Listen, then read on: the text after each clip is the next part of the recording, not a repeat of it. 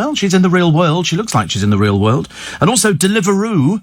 I've never used Deliveroo, but apparently they're going to bring M&S food and drink to your door within 30 minutes of ordering. How are they going to do this? I've got no idea. There's going to be people jumping traffic lights all over the place. And it's all for $4.99. Producer became quite animated.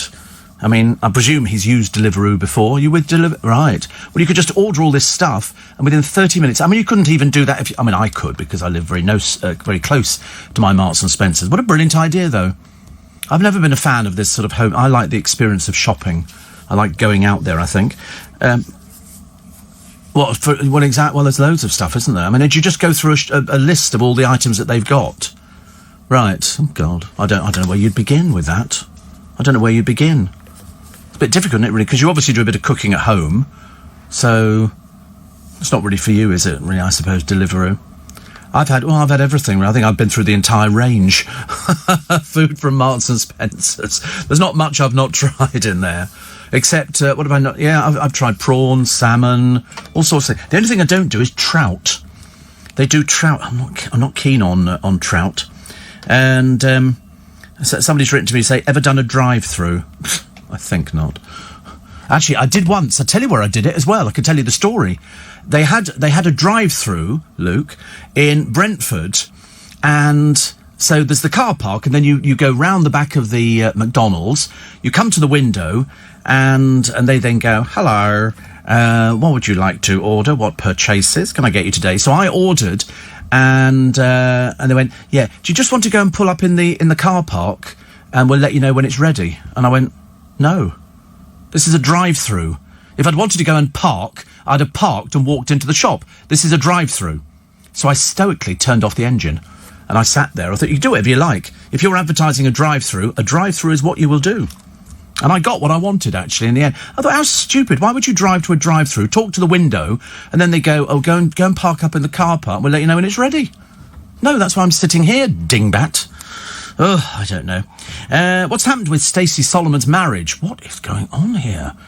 This is the, I was going to say the talk of the internet, but I mean, it really isn't that sort of important. But she said that there are issues going on at home.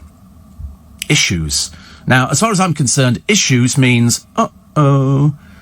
And I think we're going to have to mention it on my free podcast for today, because I'm intrigued that for the first time in ages, Stacey Solomon has done one of these things saying there are issues at home. She was coming off social media for the day.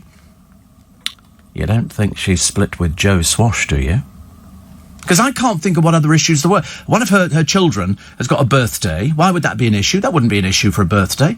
You know, you just bring in a cake or something like that. You do what you normally do. And in all the tweets she did, no mention of Joe Swash. Now, far be it from me to throw a few embers on the fire, a few bits of coal, or in this particular case, a sequoia, and fan the flames of mystery. Because it is a mystery. She didn't mention him in any of the things, not one of them. And I've got a sneaking feeling something's gone wrong somewhere, isn't it?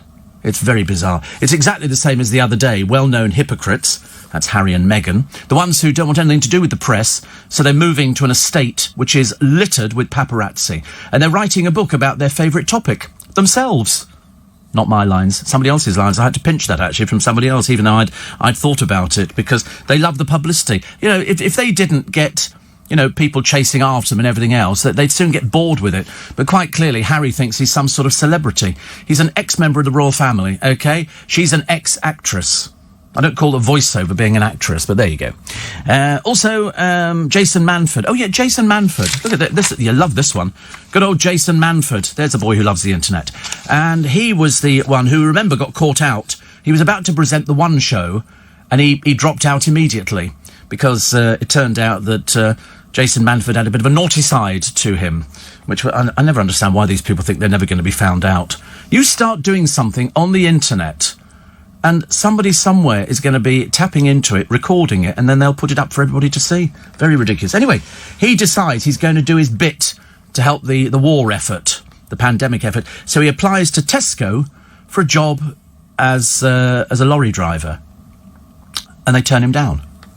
They turned him down. Presumably they didn't know who he was, little realising that they were going to get a backlash from him, like a tongue lashing of the very highest order. You know, how dare they not give me this job? And I was offering my services. And I thought, I tell you why they didn't give you the job, thick bloke. It's because there are loads of people out there who do not have a job.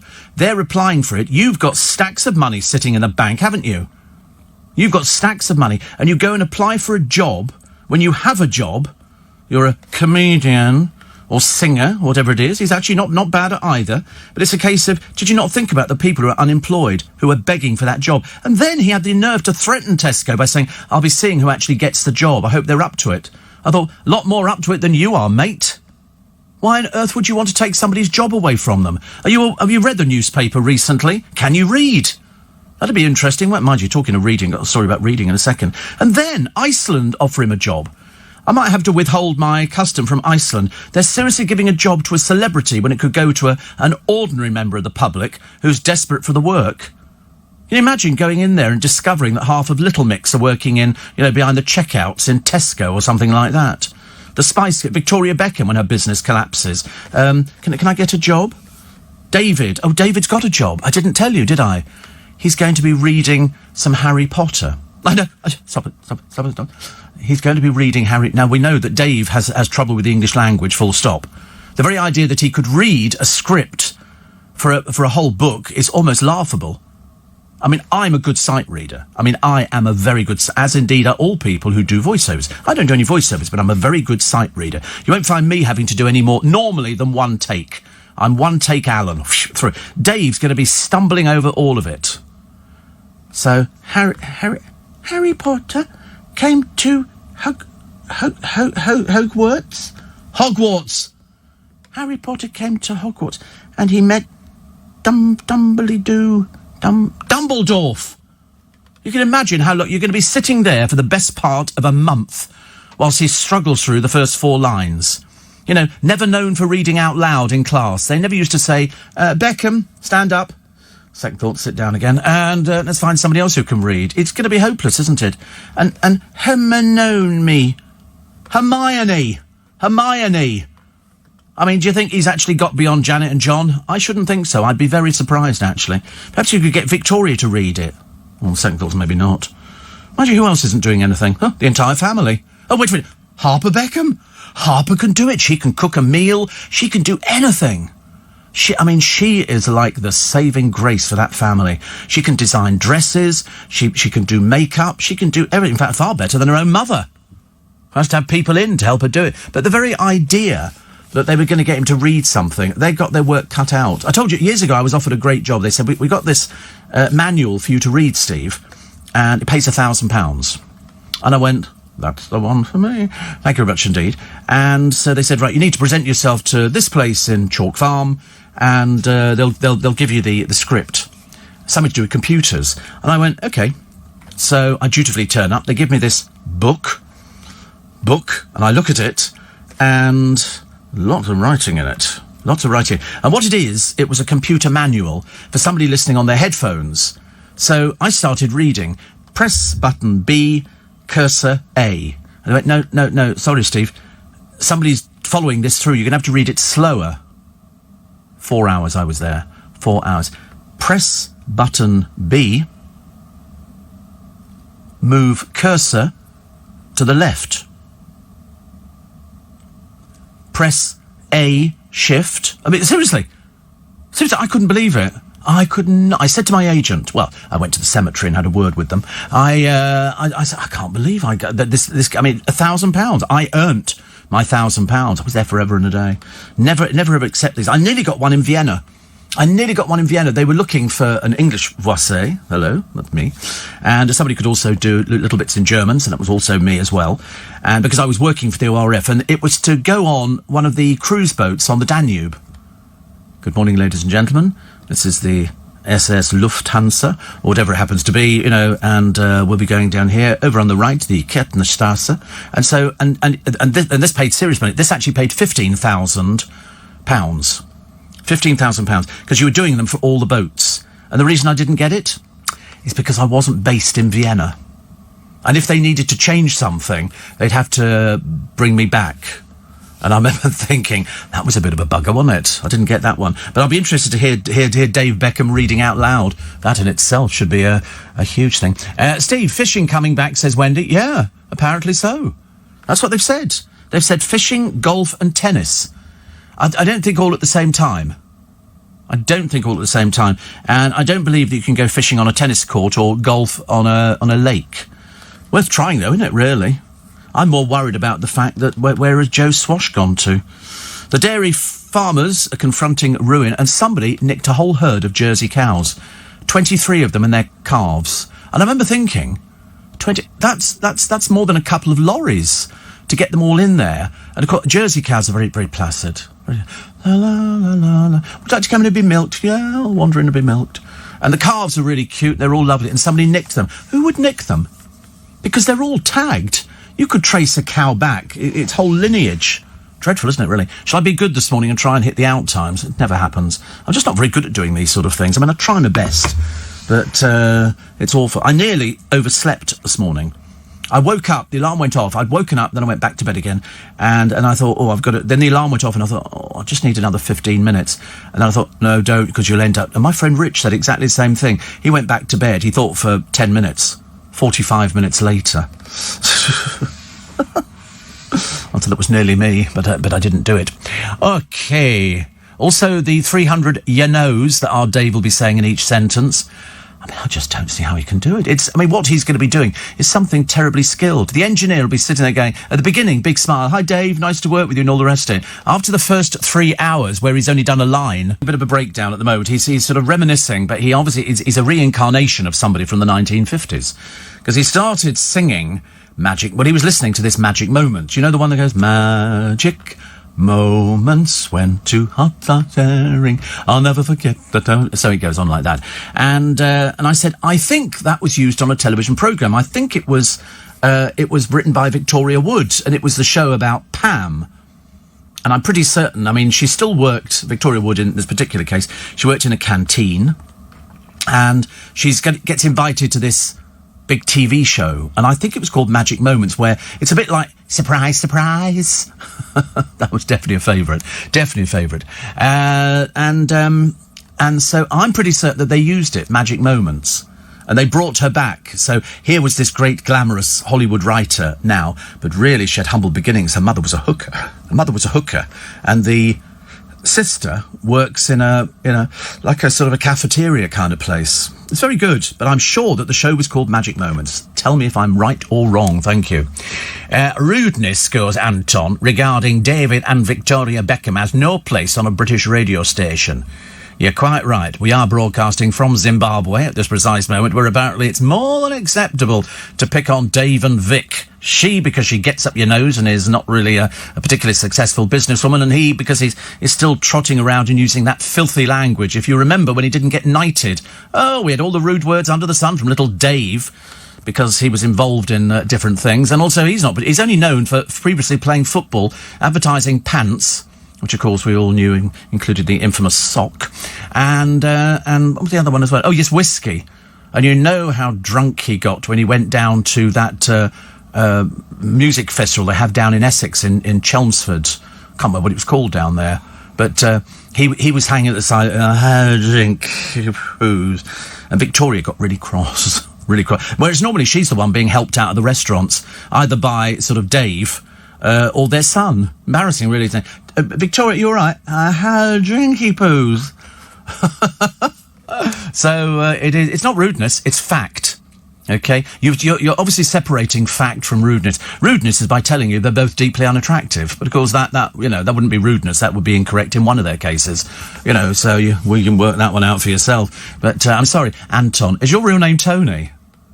Are you Anton de Beek? Tony Beek? That'd be hilarious, wouldn't it? Because that's his real name. Would that be rudeness as well? Oh, you're not going to enjoy this programme for the next 2 hours, 40 minutes. Did you really say fishing coming back? That really woke me up. Praise the Lord. You can stare at the river instead of the television. Happy days, sanity saved, says Wendy. It was called Pat and Margaret with Magic Moments as a theme tune. Thank you. I knew I was right. Magic. I'll never forget the moment he loved. And it was like a surprise programme where you go there, and because we used to laugh at surprise, because she'd go, oh, is that our Hilda in the Hilda, I've got a surprise for you. Come down here. And so Hilda would totter down, because she'd obviously had a sherbet, and she'd sit next to Cilla Black. She'd say, I know all about you, Hilda. And we'd all go, do you? And she'd go, I do. She'd say, you've got a twin sister, haven't you? And Hilda would go, I have. And many years ago, when you both lived in Parkhurst, you got separated, didn't you? And she was taken abroad, and she set up a new life there. She was in Australia, and you've not seen her for 500 years. Well, surprise, surprise, Hilda, we've brought her back. You can see the look on Hilda's face. Oh, God, not her again. And so all of a sudden they go, well, failing that, they do the fake setup. Wait a minute, we have a line through to Australia, and all the family appear, and they wave, and they go, hi, and she goes, oh, hi, and they go, they're not there at all. They're here. We've flown her more than 3,000 miles, and there she is now. And they bring somebody, you've been looking for her for years. I vaguely remember The Undercover Journalist. I vaguely remember that. Was it Blind Date? Was it a journalist who went on to the programme? Oh, right. Oh, interesting. Oh, how interesting. But on this one, it was a case of, people had been looking for their families for years and they hadn't found them. And yet 2 18-year-old and 12-year-old researchers on the programme found them in seconds. I think all they were doing is trying to get a free flight back.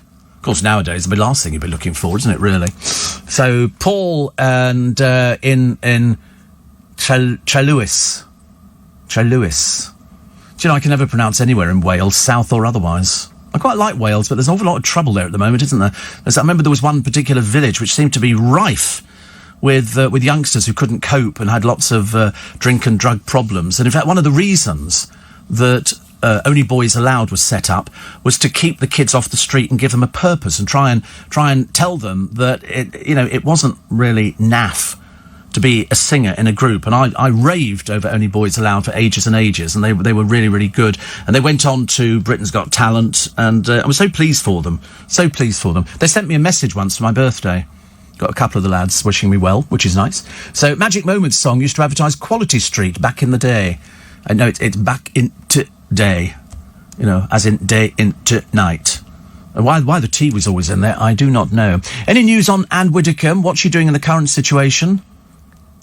I've no idea, actually. Still writing her column, so she's probably sort of socially sitting by herself, I should imagine. I don't know. She doesn't really tell you anything like that. When's the Royal Academy opening? Oh, not for ages. Colin says, have you tried Wagyu steak, and what's it like? It's not for you, Colin. It's too expensive. OK, it's not for you, no. You stick with Scrag End. You'll be a lot happier with things like that. There's no point. Don't start moving yourself up the scale. It's ridiculously expensive. Ridiculously expensive.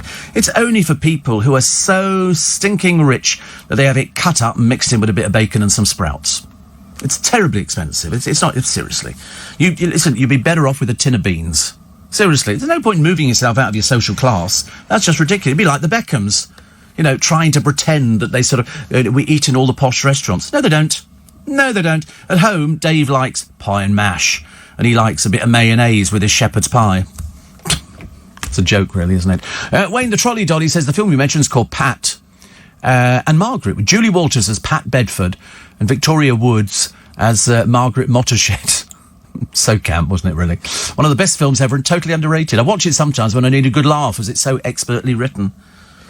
I loved it. Only Victoria Wood could come up with Margaret Mottershed. And I talked to Victoria Wood. I interviewed Victoria Wood for In Conversation. And I remember sitting there, and she's give me the answers to the questions, and I said, I've got to stop you. I said, I feel like I'm in one of your sketches. It was just like that. She was absolutely charming, but so shy, so shy, and nobody knew that she was ill. She kept it very much secret. Didn't tell people at all. So I'm glad you like it, Wayne, because it was one of my favourites as well. I love that sort of thing. Steve is a Tesco shareholder. I'll be very unhappy if Mr. Manford gets a job, just due to who he is. If he isn't after publicity, why is this story in the media? Don't tell me about it. My main gripe is he's filthy rich. Richer than me, richer than you, richer than loads of other people. And he was prepared to take a job. When he didn't get it, he then berated Tesco. Hoping that the person who got it is the right person for the job. What's it got to do with you? Worry about what you get up to, mate, when you're not working. Worry about things like that. It's completely wrong. There's people unemployed out there. There's people who don't have any money. I'm getting cars home. You know, driver's been sitting around for ages and ages, and in, you know, an 8-hour shift, 3 jobs. And you're prepared to go and then moan about it in the paper, which is even more unforgivable. Which is, you know, really, really. Steve, I've been told you purchased some bedding plants. Begonias for my pots. I'm hoping, Scott, that they do turn up shortly. Got to go and get some more earth today as well. He said I was going to send you some free ones for keeping me company delivering flowers all night. Oh, no, you mustn't do that. No, absolutely not. Listen, if you're a little company and you've got a small nursery in Orpington, you need every penny you can get. You absolutely do that. Simple as that. Steve, yesterday I was trying to do a little weeding in my front garden. Is that weeding or weeing? Difficult to tell in this day and age, isn't it, really? And then some joggers ran by, says Rob, and one of them spat on the pathway. He got a verbal warning from me. Disgusting wretch. I should be on the lookout in future with my hose pipe ready to wash him down. Why is it people spit? I can't understand it. It's horrible. The worst thing is people clearing their nose. Have you seen that? That's even more disgusting. Oh, goodness me, honestly. But I can't believe you had a snowflake this early moaning about being rude about David Beckham. It's impossible to be rude about David Beckham. I mean, seriously, look at it just logically. You know, the idea that he's going to be doing reading and narration. David Beckham. It was bad enough when Prince Harry managed to achieve the dizzy heights of Thomas the Bloomin' Engine. And chuff, chuff, chuff, said Thomas. And he did that back in January. It's only just seen the light of day now. Awful. But I'm not rude about David Beckham. I'm just telling you facts. I can't help it. I mean, you know, they are the drippiest family in the world. The trouble is, they're a bit like Stacey Solomon. You know, very shortly she'll be closing down media because people have said to her, well, what is it? Why are you dropping these subtle hints? You know, there's an issue at home. What are you talking about then? You're more than happy to tell everything else about your life and post pictures of your kids lying on the bed, asleep, messing around, going out shopping, doing all these sort of things. The moment it's something you go, oh, issues at home, what are you on about? What are you talking about? So quite rightly, the media think that Joe Swash has been caught in flagrante. He does have a bit of a track record. And they've had a row. She said to him, go and get your hair sorted. And he said, it's not mine. And she said, what? He said, that's why I won't let you touch it when we're in bed. Because it's candy floss. Comes out of a can. Seriously, it's candy floss. I think he's got one of these machines at home that does the candy floss. And then what he does, he puts some brown sauce in there to give it that funny colour. And then he takes out a dollop of it and sticks it on his head. This is the second one he's had. Why can't he get the right colour? He's got more lines on his face than a road map of the Sahara Desert. Steve, watching an excellent series on Netflix. Oh, this is the Hollywood thing, the casting couch. Listen, they were all at it, George. I don't know why we should be surprised. What do you think they were doing over here? All playing nuns in The Sound of Music. Good Lord, that's the whole thing. You know, what was it? Elizabeth Taylor. Conrad Hilton said, you know, she's the world's most beautiful woman. She wasn't really. But they used to say that to her to keep her happy. He said, she's so beautiful, every man should have the opportunity of sleeping with her. And at the rate she's going, every man will. Because she'd been married 8 times. Zsa Zsa Gabor. Darling, I just love wedding cake. You know, she got married so many times. I mean, she must have creaked going up the stairs to the bedding department. I mean, that was terrible. Perhaps she just liked wedding cake or jewellery or something like that. I still maintain the best jewellery you've ever seen is Elizabeth Taylor's. My God, when that came up, that was absolutely fantastic. I mean, even I sat there and thought, oh, look at that jewel. I mean, it was just beautiful, beautiful. And it went for way over the odds because it was Elizabeth Taylor's. Steve, I wonder if Stacey Solomon's finally had enough of that thing that Joe Swash has stuck on his head. I've never quite understood what it is. It doesn't move. Is it a wig? It's a hamster. Well, in fact, it's a few hamsters stitched together and then just draped over his head. I know it doesn't say very light, but the fact is it doesn't, and it's the wrong colour. You know, it's nothing worse. It's like, you know, I work with young people, and so they've all got natural hair colourings, which is difficult to tell, actually, on some of them. But they have natural hair colours. But if everything got to the stage, you know, where they were sort of dyeing their hair and it started looking wrong, I'd tell them.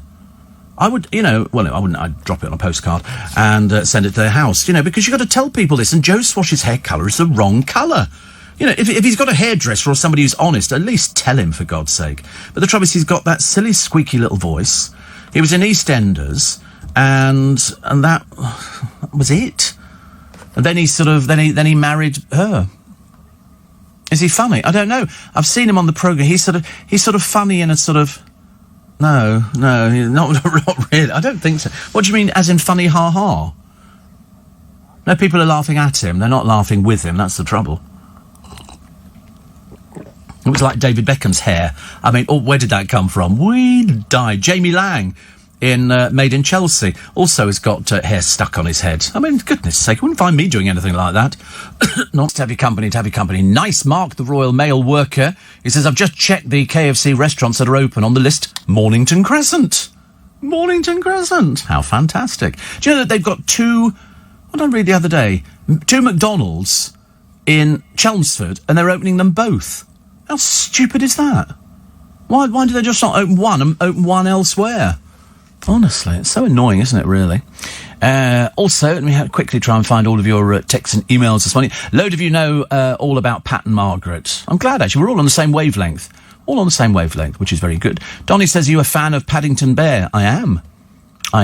Not as big a fan as my brother is. My brother's big fan of Paddington Bear. He and his wife, Marion, they've actually done the Paddington Bear tour in London. Oh, yeah, I bought them. I think they've got a stiff Paddington Bear, I bought them, and Paddington Bear coins and things like that. Oh, yeah, they love Paddington. Paddington's hot. Paddington is really, really hot. Waj is locked into the Spike, the big Spike, which is good. A lot of people talk about this gambling and it being a big problem. But as I say, I always tell people when they go, you see people standing in front of fruit machines, mainly on the seaside, but when you were little, it was only pennies. Now you can go into a betting shop and hand your credit card over and they will give you that many credits on the machine. But bearing in mind, if you're playing what I call a fruit machine in a betting shop, they're all linked up to the same computer. The entire country is linked to the same computer. So if all of a sudden they've had too many wins down south, the thing transfers and it will move them up north. But you're linked to the same computer. And those machines, how much do they take? On average, from £20,000 a week upwards. So if you've got two machines, you're making £40,000 a week because people are addicted to them. I used to be, when I was a lot younger, we'd go to pubs. I wouldn't drink, but I'd always play a fruit machine. There's actually 3 McDonald's opening in Chelmsford. One comes under Boreham, but it's still Chelmsford, says James in Silver End. Silver End? That sounds a bit exotic, doesn't it, really? Very exotic. What did I watch yesterday on the television? I don't think there was anything on that was particularly exciting. I just sort of, I had some more Uncle Ben's rice with peas and carrots. It was the most boring thing I'd ever had in my entire life. Oh, dear. Steve, always remember our lovely Terry Wogan, the old Wogan, announcing the name of villages in Wales closed due to heavy snowfall. After many attempts, he gave up, saying, Wales is closed. Still misses dulcet tone, says Wendy. Yeah. I got angry one time. I got angry with Terry Wogan. Because his car that was bringing him into work broke down on the motorway. And the local police picked him up and brought him into work. And I remember thinking, I'm sure if I phone up the police, if my car broke, which of course it wouldn't, if my car broke down and said, oh, by the way, this is Steve Allen, would you like to drop me in town? There'd be a no. But they did it for him. Steve, I've been on the phone for half an hour. The automatic teller machine kept my money. They owe me $60. $60. That's a lot. That's not very much money, is it, actually, for us? Is $60 a lot? This is Australian dollars, by the way. I'm always curious. I was watching another programme the other day on some silly old baggage who'd been driving her car drunk. Only young, and she was so bad she drove over a stone wall and the car ended up in a field. So, of course, the police get her out the car, and because it's being filmed for a television programme, she's covering her face. Stop it. You're not legally allowed to do this. And, of course, the police tell them all the time, yes, they are. You're in a public place. You're on a main road here. You're on the pavement. Of course they can film you. It's as simple as that. You don't have any right at all. And they get her back to the police station, and she starts saying, I'm not saying anything until my solicitor gets here. Having already sat in the car with the police officer and said, yeah, you don't need to breathalyse me. I know I'm drunk. I got in the car drunk. I'm a businesswoman. This could hurt my business. And I thought, good. Hope it closes it down. Because it's just ridiculous. The one thing the police hate more than anything is drunk drivers. Because there is a very good chance that you could kill somebody, if not a whole family, and not remember anything about it. That's what's so dangerous. They had a bloke a short while ago, and he'd been out. He'd been drinking at home, and then somebody had said, oh, could you get some Kentucky? So he got in the car to go and get the Kentucky. On the way back on the motorway, because he was weaving about, they pulled him. And he said, and they all do the big apology bit, but unfortunately he was a drunk driver. And his sort of Kentucky, he said, "Mark, I've just been to get the Kentucky." He said it's on the front seat of the car. And then he had to phone his daughters. Oh, it was just a nightmare. But the police really don't like it. Anything to do with sort of drink, it's just too dangerous. It really is. Joan Collins says she hopes to live to be 100. I'm not sure if I want to live to be 100. I suppose if you were 99, you'd be going, I think I'll live to 100. But she's sort of getting on a little bit. Also, the last chance to claim £1 million. The ticket was bought in Broxbourne, which I think is Hertfordshire. I might be wrong. Daniel Radcliffe returns to Harry Potter to read it. At least, and Virgin Atlantic are cutting 3,000 jobs. And they're quitting, I think, London Gatwick. They decided they're not going to be flying from there, but they might do in the future. But 3,000 people added to the 12,000 on BA, that's 15,000 already. Where are they supposed to go? What are they supposed to do? I don't think the government are going to keep paying wages forever and a day. So when they say cutting 3,000 jobs, this is not furloughing people. This is cutting. Gone. Same as BA, 12,000 jobs. There's aeroplanes sitting there doing nothing at all. Meanwhile, we've got a potato mountain that is building up, an enormous potato mountain. You'd think, don't have a potato. Give the potatoes to the fish shops and things like that, the fish and chip shops and all the other people. Give it to them for free or reduce prices. So, in other words, they would rather destroy things than they would actually give them away to somebody. When we were complaining bitterly a few weeks about all this milk that they're pouring away. The cows keep producing it, but nobody's buying it. People are buying it normally, but the people who use the most of it are going to be the hotels, the restaurants, the coffee shops. They all use milk.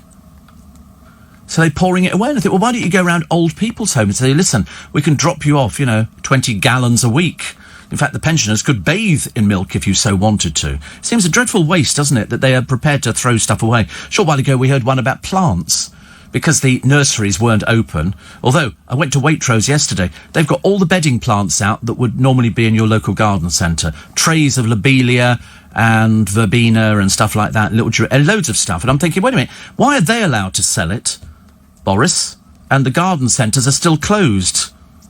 And somebody said they might have to throw all the plants away. I thought, no, you just keep watering them. We've got a few days nice weather coming up. A bit cold this morning. When you get out there, you will discover that it's a little bit chilly bon, as they say. But don't worry, listen, if that's the worst thing in your life, it's a little bit cold, you should be fine. You should be fine. So I'm going to go out today, take my little trolley and go and get some earth from Waitrose, I think. I think that's what I'm going to do. I should have done it yesterday, because there was nobody outside at all. It had been sort of timed in quite nicely, because people have realised now you don't need to go and queue up for things. If you want to get in there at 7:30 in the morning, there'll be a little queue. But apart from that, I walked straight into M&S. No queuing in there. I was going to go into Sandy's, the fish shop, with Stuart, who apparently has just been asked to do an in-conversation. Not with me. He's being a traitor to the cause, and he's doing it for somebody else. Isn't that outrageous? I nearly blue-penciled him out of my Christmas card list. Maura Higgins from Love Island is alive. Is she? How rivetingly exciting. What would that stem from? She's alive. As opposed to what? Steve, the drive-through at McDonald's in Brentford, quite tight for the Bentley. I didn't have the Bentley at the time. It was, I forget what I had, actually. It might have been a Fiat Tipo. So here we go. List of McDonald's open for deliveries. Boreham Interchange near Chelmsford, Chelmsford Riverside, Chelmsford Westway. That's outrageous. 2 in Gillingham, Beechings Way and Bowwaters, Ipswich, Cardinal Park, London, Dalston, Harrow, Tooting, Welling, Luton Leagrave, Luton Chall End Lane and Luton George Street, Sittingbourne Retail Park, that's a riveting one, isn't it? And Watford, the Hertfordshire Arms. The Hertfordshire Arms is a McDonald's store open for deliveries. I'd rather do without, to be honest with you. I think you should wean yourself off it.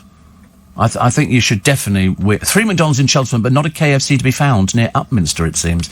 Oh, right. Oh, well, you learn all these different things. Do you hear about the 5-year-old stopped by the police driving his dad's car? Yes, in America. He said he was going to go and buy a Lamborghini. He was 5 years old. I know, he was sitting on the edge of the seat. I don't know if he was sitting on his father's lap or something, I don't know. I find it difficult to believe that a 5-year-old could even reach the blooming pedals, but I read the story earlier on, which I thought was quite funny, actually. Not only funny, but dangerous. Highly dangerous. Oh, laugh a minute, Daniela Westbrook. says she wants to return to EastEnders as the new landlady of the Queen Vic. Please God, it will never happen. Please God, it will never happen. EastEnders has to move forward. You don't go backwards and start bringing somebody back in again. She was, they dropped her, I think, from Hollyoaks because it just wasn't working out. And I think eventually all these people should realise that, you know, you can't just go, oh, I think I'll go and do that. They've just kicked off some bloke from that SOS programme, the celebrity SOS, whatever they're called. And because there's a story in the paper about the bloke there. His brother's got himself into a bit of trouble, apparently, at the moment. But they've just kicked off some footballer, and he said, oh, no, I'm going to apply for Strictly Come Dancing. I thought, no, we've seen you being boring on this programme, thank you. We're not to see you boring dancing again. And then he said, but of course, being an ex-footballer, he said, that's why we all go to nightclubs, he said, because we're good dancers. I thought, you're more stupid than we thought you were. Of course, footballers don't go to nightclubs to dance. They're going to pull the dolly birds. That's what they're there for. That's what the dolly birds go for. Hello, do you like me? My skirt's short enough. Is that all right? Can I have a drink of your champagne? You see them hanging around all the celebrity areas. I've been to so many. And there would be that little coterie of people outside. Hello. Yeah. My name's Muriel. You're a footballer? Are you famous? Oh, can I have some champagne now? I like vodka too. This is my friend, Emma. Emma's here with me. And our other friend, but she's already met somebody, so that's okay. I tell you, every nightclub you see, I've been in more celebrity nightclubs and more celebrity places where people... I mean, at one point, Christopher Biggins and I were hit on by a mother and daughter act in Stringfellows. Seriously. I don't know what they thought they were going to get, but they didn't. Also, horrendous... Oh, did you see Amy Hart? I think it's horrendous that people are taking the mickey out of the fact that Love Island has been cancelled for this year. People didn't cheer when it was the airlines. No, we did when you quit the airlines, though, didn't we, love? What is your career? I'd love to know. Because there's no work for you at the moment, but everybody was delighted. And in fact, another one here says, happy that the horrendous Love Island is cancelled all this year, including the summer, should be consigned to history. It's a very bad mistake. Yep, that and, what was the other one I didn't like? Oh, Celebrity Juice. That's got to go as well. That really has. I mean, they're doing it this week. People didn't understand, but it's all been filmed on screens. They're not all together in the same room, which is probably advisable. And one of the people on it is Matt Goss. And apparently he's going to be playing the guitar naked. They're saying that in an effort to try and drum up some... Why on earth you'd want to see a 50-year-old bloke whose career is sort of going like that, playing a guitar naked? Like sort of, you know, finding out that the producer on this programme can do it naked. You know, driving a desk. And you think, oh, I don't want anything like that, thank you very much indeed. No, not with that. I'd rather go and sit outside. I don't want to be in here for things like that. He's having dreadful trouble with his hair at the moment. It's now got too long that the bit of Velcro stuck on it isn't quite working. So every 2 minutes we have to... Don't shake your head then. He died very young, very, very young. The man called Rodolfo Alfonso Raffaello Pier Filiberto Guglielmi di Valentina I mean, talk about pretentious. Yes, known to everybody as Rudolph Valentino. He was an Italian actor based in the United States. He starred in several well-known silent films, including The Four Horsemen of the Apocalypse, The Sheikh, Blood and Sand, The Eagle and the Son of the Sheikh. He was an early pop icon and a sex symbol. He was known in Hollywood as the Latin Lover, a title invented for him by the Hollywood moguls, the Great Lover, or simply Valentino. When he died, at the age of 31, hordes and hordes of weeping women went out for the funeral. I mean, absolutely, he died of peritonitis. But it was the fact that he was so young, and people were saying, he's so beautiful, he was this, he was that, and he was everything. And he made these films. The only one that I've heard, I mean, before Fame, I think in 1917, it was something like 1718 or something, he joined an operetta company, travelled to Utah, where it then, I think, collapsed. He joined an Al Jolson production of Robinson Crusoe Jr. You see, even in those days, Al Jolson was touring, and he met an actor who tried him, you know, out for a career in cinema, because they were still in the silent film era. And so he moved to Los Angeles, and him and this guy, who was called, I think it was, I don't know, Norman Kerry, and they moved back and they became roommates at a hotel. He carried on dancing, teaching dance and building up that following. And older female clients would lend him their luxury cars. So he was wooing people, you know, and he was doing very well. Despite his best efforts, he was typically cast as heavy, villain or gangster. So, you know, what they were looking for. I mean, by 1919, I think it was, he carved out a career in sort of bit parts. It was sort of bit part as a cabaret parasite in Eyes of Youth that caught the attention of June Mathis, who thought that he would be perfect. So he appeared as second lead, I think, he didn't make Delicious Little Devil, with Mae Murray. And then he just literally went on. I mean, he was considered absolutely beautiful. Although if you look at pictures of him now, you'll be going, oh, he didn't look all that. You know, almost sort of a little bit of a very camp look to him. But I think it was about 1922, 23 or something. He began work on another Mathis Penn film, Blood and Sand. They liked these things, where it was all sort of swashbuckling and, you know, deserts and all that kind of stuff. And he did very well, actually. But he went on strike at some point. He had a lawsuit against the studio. He was earning, bearing in mind this is the 1920s, about $1,250 a week, with an increase to $3,000 after 3 years. Now, that was $7,000 a week less than Mary Pickford made in 1916. He was very upset over promises that they'd made. He refused to accept paychecks, but eventually the studio tried to settle by upping his salary from $1,250 to $7,000 a week. And he then went on and said, oh, it's not about, you know, artistic control, it's not the money and all this kind of thing. You should have actually done more, but they didn't. Unfortunately, he actually got himself into debt to the tune of about $80,000. Although he was not allowed to work as an actor, he could accept other types of employment because he was tied in. These Hollywood contracts were very binding, and you did what they said. In other words, if they said, right, you're under contract to Metro-Goldwyn-Mayer, whoever it was, and they want you to do this film, you did that film. If you didn't, they arrested you, and you might never work again for the duration of your contract. It was very interesting. I mean, I know that Charlie Chaplin and I think Douglas Fairbanks approached Valentino privately due to his contract. I think it was $10,000 a week for only 3 pictures a year, plus a percentage, which in those days was enormous. I mean, it was absolutely enormous, but it was the image. Son of the Sheikh was, you know, sweeping women off their feet, holding them. It was all the real proper romance. It really was. But other venture, I think he had a book of poetry or something. Somebody said to me, oh, he'd done some poetry. And then he was serialising events in magazines. And then How Can You Keep Fit? I mean, he was the full package. He was the full package. And in his personal life, I think he once told, because there was a few gossip columnists in Hollywood who were powerful, they could bring down an actor. Hedda Hopper, Luella Parsons and Walter Winchell. And between the 3 of them, they controlled Hollywood. The studios would literally bow and scrape to give these 3 people what they were all fairly ancient. Hedda Hopper and Luella Parsons, they were like sort of a double drag act. They used to write the stuff and they would say, listen, darling, not unsimilar to a few journalists today, I could name you. And they say, listen, if you tell us about this, we won't put this in the cut, because that column could destroy them. And so I think in 1919, just before the rise of his career, Valentino married an actress called Jean Acker, who was involved with another actress and another actress. And so it became a little bit of a lesbian love triangle. Now, these were in the days, so when you read the early books about Hollywood, then you discover that this was going on all the time.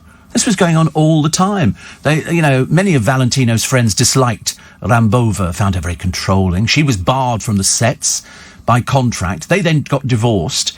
And then there were suspicions that Valentino was gay, and that all the women he married were what's commonly known at the time as lavender marriages. Okay? It was the beard. The beard was there. The beard was the thing that took away from everything else. Now, shortly before his death, Valentino was dating a showgirl who'd been in Ziegfeld Follies, who was called Marion Wilson Bender. But he was also involved in a relationship with Pola Negri. Now, upon his death, Pola Negri made a scene at the funeral, claiming they'd been engaged, in spite of the fact that Valentino had never mentioned this engagement to anybody at all. It was a shame, really. He collapsed in 1926 on April... No, it wasn't. It was August. August, was it? When was September? August. And he actually collapsed at this hotel on Park Avenue in Manhattan. And his condition was referred to as Valentino's syndrome, which was perforated ulcers and appendicitis. After surgery, he developed peritonitis. August the 18th, which I think was 3 days after he'd first been admitted, his condition worsened, and it got worse on the 21st. He was stricken with a relapse of pleuritis, which developed rapidly in his left lung. Now, the doctors then realised that he was going to die, because that was common at the time. People died from a lot of things which you don't die from nowadays. And so they chose to withhold the information. They decided not to say anything. Valentino believed that he would recover. And then during the early hours of Monday, August the 23rd, he was briefly conscious, chatted with his doctors about his future. Then he lapsed into a coma, and he died a few hours later at the age of 31. More than 100,000 people lined the streets of Manhattan to pay their respects, handled by the Frank Campbell Funeral Home. You can imagine, can't you? Windows were smashed, fans tried to get in, and all-day riots erupted. I mean, it was just absolutely amazing. And then after all of that, the Polish actress Pola Negric, I told you about, collapsing in hysterics, standing over the coffin. And then media reports that the body on display in the main salon was not Valentino, but a decoy, were continuously denied by Frank Campbell's funeral home.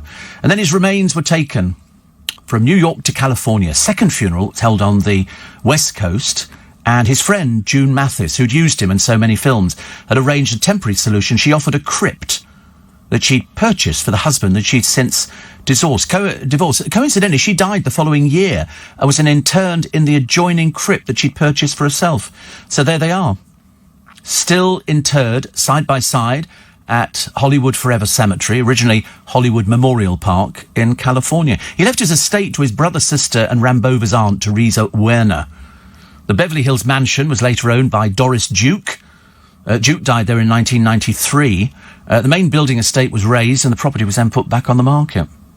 So they had to pay his estate expenses. But I mean, he was, for a man who lived only such a short time, he made quite an impact. 100,000, imagine 100,000 people sobbing. I mean, I'll get that for my funeral, of course, but that's completely different. I haven't had to sort of dress up as a sheikh.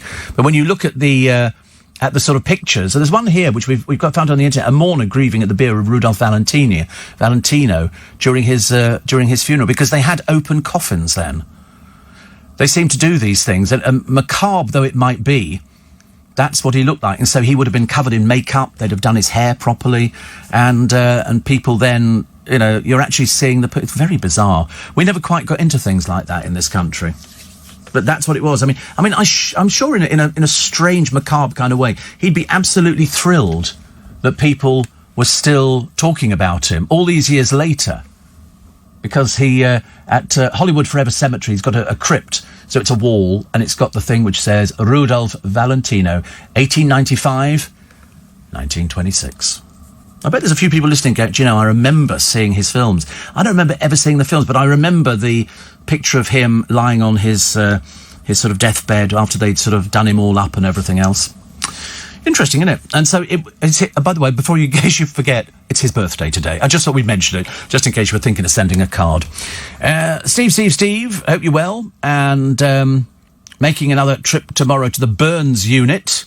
Oh, crikey, Chelsea Westminster Hospital. Listen, you can't get as many visits into the Burns unit as I had, James. I seem to go there twice a week. I came away with all sorts of marvellous things, including Manuka honey for all the burns, which I still have, unfortunately. Steve, it's 4:55 in the morning, a little bit later than that, and I put a hat on to have a smoke in the garden. How lovely. Steve, try B&M or Wilco for garden plants and seeds. Yes, I want the earth, but I need to take the car because I'm going to have to put things together. Got a poem for you this morning. It's quite a nice one. You might like this poem. He's had one of his sort of relapses again, the producer. And he's come up with this one. It's a happy one today. So he's obviously in a slightly better mood than he was yesterday when Mr. Grumpy, who decided... Well, anyway, we'll just leave it at that. He was just Mr. Grumpy yesterday. It's not his fault. Always remember, Steve... somebody... lost it. Oh, somebody was doing a little poem. Steve, could they not scrap Love Island forever? Much better, says Spencer. Well, I don't know why they have it on there. There's loads of people involved with it. It's the biggest pile of rubbish you've ever seen on the television. What are all those chavs going to do? They're going to have to go down the social services office and go, I'm really sorry, I'm not actually going to be out of commission for 8 weeks. I'll carry on, picking up the benefits. That'd be quite a good idea. Because honestly, it really is. It's the biggest pile of tat you've ever seen. But then there's so many programmes like that. Morning, nice to have your company. Welcome to Wednesday. Isn't this week rocketing through? isn't it? I think it is. We're actually trying to sort of ease you gently into the day. Ease you gently into the day. And don't forget, bank holiday is Friday. This week, because it's VE Day, so they've moved it from the Monday. I was trying to explain to a friend of mine the other day. I said, no, they've actually moved it. Steve, I hope I'm not being thick, but at the end of you saying you use Manuka honey for your burns, do you eat it or rub it in? Rub it in. You rub it in. It's medical Manuka honey. In fact, I was given tubes of it. And it's specifically for putting on the burn, and then you put the plaster. You can also get plasters which are impregnated with Manuka honey. Anyway, and that's quite good. Little tubes. You can take them with you, and I had to have a bandage all the way round my body, try and keep everything in, mainly the Manuka honey. So no, you rub it in. You can eat Manuka honey, but not this particular one. This is the medical one. So I came away with a bag full of all sorts of goodies: bandages, big sticky plasters, everything. Brilliant. But unfortunately, still scarred. You don't get away with that one anytime soon. Every morning at this time, we have a poem of the morning. I don't pick them. Sometimes people suggest poems, and this morning is a poem written by Darren Sardelli, and it's called The Letter A. The Letter A. The letter A is awesome. It simply is the best. Without an A, you couldn't get an A+ on a test. You'd never see an acrobat or eat an apple pie. You couldn't be an astronaut or kiss your aunt goodbye. An antelope would not exist. An ape would be unknown. You'd never hear a person say afraid or all alone. The A's in avocado would completely disappear, and certain words would be forgot, like ankle, arm and ear. Without the A, you couldn't aim an arrow in the air. You wouldn't ask for apricots or almonds at a fair. Aruba and Australia would be missing from a map. You'd never use an ATM, an apron or an app. The Arctic fox and aardvark would be absent from the zoo, and vowels as you know them would be E, I, O and U. There wouldn't be an A chord on the instruments you play, so let's appreciate, admire and applaud the letter A. Thank you very much indeed. There we go. We'll be releasing these as a book, I should imagine, later in the year, you know. A for Alan, of course. A for Alan. A for audacious. A for... A. Well, just the letter A. Could have been the letter Z, I suppose, couldn't it, really? Paul in Manchester says, don't know if you've ever seen them, but on YouTube, dozens of 1950s and 60s editions of the American version of What's My Line? Hedda and Luella shows on there. Buster Keaton, Gloria Swanson, to name but a couple. Really worth a watch.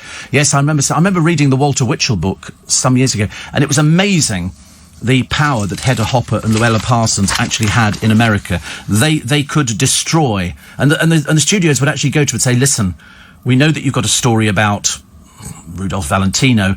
If you don't run it, we'll give you a brand new... and they would come up with something else for them. So they would do a trade-off. They say, we'll give you first dibs at this film and an interview with this particular starlet. But unfortunately, because drink, drugs and sex were absolutely rife at the time, it was an easy game to play. Nowadays, they do it in the papers. They phone them up and say, oh, we've heard that you're gay. And then either you're going to be splashed about all over the papers, or... we can do this the nice way. That's what they do. That's what they do. They basically force people to come out now. Whereas in fact most people are kind of ahead of it and sort of going, listen, who cares? God, we're in the year 2020. You're still getting excited about that. I'd always be more keen on the actual journalist writing it. Which side of the fence are they sitting? That's always a good one to check.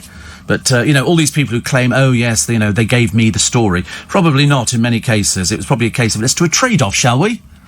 We're still trying to get to grips with the Pip Schofield one. We can't work that one out at all. Very odd. I mean, he told us months ago now, isn't it? I'm gay. And then it's all gone quiet. I was expecting him to be parading some new sort of Twinkie down the streets, but it's not happened. The UK's coronavirus death tolls topped Italy's to be Europe's worst. About 3,000 in it, I think. And that's not particularly good. And there's also a new strain of the virus, which they came up with overnight, I think, which is running through America. Although, actually, the Prime Minister is still shaking hands 3 days after scientists said don't. I thought we weren't... I didn't touch my boss yesterday. I didn't touch her. We had a meeting, but we didn't shake hands or anything like that. But here is Boris shaking hands with Anthony Joshua on March the 9th. It's supposed to be touching.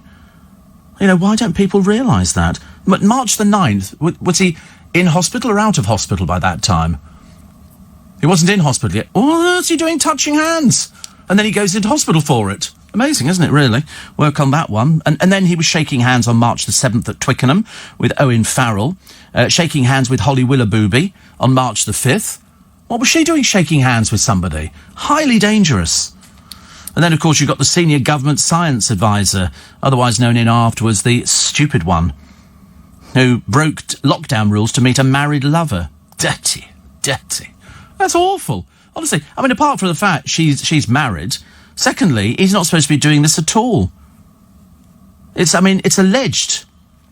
It is the same one, actually, isn't it? He sits on Neil Ferguson, nicknamed Professor Lockdown, nicknamed Buffoon, I think you'll find. They put him on the front of most of the papers because I'm sick to death of people telling you what to do, and then they go and do completely the opposite. Talk about hypocritical. It's claimed that his friend twice travelled across London to be with him. He told the Telegraph, I accept I made an error of judgment. You're an idiot. You didn't make an error of judgment. You knew exactly what you were doing. You're an idiot. Find it difficult to believe that you managed to make this age. He said he'd acted in the belief he was immune. I'm sorry. God, you just give up, don't you? You throw your toys in the air and just go, whichever one stays up there, stays up there. Hey, good news for people who believe in you know, the little flying saucers. They've just released some more information. In the past few years, there have been more than 600 sightings, and that'll please the old... Oh, I love E.T. It's one of my favourite films. I was on my CB radio, and I was talking to him. Hello. Would you like to talk to me? My name's Brian. I live in Folkestone. Come and visit us. They all did it, don't they? What was that film? Was it Independence Day? Where they had these huge spacecraft which were all lined up all over. I thought it was very good, actually. Very good film. And they all stand on the building going, take us home. And the people in the spacecraft thought differently, so they blew the whole lot up. They sent down this huge beam of light. All the underneath opened up. They're all standing there with their banners, you know, take us with you to your planet. And they did. Already cremated. It was fantastic to watch. Good film. First time I saw that was on Laserdisc, which is the slightly bigger dinner plate version of DVDs. I like a DVD. I like a good DVD. Steve, would you ever consider a poem by S. Milligan? The Ning Nat, we've done it. Go away, honestly. Nothing worse than people who are so old to the party. You must be the biggest borer going. Oh, we're having a party today, and would you like to come to it? Oh, no, last week we had the party. You weren't invited. Basically, we know all the poems. Steve, a poem I remember from my school days, The Tired Motorist to the Petrol Pump Attendant on the Motorway. Yes, I know a very good one as well. The Buffoon writing to the radio station. So funny. It's hilarious. It's only short. Steve, since coronavirus, bank holidays don't mean as much as they used to. I think they do. Because otherwise you get yourself into a terrible situation of sort of going, oh, it's a bank holiday, I can't go out. You can still do all the things you did during the week. If you want to nip out and go and get something, exercise, sit outside your front door, you know, you could do things like that. It's not this sort of sitting in there with the door shut, barricaded and the curtains drawn. You don't have to do that at all. You can open your door. One of my neighbours, Betty, she opens her front door and sits there in a chair reading. So she's inside her place, but she could sit on her little patio. Nothing the matter with that. She's doing it all well. It's very good. Also, I nearly forgot, says Shane, it's Mother's Day here on Sunday. Listening to you want to decide which card to buy. Oh, don't waste money on cards. I don't do cards anymore. Well, I do. Actually, that's a lie. I do cards. They're just so expensive for what they are. Somebody opens it up. So I've just got loads of cards, which I bought ages ago, which just say happy birthday. That's it, happy birthday. And then you just write your little message inside going, happy birthday to Corey, happy birthday, have a great time, blah, blah, blah. And that's it. And you leave it at that. You don't want some floral thing, do you? Oh, you know, today is your special day. Today is the day you were born. Today is the day that your mother gives you a box of chocolates and they've moved. And things like, and then you sort of sign it. Because all they do is look at it. It might have cost you about £2.50. They look at it and they go, oh, look, a card from Steve. And they put it on the shelf, and that's it. And then, you know, 2 days later, they go, I must throw those cards out. So they just throw them away. Whereas you put a stamp on it and everything. Actually, I discovered a load of stamps the other day. I'd forgotten. I'd been to Costco ages ago, about 9 months to a year ago. And I always buy books of stamps. They sell them in packets of 10. So I've got 120 stamps at home at the moment. I've got so many stamps. Because I always send my brother a little surprise every week. and I put it in, you know, and I put the stamps on it. But I don't know how it works with the stamps. So I always put over, I think, what I'm supposed to put on it. But the postage down where here is, which is Southampton way, it takes 8 days to get there because I think half of it's on strike, so it takes ages to filter through. And it doesn't seem to be mentioned anywhere, whereas if I can send something to the lovely lady who looks after my accounts, and she can get it within a day.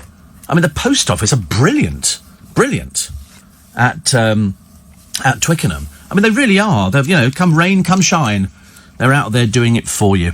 Joan Collins says she's hoping to be a centurion, just like Captain Ton Moore. She's 86. She said it's pretty... Well, I think she looks pretty amazing. She said, I think there's a big difference between biological age and the age you're supposed to be. Because what are you supposed to be? If somebody says to you, oh, how old are you? And you go, I'm 66. And they go, oh, right. And you think, now, is that good or is that bad? Am I supposed to look like something at 66? Am I supposed to sort of go, oh, I've had a very interesting life, thank you for asking? You know, because some people can be old before their time, can't they? I think, actually, mentally, I'm about 7. I don't think I've improved at all. I think I've always been childish, always. But I quite like that. It keeps you young.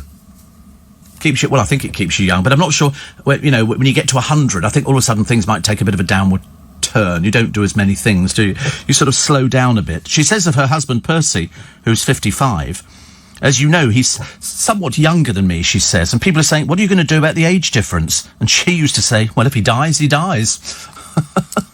It's a great Joan Collins line, actually. But she says, I've been eating a bit of chocolate and have the occasional biscuit. She has been known to put on a couple of pounds in lockdown. I spoke to a friend of mine the other day, and he did freely admit that he is drinking a little bit more now than he ever was. He thinks it's so boring at home. I said, well, at least you've got a garden. I wonder if Judy Finnegan's still drinking. She used to do very well on the Wine Club, on the Judy and Richard show, or the Richard and Judy show. And on this one, they're doing books back on the television, which is great. And they've got 5 sort of books that you should be reading. I think it's only on for this week. It's just a quick week, but they're certainly getting loads of publicity. Richard has... I don't know, actually. I wonder what he looks like naked. I only say that because he seems to be a little bit ageless. You can't quite work out, can you, how old he is? And I don't think we've ever seen any pictures of him topless, which probably we should do. He's still got his hair. He's still got those sort of boyish looks. Hair's changed colour a little bit. He says it's all natural. Yeah. Natural, grown on the back of a yak. Take 19 minutes past 5 o'clock in the morning, which is lovely. So what do we have? Oh, read that story in the paper about this farmer killed. He was attacked by a giant water buffalo. Now, I don't know if you've ever seen water buffalo, but if ever you see them out in the national parks, not in this country, but over in Africa and places like that, lions try and bring down water buffalo. On many occasions, they do not succeed. Water buffalo have got a set of horns on them which can kill. It's as simple as that. They have been known to toss lions into the air. This farmer was killed, and his son, 19, was airlifted to hospital. Last night he was fighting for his life. This beast ran wild at the farm in South Wales. This farmer's buffalo was part of a herd whose milk was turned into soap. I thought it was turned into ice cream. I thought buffalo ice cream, but there you go. Anyway, the 19-year-old sustained critical injuries, and the water buffalo's been destroyed. They weigh up to nearly 3,000 pounds. They're native to Asia, of course. So the trouble is, why would you... I mean, I know it's the thing that they do nowadays. Why would you want to destroy it? It probably thought it was being attacked or something. They don't attack just like that. You know, there's got to be some sort of reason. But watching them... I think I've seen, actually, on YouTube, a water buffalo tossing a lion into the air and then goring it. You know, they don't do very well. But there you are on the promenade in Eastbourne, East Sussex, on a Monday. And you think, I think we're going to sit on the beach. And you... Dickens is that down there? Somebody left something. And you look down there, and there, sunbathing, on the promenade, seen by a member of the public and then removed, was a 6-foot boa constrictor. Well, you wouldn't get me down Eastbourne any time soon. It's as simple as that. Anyway, Eastbourne Council said the boa constrictor was placed in the care of a reptile specialist. We have found a reptile specialist in Eastbourne, and we have removed... Good Lord above. This is your family, is it? Not surprised they put you in care. Make it so much easier. So who are all these people? Is that's your who's the elderly gentleman at the back who's not wearing glasses? That's your who's the one with the glasses and the white hair? That's your granddad. Well, well, he looks like he's out of the band ZZ Top, your father. That'll please him. And Corey, we can see where you get your looks from, can't we? Your younger sister, by the look of it. So you've got three sisters? One of them's your mum, yeah?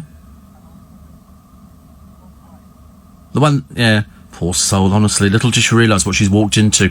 People who hang Christmas cards on the walls on bits of ribbon. Oh, Lord, your ultimate naff Christmas. Oh, what should we do with the cards? We're going to spread some ribbon across, then we're going to put them on there, and we're going to call it Christmas. That's what he's done. I'm now incriminated. I've now got this picture on my telephone. So, of course, when the police come round, they're going to be saying, so did you ask for the picture? I'm going to say, no. It just got sent to me at 05:17 in the morning. What can I do about it? Steve, Nina has just tuned in, first time, been furloughed, can't sleep, everybody's having it. Listen, you are not the only one who is not sleeping. It's something that's running like an epidemic through the blooming country.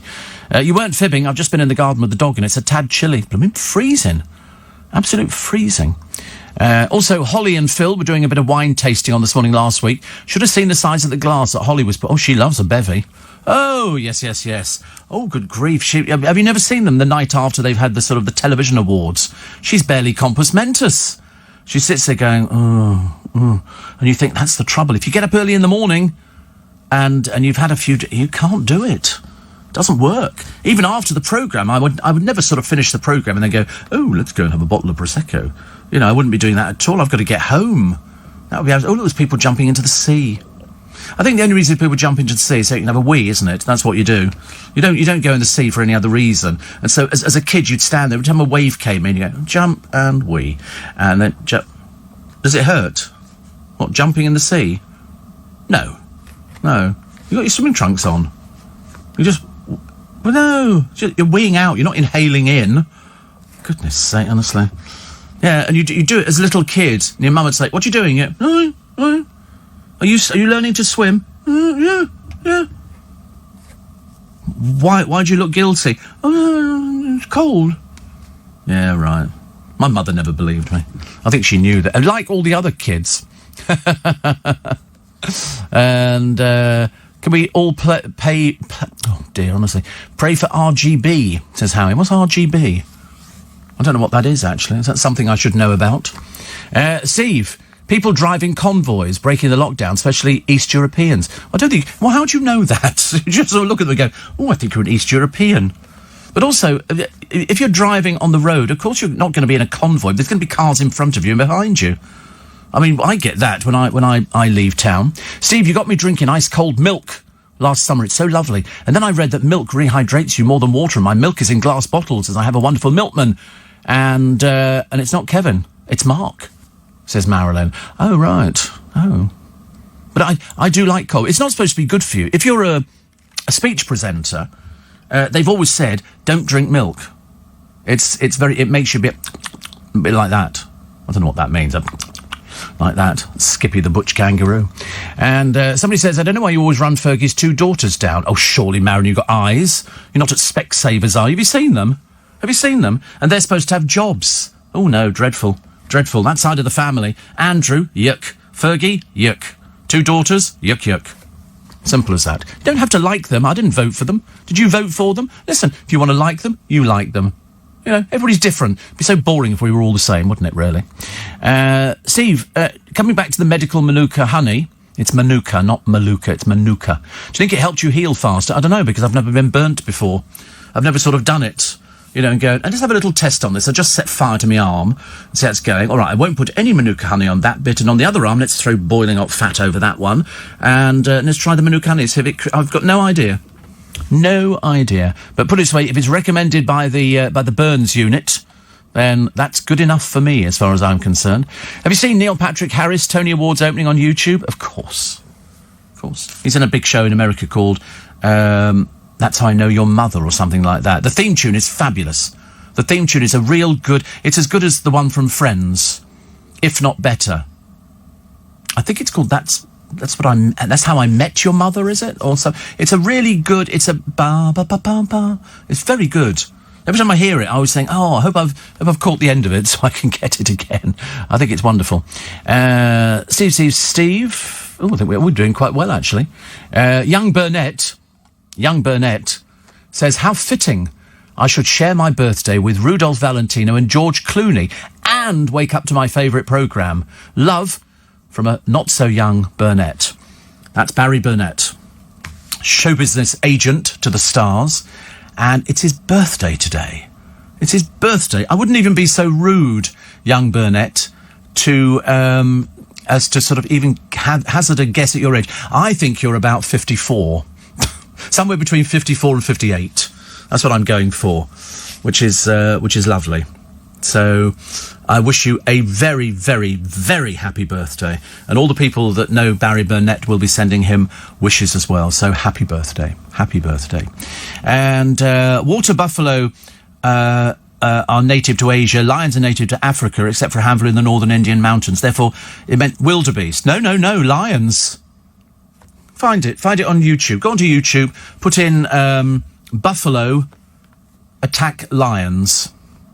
I never make a mistake, Julie. I'm too perfect.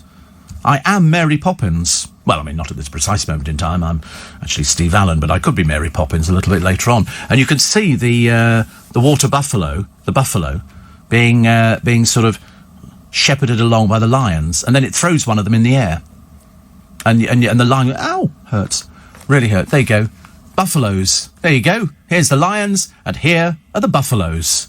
This is in Africa. You must go to YouTube, Julie. Okay, go and have a check. Unless of course you think it's made up. You probably do actually, but no. Here they are, and the buffalo are there, and the lion in a minute is going to try. He's trying to get away from the buffalo. And he's going to turn around in a minute, and the buffalo's going to turn around. They've got thick hide, and they attack lions. And it picks it up, throws it up in the air. Never wrong, dear. Never, ever wrong.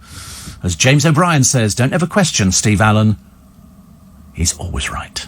And the producer can now verify it. So, letter of apology would be quite nice. If you just want to go and check it for yourself on YouTube, just to make yourself feel really bad.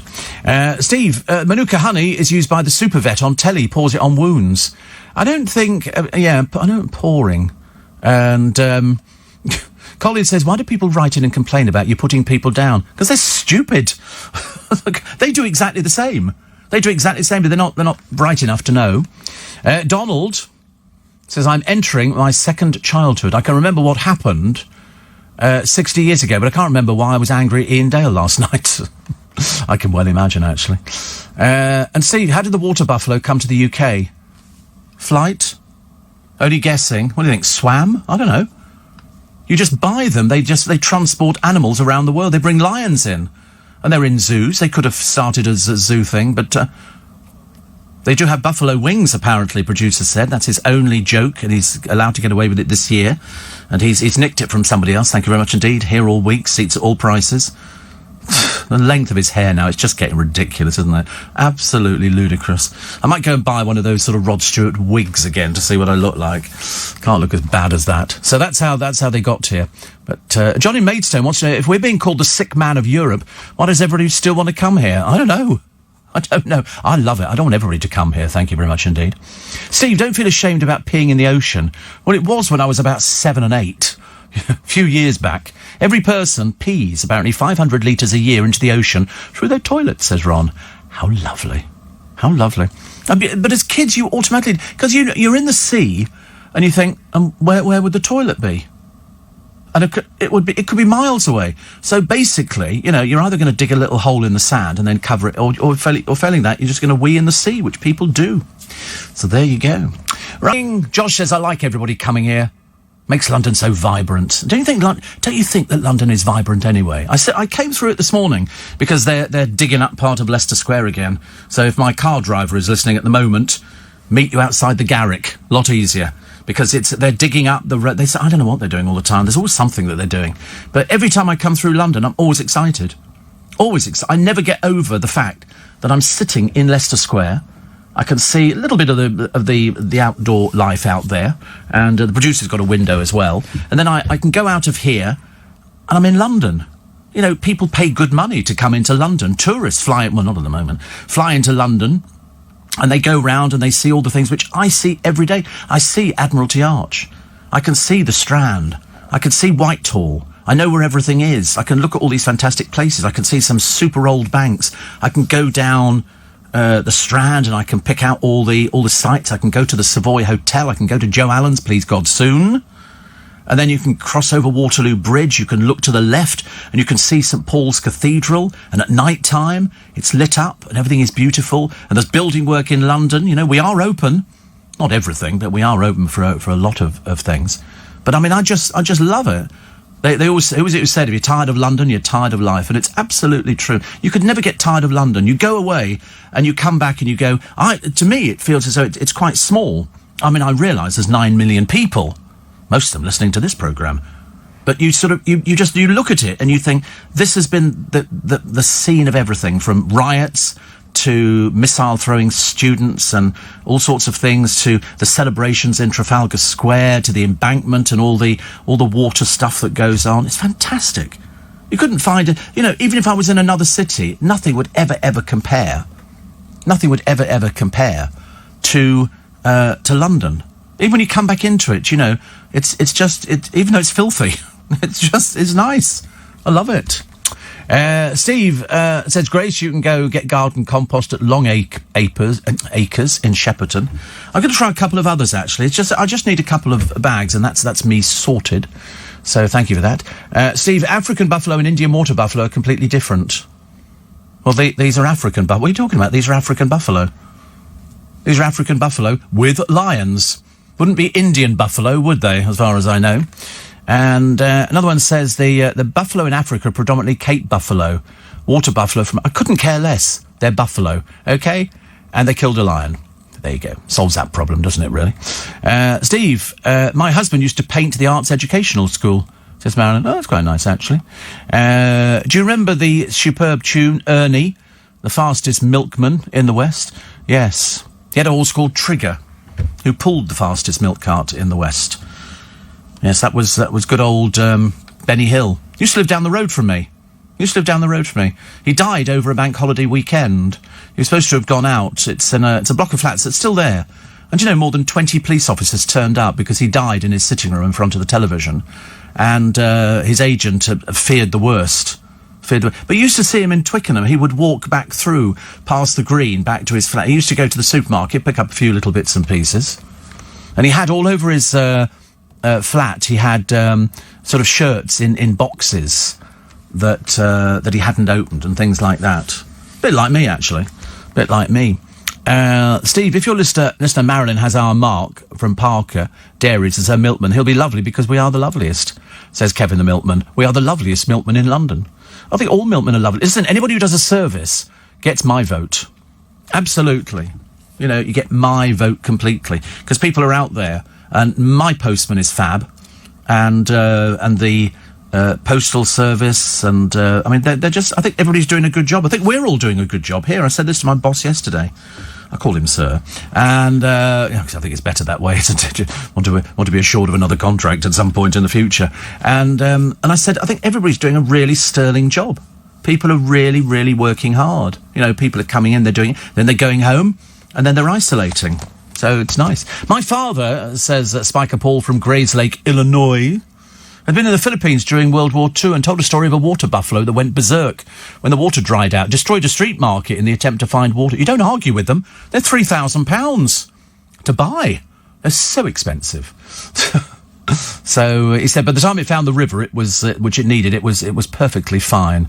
I know. Still getting over the fact that it's Barry Burnett's birthday today. Many happy returns of the day.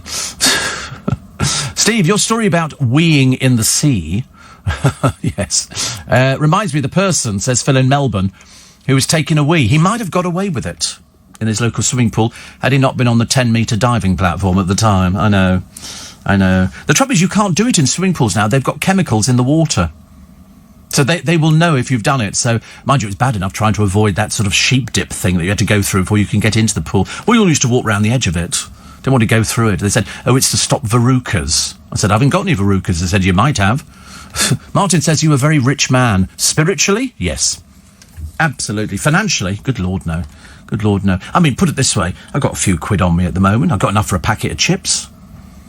Seeing as we've got a potato glut, I can't wait to have a packet of chips. They never seem to be open about the right time. Couldn't agree with more about London. Was it Oscar Wilde who said if you're tired of London, you're tired of life? No, it wasn't. I cannot remember. I don't think it was Oscar Wilde. I'm pretty certain the producer will find it. It's a well-known phrase and saying. And, Steve, I had a milkman. I didn't even drink milk, purely to look after his job, which is good. Considered the second capital of the world is London. New York is second. I think we've got everything here. The history. God, even during this lockdown, you can learn all sorts of things. You really can. Was it Dr. Johnson? Is it Dr. Samuel? Unbelievable, isn't it? How do I know these things? Why, sir, you find no man at all intellectual who is willing to leave London? No, sir. When a man is tired of London, he is tired of life, for there is in London all that life can afford. This was Boswell and Johnson discussing whether or not Boswell's affection for London would wear thin should he choose to live there, as opposed to the zest he felt on his occasional visit. Boswell lived in Scotland and visited only periodically. Some people are surprised to learn that Boswell and Johnson were far from inseparable. Over the last 20 years of Johnson's life, the period Boswell knew him, and that discussion happened in 1777. So, no, sir, when a man is tired of London, he is tired of life, for there is in London all that life can afford. And there is, isn't there? I mean, there is. I've always said there is everything in London. Once we get the blooming restaurants open and the hairdressers. Why I can't walk in there with a mask on and somebody cuts my hair with a mask on as well? That would make it a lot easier, wouldn't it? Because I'm beginning to look a little bit sort of ragged around the edges. And it's not good. Steve, you mentioned somewhere for tea. Was it the Water Garden? I can't find it. Yes, you can go. I mean, I don't think it was open at all. It's just down the bottom of Villiers Street. It's on the right, left-hand side as you walk down from the Strand. The Water Garden. You'll see a gate, which is quite nice. And that used to be the gate to a big house, which was behind the gate, but of course the house went years and years ago. But there's a gardens there. You know, what they used to call them. There's a name for these gardens. I can't remember what they call them, actually. But they're very nice. And you can go and sit there and probably get a cup of tea. Whether the thing's open for tea, I don't know at the moment. But it's just by the helicopter landed there once. We were having a nice cup of tea. I was there with my friend Jordan. And then the next time I was there, the helicopter landed, right? Ever been in a helicopter, Connor? Ever been in a helicopter? No. Oh, well. Have an accident and we'll see if we can get one in for you. I quite like to see you being winched up. Yeah, well, there you go. You know, I was frightened about those things. Well, I'm sure you've been winched up on more than one occasion. I think there's a small film about it, isn't there, on YouTube? Connor winched up, I think it just says. And one of these days I'm going to pinch his rucksack and go through it and see what the dickens it. I reckon somewhere in there's cheese and pickle sandwich. Oh, back on the gin already. Look at that. It doesn't take long for you to go back to the booze, does it? Look at that, honestly. That's a posh little flask thing. Is it Oh, it's not protein, is it? It's not one of those porridgey drink. Is it just water? Why don't you just go to the tap like normal people? Why do you have to be so pretentious and stand there with obviously a very expensive water? Don't shout. I don't need shouting at. Nobody shouts at me on my programme, mate. I'm telling you. You can bring a tap round with you. You go to the tap and then you just, in a cup, and you drink and drink. Of course there are cups there. Not in our kitchen for some reason. If you know, in our one, we've been forgotten over there. I think it's got Wasteland written over it because the dishwasher's stopped. But that was all right because I could cope with that. But there used to be cups in there, so you have to go to the... there. They have loads of cups in there. So when you come out of the lift, because I can't see you walking upstairs, you just turn the corner and then you get that's what I have to do when I come in the morning. I don't know why all our cups have been taken away. I'm quite upset by that, really. But, luckily I don't complain. I'm not a complaining sort of person. People always go, oh, you're always moaning. I say, I never moan about anything at all. I really don't. But send an email. What, about me moaning? Don't you think his hair's got really long and sort of terrible? Look, when it takes his little thing off, look at it. Look at that. Doesn't that look ridiculous? It's way too long. Way too long. I might have to attempt to cut my hair again today. You're going to need it. By the time we get back from this coronavirus thing, your hair is going to be so long. It's really, you don't want, you have it cut short like Connor. Ask Simon Conway, his wife cuts his hair. Perhaps you could nip round while he's in here and she could cut your hair as well. Nice little service to offer. I think she made quite a good job of it. Connor doesn't, but his girlfriend probably trimmed. Does your girlfriend trim yours? You don't trim it? Oh. Well, it just doesn't grow or something. What, has it ceased growing? How unusual. It's what? What does he say? It's... Yeah. Oh, right. No, it's lovely. It's lovely. I'm just wondering. So when was the last time you had it cut, then? Are you one of these people who can go like 6 weeks before you need anything doing? Is it ages? February? That was the last time you had your hair cut? Oh, good Lord, honestly. I have to go every 2 weeks for a little trimette. I couldn't possibly... February? Blimey, I'd be driving into lampposts by now if I'd gone as long as February.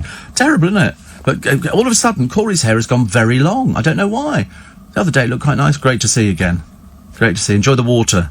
Such a nice chap, isn't he? He always seems quite obliging. Steve, when this is all over, we'll need more public toilets and water fountains. I quite like water fountains. You don't have water fountains very often. They used to be in all the parks. Which is quite nice. Steve. Dallas says water buffalo can be domesticated. Not these ones on YouTube. I wouldn't want to domesticate them, I don't think. Joe Swash keeps his hair tip-top by using the Royal Mail to have his mop resprayed. Well, we think there's something going on. There's definitely something going on in the Swash household at the moment with Stacey Solomon. She said there are issues at home. I don't know what that... I mean, people are speculating all over the place. Also... somebody says, isn't Dr. Johnson's house in Gough Square? It is. Yes, Dr. Johnson's house. We used to see it all the time. Little tiny square. You probably get about 6 cars in it. But yeah, Dr. Johnson's house. Do you know, in all the years that I worked in Gough Square, I never went to Dr. Johnson's house. Isn't that funny? He used to eat and drink in the pub, which was called the Cheshire Cheese. You have to go to the Cheshire Cheese. You have to go to the Cheshire Cheese. It's like stepping back in time. It is like going back. It's the old wooden floors, little tiny from it, not changed since the days of Dr. Johnson in the 1700s. Yes, and it's so deep it goes down, and they've got you must go seriously. So check it out. Check it out on YouTube. You can probably get a nice tour of it. 14 minutes. Guess who's got a book out in September? Richard Osman, penning the sequel to his first novel, The Thursday Murder Club, a thriller, which comes out in September. So he said, after there's anything he can't do, he's incredibly tall. The point, the star is typically modest. Everything apart from producing, presenting and writing. He says, I can't do anything else at all. But he does have a fake computer for Pointless. You know, he looks at it, there's nothing there. It's just a fake computer. Because that came out in the papers ages ago, and I remember thinking, good Lord above, a fake computer. And it just so he's got something to look down at. But not true. Steve, I washed my friend's hair. She's 96 next week. And I needed a hairnet as the power of the hairdryer was making the rollers fall out. She had a net bag in the fridge with her vegetables in. Sounds ideal to me. Phil in Bournemouth says, did you ever try the duck ride? That amphibious thing that used to go round the town and into the Thames. It went so low in the water, was a bit concerned. Still there? No, it's not there. No. They had a bit of a problem with the duck ride, actually. One of them sank. And they all had to be sort of ferried out immediately. So it used to go in by the MI6 building. That's where it was. So they'd drive in off the road. You'd wait for ages while they filled it all up.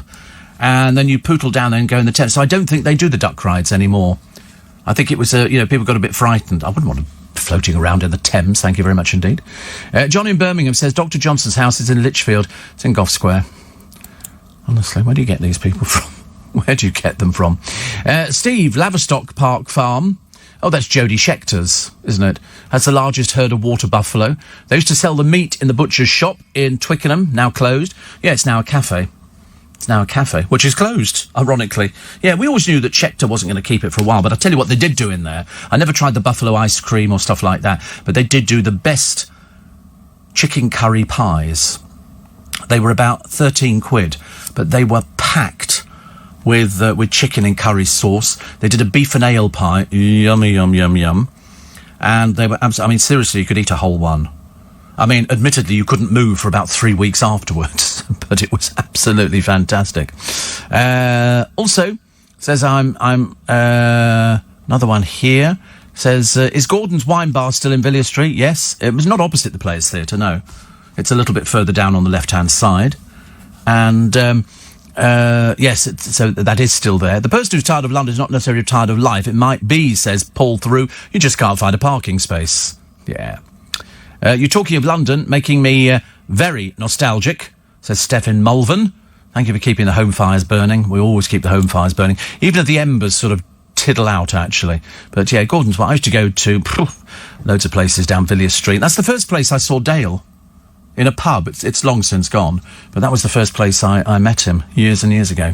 And Steve, I worked in... Oh, I've lost it now. I worked in London in the early 70s. It was very diverse then, but nothing compared to today. I used to travel regularly to museums, but wouldn't go now. It's not the same.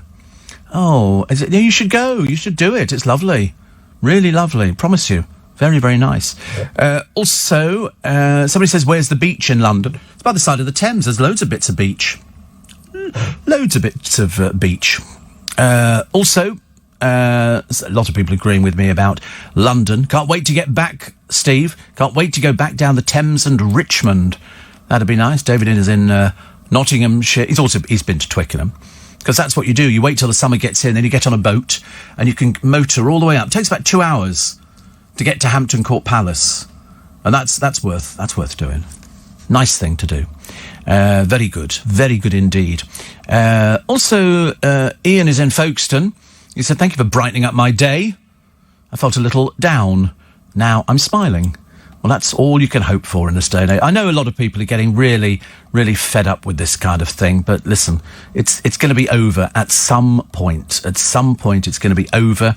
And it's good. Marilyn says, I know Manuka honey is expensive, but so good to have for medicinal. So you could have some neat on a spoon. Whether it does anything for coronavirus, I've got no idea. I wouldn't even like to speculate on things like that. Steve, I've been reading about people living on Tags Island. Tags Island? I've never heard of Tags Island. Where's Tags Island? I've heard of Eel Pie Island, which is in Twickenham, but Tags Island in Richmond, there's nobody living on Tags. What is Tags Island? Tags Island. There you go. No, it's Hampton. It's not Richmond at all. It's in the borough of Richmond, but it's on. I know where that is. You pass it on the way to the things. It's close to the Surrey Bank in East Molesey, but it's not Richmond. It's definitely not Richmond. I'll tell you that for a fact.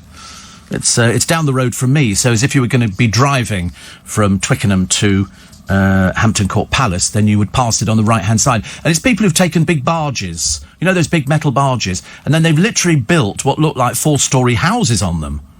And there's an island so people can drive over a bridge and park there, but they live on the water. I never quite fancied it. I was sort of at times I thought it'd be a good idea, and then I thought, no, definitely not. Steve, I used to work at number 10 Gough Square. Took literally 30 seconds to be in the Cheshire Cheese. I know, that was about as long as you needed. And directly opposite the front door to the Cheshire Cheese was a sandwich shop. And they used to make the best sandwiches, but without using butter. They would put on like a mayonnaise spread, and they would do sandwiches, and then they'd had little pots, hundreds of little pots full of bacon bits. And they poured... Oh, they were delicious. Can't tell you how much they cost because it was so many years ago. And there was a place on Fleet Street. If you walk down the little alley that leads to the Cheshire Cheese out onto Fleet Street, it used to be called Gloriettes. They did the best Cornish pasties I've ever had in my life. Seriously, I mean, they would fall apart in your hand and you'd be stuffing it in your face as quick as possible. Beautiful, beautiful things to do. But there you go, that's what you can do when we're out of this coronavirus. You can go and do a boat ride. You can do the boat ride here from Charing Cross Pier and go all the way down to Greenwich, get a pizza or something like that, go round, have a look at, all the nice sights. It's fabulous. And then just take a boat back. If you buy a ticket, you can take any boat back. You don't have to get a particular boat back. But check they are running. Made it a lot easier. James says, have you ever been to a Luna Cinema event? Hampton Court will be nearest you. No. I don't go anywhere where there's crowds, to be honest with you. I really don't. Did you mean Ye Old Cheshire Cheese in Fleet Street? Yes. Well, it's not on Fleet Street, it's in an alley, just off Fleet Street, but we actually call it the Cheshire Cheese. I mean, nobody says Ye Old Cheshire Cheese, do they? I don't think so. Steve, I first visited in the mid-60s, the Cheshire Cheese, when I was a telephonist, using those doll's eye switchboards in Chancery Lane. Last time I went, we had a festive mulled wine, so atmospheric in there, one of my favourite old London pubs, along with the George in Borough High Street, and like you, I feel a sense of excitement the moment I cross the Thames from the south. So say hi to my nephew Ian and his partner Mary, who live in Newton Abbot, both avid listeners, says Jan in South Norwood. See, I like it when we're all on the same wavelength. I've never met a programme where so many people, are on the same wavelength. I've just bought for the producer the Billy Elliot, the stage version. He's very excited. Very excited. He tries not to show it, but I'm sure he will be. I was brought up in Soho, Steve. Saw Life in the Raw very early. Well, that was a place to go to. And then it got taken over by sort of the mafia types, and the Maltese mafia moved in, the Chinese mafia, and all of a sudden it became seedy, and there were lots of people getting ripped off in so-called girly bars who didn't have any licenses, but would sell you fizzy water at vastly inflated prices, just so a girl would go. You thought they were being nice. A girl, I'm telling you what went on. You would go down and go, girls, girls, girls, and a girl would come and sit with you, and you just think, oh, they're just being friendly. No. You're the moment she sat down, you're paying. And the big bloke on the door, called the gorilla, used to take you to the cash point to get your money back. They were fleecing customers left, right and centre. So they had to have a clean-up. Did you know, Steve, that Villiers Street is named after George Villiers, who was King James I's favourite and became the Duke of Buckingham? He was the most powerful man in England of his day. So that was nice. Thank you, Kev, who's in Leicestershire, in a place called Wilbarston. That sounds quite nice, isn't it? I live in Wilbarston. It makes it sound very exotic. Is the crock pot a Chelsea kitchen restaurant? No. Went out a long time ago, I think, all of those things. Shame, isn't it, really? All the things. We used to go to the stock pot. My father, when he lived in Knightsbridge, behind Harrods, he used to go to the stock pot. He was never flash with his food, anything like that. And you could get a good meal in there. It was almost like school dinners, and he loved it. He loved it. Steve, I saw a number of lions being chased off by buffalo whilst on safari. Got it on video. Also moved to London last year to live with my fiancée. I love it, except the crowds. You see, that's why somebody says to me, do you never worry about working at this time of the morning? I said, no. This is the time of the morning. When you finish, it's still relatively quiet. During the daytime, I mean, I have done things before where I've recorded for In Conversation, and then I've hung around and I've been out for friends with lunch, and then we've sort of done a dinner in the evening. And by the time you finish, I've been on buses years ago, which was so packed, I remember thinking, I don't like this.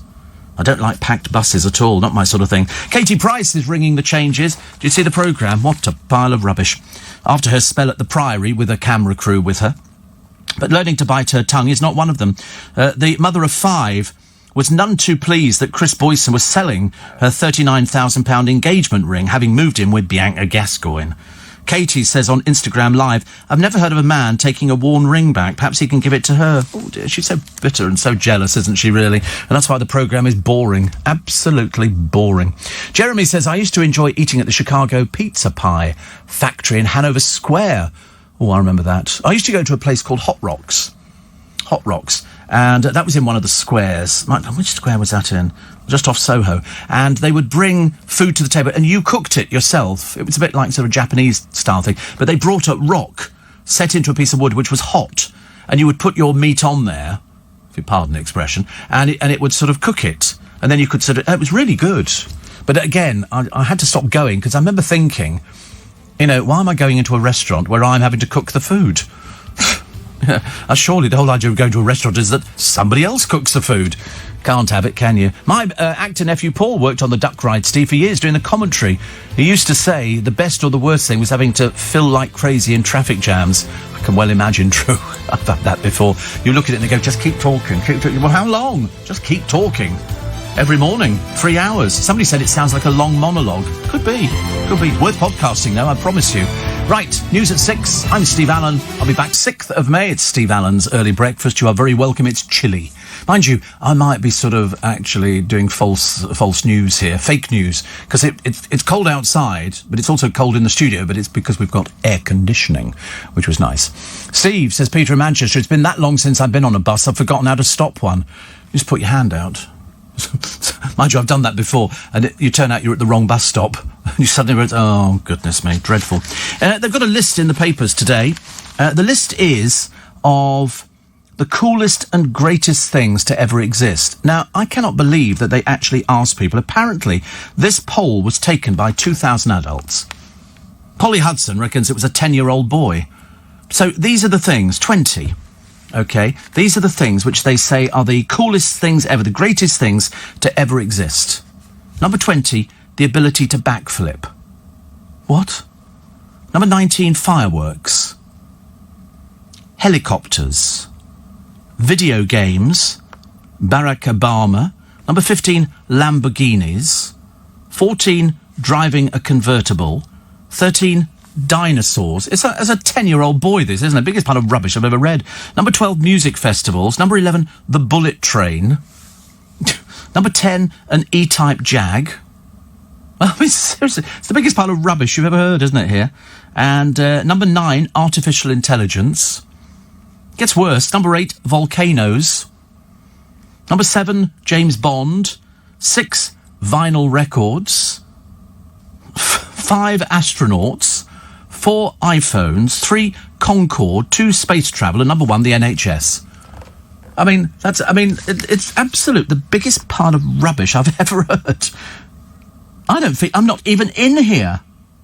You know, I mean, it was commissioned by, I'm not going to tell you who it is, because to be honest with you, that's all they've done. They've just come up with some pile of old rubbish. They go, this was commissioned by, you know, and I'm thinking, oh, go away. It's far too boring. But the other story, which really got me angry, was Jason Manford. Jason Manford, of course, has his own run-ins with the press over time. And he's a comic, and he sings very well. He's got an album out, I think. But anyway, the joke was on him yesterday. He was turned down by Tesco for a job as a delivery driver. The father of 6 applied when lockdown began and thought he had the post as his local Wilmslow, Cheshire branch in the bag, especially after his perfect punchline on his application. He said, I even signed my CV off, previous experience comedian. So I know it's all in the delivery. Okay. So he applies for this job. He got the routine rejection letter informing him, not interested. He said, I was only trying to do my bit. I thought it was basically wartime and it would require all hands on deck. I've since managed to fill my spare time doing some volunteer driving, homeschooling 6 kids and being made to clean by my wife. Tesco says it wasn't the comic's delivery skills that failed him. It was his timing. You know, he shared a picture of a smashed jar, he says, you know, and he then berated Tesco for not giving him the job. And I said at the beginning of the programme, I'm sorry, somebody who needs the money would be going for that job. Not some naff comedian who thinks you can take work away from somebody when he's got... I'll tell you what, how much money you got in the bank, Jace? Got more than £15,000-20,000 sitting in the bank? Live in a big house? And you think you're going to go for a job and take it away from people? No, I think Tesco were absolutely right to say no. Naff in the extreme. Mind you, the good news is Iceland have said that they'll offer him a job. So, there you go. Somebody else deprived of a job, I'm afraid. Iceland have got that one sewn up for you. Steve, I used to take my kids to the Stock Pot in the 70s. It was just off the Haymarket. Very reasonable. Oh, it was very cheap food. I used to go to one in Earl's Court. Very cheap indeed. And all the puddings were like the old puddings you remember from school. It was a big tray of sponge pudding with jam on it, and they'd slice it up into bits, and then you'd have it with sort of custard. It was really good value. It was, really good value. Are the Twickenham Film Studios still there? Yes, Dave, they are still there. Very famous. They wanted to close it down a short while ago, but it didn't happen. My stepmum, Steve, used to run the Green Man, which was on a road across Oxford Street, sort of opposite Wells Street, where my dad worked at ITN. Did you ever get there? I remember you saying you remember the newsroom. I do remember the newsroom, absolutely. I remember all of them. We used to work, well, we were in Gray's Inn Road. But in Wells Street, was that not Channel 4? I shall have to think about it. Cameron is in Chelmsford, says, keep up the good work. See you in the Cheshire Cheese for a pint. Not me. Won't find me drinking a pint. I don't think I've never had a pint in my entire life. Isn't that funny? You'd think that would be sort of something that people, you know, would be having, but absolutely not. Absolutely not. The first Chicago pizza pie was in Crown Passage off Pall Mall. Bob Payton died in a car crash in Stevenage in 94. Yeah, I can't remember if I went. I'm sure I must have gone, actually. I'm sure I must have gone. Steve, I used to work at LBC as a news desk copy taker in the 70s. I was a young East End girl. I thought they were crazy throwing the typewriters across the newsroom. Oh, Vince McGarry was famous for throwing typewriters over the room because they didn't have computers. There was no computer screen, it was typewriters, and she would sit there. And, of course, if they ran out, they'd pick them up if they had it, because you could drink in the newsroom. The newsroom was awash with cigarettes, and it was like a bawdy bar. And they would throw it. There was a pile of old typewriters in the corner where they'd all been thrown. It was like the typewriter graveyard. But very good, best education you could ever get. First commercial radio station on air, which was good. Also, 10 years ago, Steve, I was in Romford with my daughter Maria. 2 young men called the Duellers singing. I persuaded Maria to dance in the street. It's got over 3 million hits. It's on YouTube. You put Dancing Girls Romford Kiss on the Lips. Oh, right. And it's got 3 million hits already. Again, not me again. I don't mind. 84850 steve@lbc.co.uk. Canvey Island, best fish and chips and battered whelks. What? Battered whelk? I've never heard of battered whelks. Do you ever go to the Loose Box in Knightsbridge? No, never heard of it.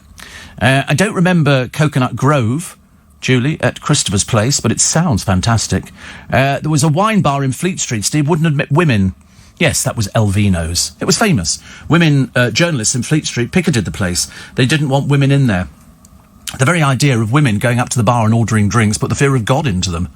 It was really the most bizarre. It made all the newspapers because, of course, it would. It was in Fleet Street. Mind you, I remember once picking a cab up in Fleet Street, and I waved, and he sort of pulled in, only to wind the window down and say, "I never pick anybody up in Fleet Street."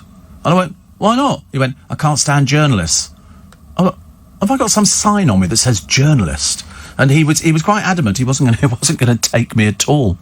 Angela says, I thought you said Jason Mountford was volunteering, therefore not really taking a job. Well, he's volunteering to take the job. He wanted to drive a lorry. That's taking work away from somebody, Angela. Definitely. Ray says, I looked up a photo of Rudolph Valentino, and even though he's okay, I don't think he was that handsome. Well, I agree with you. But, of course, people looked differently in those days, didn't they? They looked completely different. Because looks, everybody had their hair slicked back. You look at... any of the people who appeared in the movies, all their hair was always slicked back, oiled back, and I don't think they used hairspray. I think it just never moved. And they had these sort of... You're so vain, aren't you? You just cannot stop playing with your hair and then looking at it. Honestly. It just doesn't look right on you. When it's slicked back because it's short, yours is sort of... You look like Britt Ekland in a Bond movie. And that's not a compliment. Other stories in the papers for today, being Wednesday. Can't believe we're only 2 days away from another blooming bank holiday. Keep calm and corrie on. This is Corrie bosses vowing to put smiles on our faces as they're going to tackle coronavirus. I thought they'd originally said that they weren't going to, so they're going to have to distance themselves in the rover's return. I mean, how is that going to be happening? How is that? Craig Rebel Horwood is confident there's a way around social distancing measures to ensure Strictly goes ahead. Do you know he likes doing the Australian version better than this one over here? He says because he can swear in the Australian version. I didn't even know you could do things like that. My friend and I used to go to Sloane's opposite Harrods about 30 years ago. Best burger and chips ever, says Jill. I used to go to a place at the end of Ken High Street. They weren't licensed. You could get booze, though, in there. You could get booze. It was served in a teapot. So, in other words, they could bring you a soft drink over, but in case the police raided. And it was quite open. It was quite open. I mean, everybody knew about it. You'd order, say, double vodka? Yeah, double vodka for me. And they pour it into a teapot. The teapot would be delivered to the table. You'd have glasses of fizzy Coca-Cola. And so if anybody came in, they'd go, are you serving alcohol? No, all having cups of tea. Oh, it was terrible. And there was another place that opened for breakfast in Soho. That was always good fun, actually. What about the Marquee? Oh, I went there, only a couple of times. I went to see Adam and the Ants at the Marquee Club years ago. Saw Long John Baldry. So let the heartache begins. Blooms in Aldgate did the best salt beef sandwiches. Do you know, I've not had a salt beef sandwich for ages. I really haven't. I'm kind of missing certain things in my life, and I think that's it. And 84850, and please find out the context when talking about Jason Manford. You've just read what you've seen in the papers. It weren't like what you described his job. It weren't like what you described his job application. No, he wrote to them. He wanted to go and work there, and that would have been a job for somebody else. How can you take somebody on and not do it? So there you go. And it's not ridiculous. I'm just putting the facts to you, actually, so you know. And then he then was rude about them on his Twitter. I can find it, actually. I will find it, because I remember thinking, you don't write that about Tesco. They've got enough things to worry about without a comedian wanting to go and help. Go and do some other volunteering somewhere else. But if they're prepared to offer him driving, that's a job somebody can have, isn't it?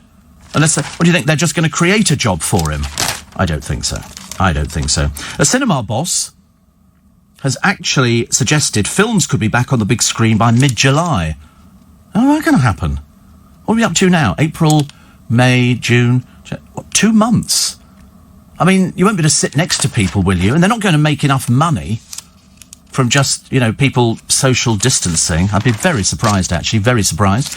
The online fitness star's very significant other half. This is Rosie, who's married to Joe Wicks. She's a former Page 3 girl. So she did it the other day. And people seem to say she was, in her modelling days, she was Page 3. Jane Moore talks about Lawrence Fox, and she talks about the Duchess of Sussex, who's lost the first stage of her privacy case against the Mail on Sunday, with a High Court judge ruling that a swathe of her arguments were embarrassing, vague and irrelevant. That's a good thing about the press in this country, isn't it? And about the courts. There's no place for emotion. It operates on evidence-based facts alone. Take, for example, the case of Secretary Hilary Munro. This is the woman, you remember her from the programme, because she sued her company because they sent her a 50th birthday card. And she was horrified, to the point of, being ambushed, punched, slapped and humiliated. That's the way she described it. Even in the court, and they do it's a different court for this kind of thing.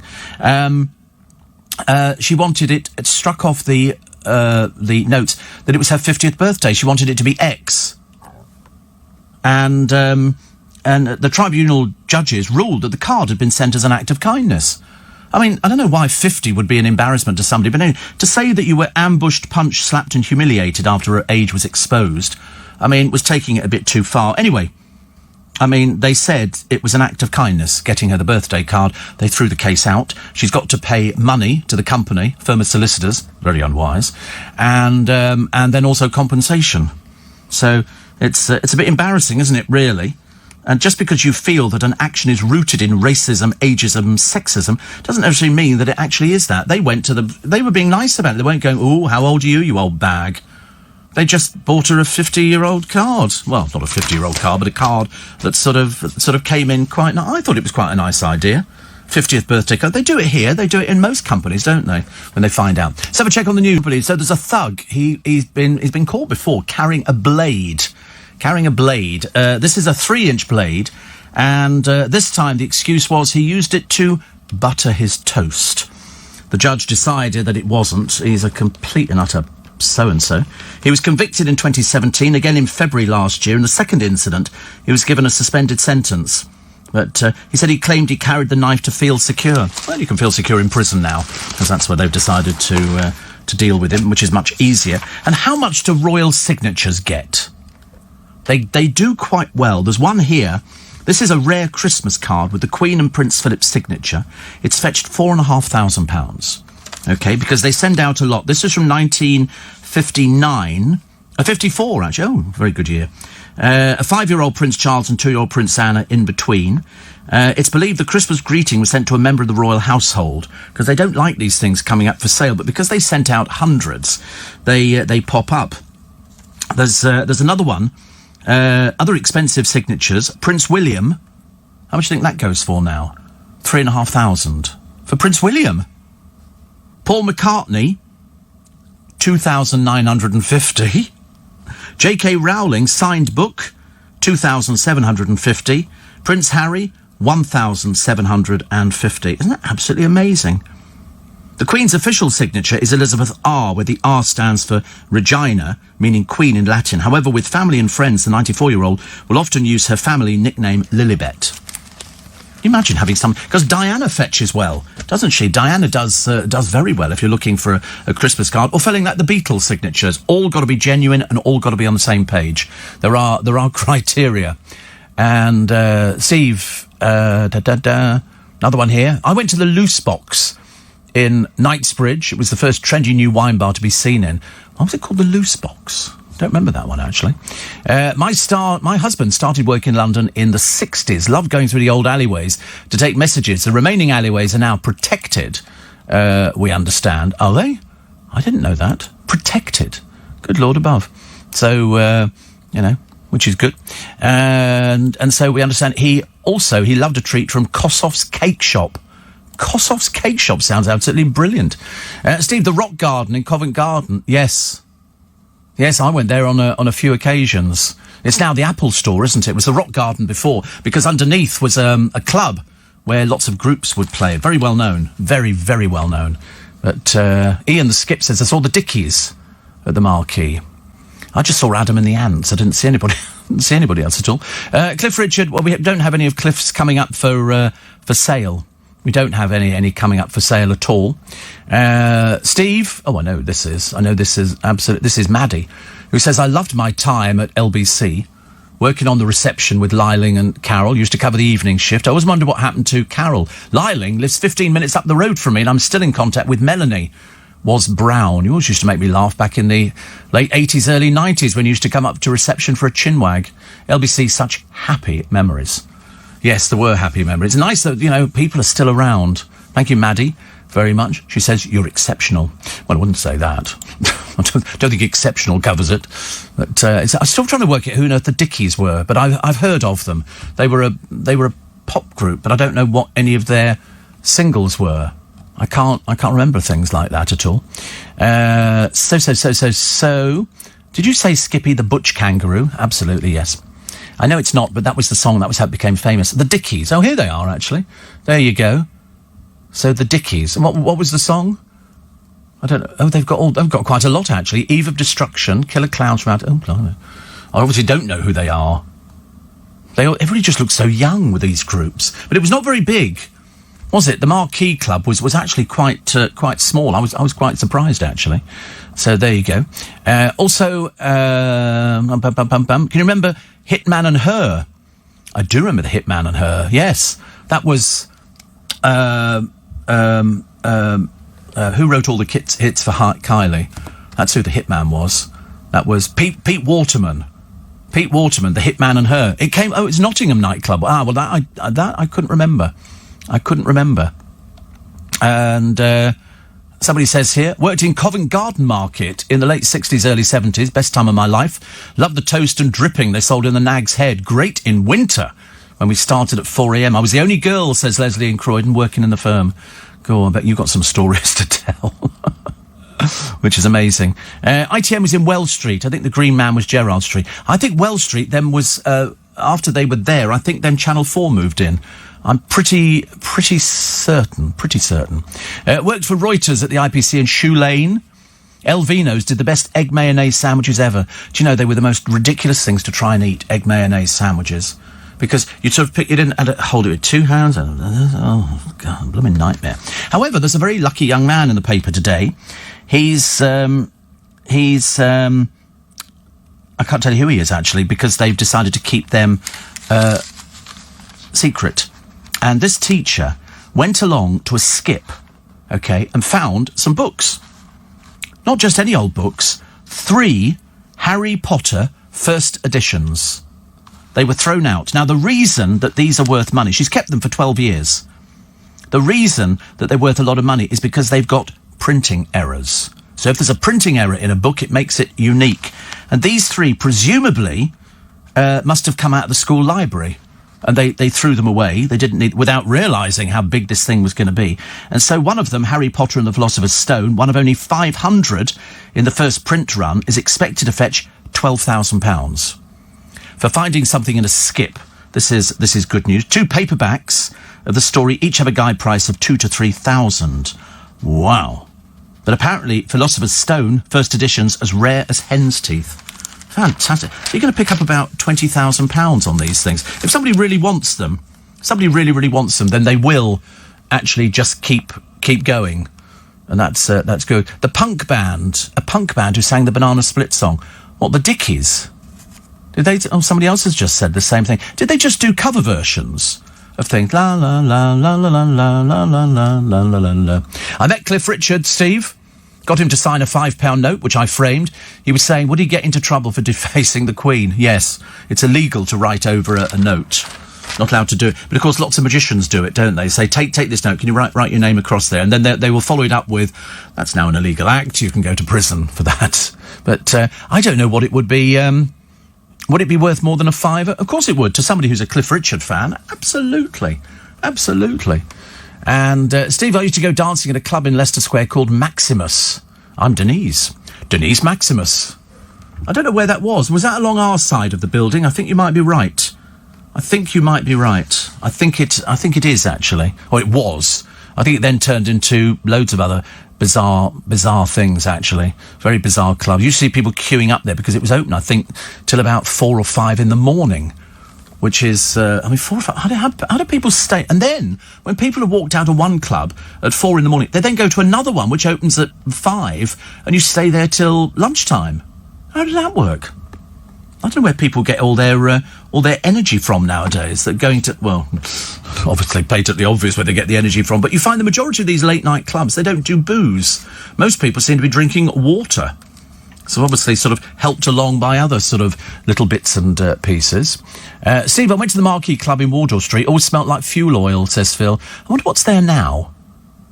Loose Box then became Morton's, says Colin. You see? People who live and work in London, you remember. There's one here, the nightclub, Ombre da Bahia, was in Wells Street. Danced there every night in 1980. Lord. Dale used to love a nightclub. Do you remember the Spaghetti House in Knightsbridge? I do. It's not there anymore. They're redeveloping that whole side of the street. But, yes, I remember the Spaghetti House siege very well. Jill in Glasgow says, Steve, good morning. In Corrie on Monday, Yasmin sang Happy Birthday whilst washing blood off her hands. Do you know they've had complaints, but they're going to run that storyline up to Christmas, they've said. Maggie in Cobham says, the other day I couldn't sleep, and I found LBC. And you. Now I have to tune in every day and I'm hardly getting any sleep. Don't blame me. It's not my fault. Steve worked for Reuters at the IPC in Shoe Lane. That Shoe Lane car park was very famous. They had a big accident there at the Shoe Lane car park. This was a car park. It had what they call it, a robotic ramp thing in the middle of it. And the cars were slotted in on shelves. So if you actually stood in the middle of the Shoe Lane car park, you could look up and it would be all the cars fitted it as if you had a lot of shoe boxes, one on top of the other. And this robot thing in the middle went up there. They then reversed your car onto the ramp, brought it down. It was all whizzing about all over the place until one day they had a habit, many years ago, of letting people go up on the ramp to get in their own car and reverse it back onto the ramp. And they had a mistake. The person got in their car and reversed, but the actual travelator had moved, and the car plunged to the bottom. So they stopped that one immediately. Somebody says the duck trips had to stop operating because of the access ramp into the room was closed while they built the new super sewer. No, they've already done that. We thought it was because they had a fire. I remember distinctly fire, and the people had to be evacuated. Now, whether or not they come back again, I don't know. I never went on it. I used to see it all the time, though. All the time. Steve, why are London and Brighton marathons still advertising? I don't know, actually. You can't do marathons. You can't do any big gatherings of people. I don't think so. And here's a new photo of Meghan posing for a fashion website in 2015 as a cameraman reveals that she had strict rules about not filming her feet. Do not film my feet. I've never heard of this before. A videographer who worked with the former actress said she earned the nickname Princess long before she met Harry because of her behaviour. He claimed she would bring a large entourage to shoots and added she was very high maintenance and rude, very difficult and demanding. I think there'll be staff who used to work for them who'll be saying exactly the same thing. In fact, they got through more staff than practically the entire royal household. People didn't want to work. And then apparently at one point, Meghan started shouting at one of Kate and Williams' servants. I hate to use the word servants. I don't know what else you can call them, though. And so, she was known as being rude. Perhaps she thinks that, you're entitled to shout at people and be horrible to them. Another one here, which says, thank the Lord you don't do holidays, because us early risers would have nothing to bother getting up for during lockdown. Listen, I can't be the only reason. I cannot be the only reason, but it's obviously a fairly good one, I think. So we'll find out more on the duck trips, because the sewer's been finished for a little while, actually. Definitely. So Leslie Croydon was there, and very, very interesting that when you look at all the different people that used to work at LBC who are still listening to the station, which was that. Neil says, can you thank Rachel for her excellent analysis of the coronavirus situation? She's excellent. Yeah, we think she's pretty cool too. We think she's very, very cool. So, Cowell's Mel Hell. This is the rumour that was put out, I think, by Amanda Holden's daughter, that all was not well in the Cowell camp between him and Lauren, I think. And then somebody said, oh, he's been getting close to Mel, Scary Spice. And I thought, well, she does have a bit of a history. But I don't think so. I think Simon is way ahead of that. Go onto YouTube. It's always very funny, actually. Well worth doing. And typing in auditions that went wrong on X Factor or Britain's Got Talent. People who are so talentless and so rude and so offensive that you cannot believe. I mean, one of them went outside after he'd said, listen, you can't sing. And, of course, most of them can't sing. And so and then she dragged her husband back in. So in came the bouncers. All right. And I had to remove them. And she said... And then one of them stood on the stage. It was one of those ghastly Chawner girls, you know, who sort of turned up because they were so tediously boring. They were all ghastly and overweight and hated their mother and hated everybody. And then I think Danny Minogue piped up and said something. And one of the Chawner girls looked at her and said, who are you? You know, they were so disgusting. They really were. But luckily they went nowhere, which is lovely. Other stories which were doing the rounds. Professor Lockdown, I mean, he makes all of them. He makes all of the papers love this one. This is very exciting. And he broke social distancing rules. And also Gemma Collins did, so we're told, but we're waiting for the police visit on that one. Stupid person. Stupid wrong. But we think the Stewart explanation is correct. If it's wrong, then it's our fault. But I thought there was the fire, that they stopped directly after the fire. I'm pretty certain, because I can remember people having to sort of get out of this thing. But, of course, the Thames isn't quite as deep as you think it is. Only in the middle, at the sides, when it had just gone in, the fire started, and people had to get out. I mean, no, that was 2013, yeah, I remember that. Were they still operating after that, then? Oh, right. I never went on one. No, I never got invited, actually. I don't think I'd want to do it. I'm not sure about bobbing around on the beautiful briny sea was my kind of thing. Dawn Neeson, in her column in the Daily Star today, here's to our 1945 heroes. Peter Kay offered the chance to make a sitcom comeback on the Sky One series Brassic. The comedian's a huge fan of the show, and the series writer Danny Brocklehurst has offered him a part and admitted the star would be his dream signing. I mean, the last big thing that Peter did would be... Peter Kay's car share alongside Sean Gibson. I remember that. That's about as far as I got with it. I wasn't ever the biggest fan of Peter Kay. You know, I mean, I understand, you know, Bolton, and I understand, you know, comics, and I understand things like that. I'm a little bit disappointed in the Daily Star today for printing the picture that everybody did yesterday of Joanna Lumley posing for a selfie with a fan when she was waiting outside Sainsbury's.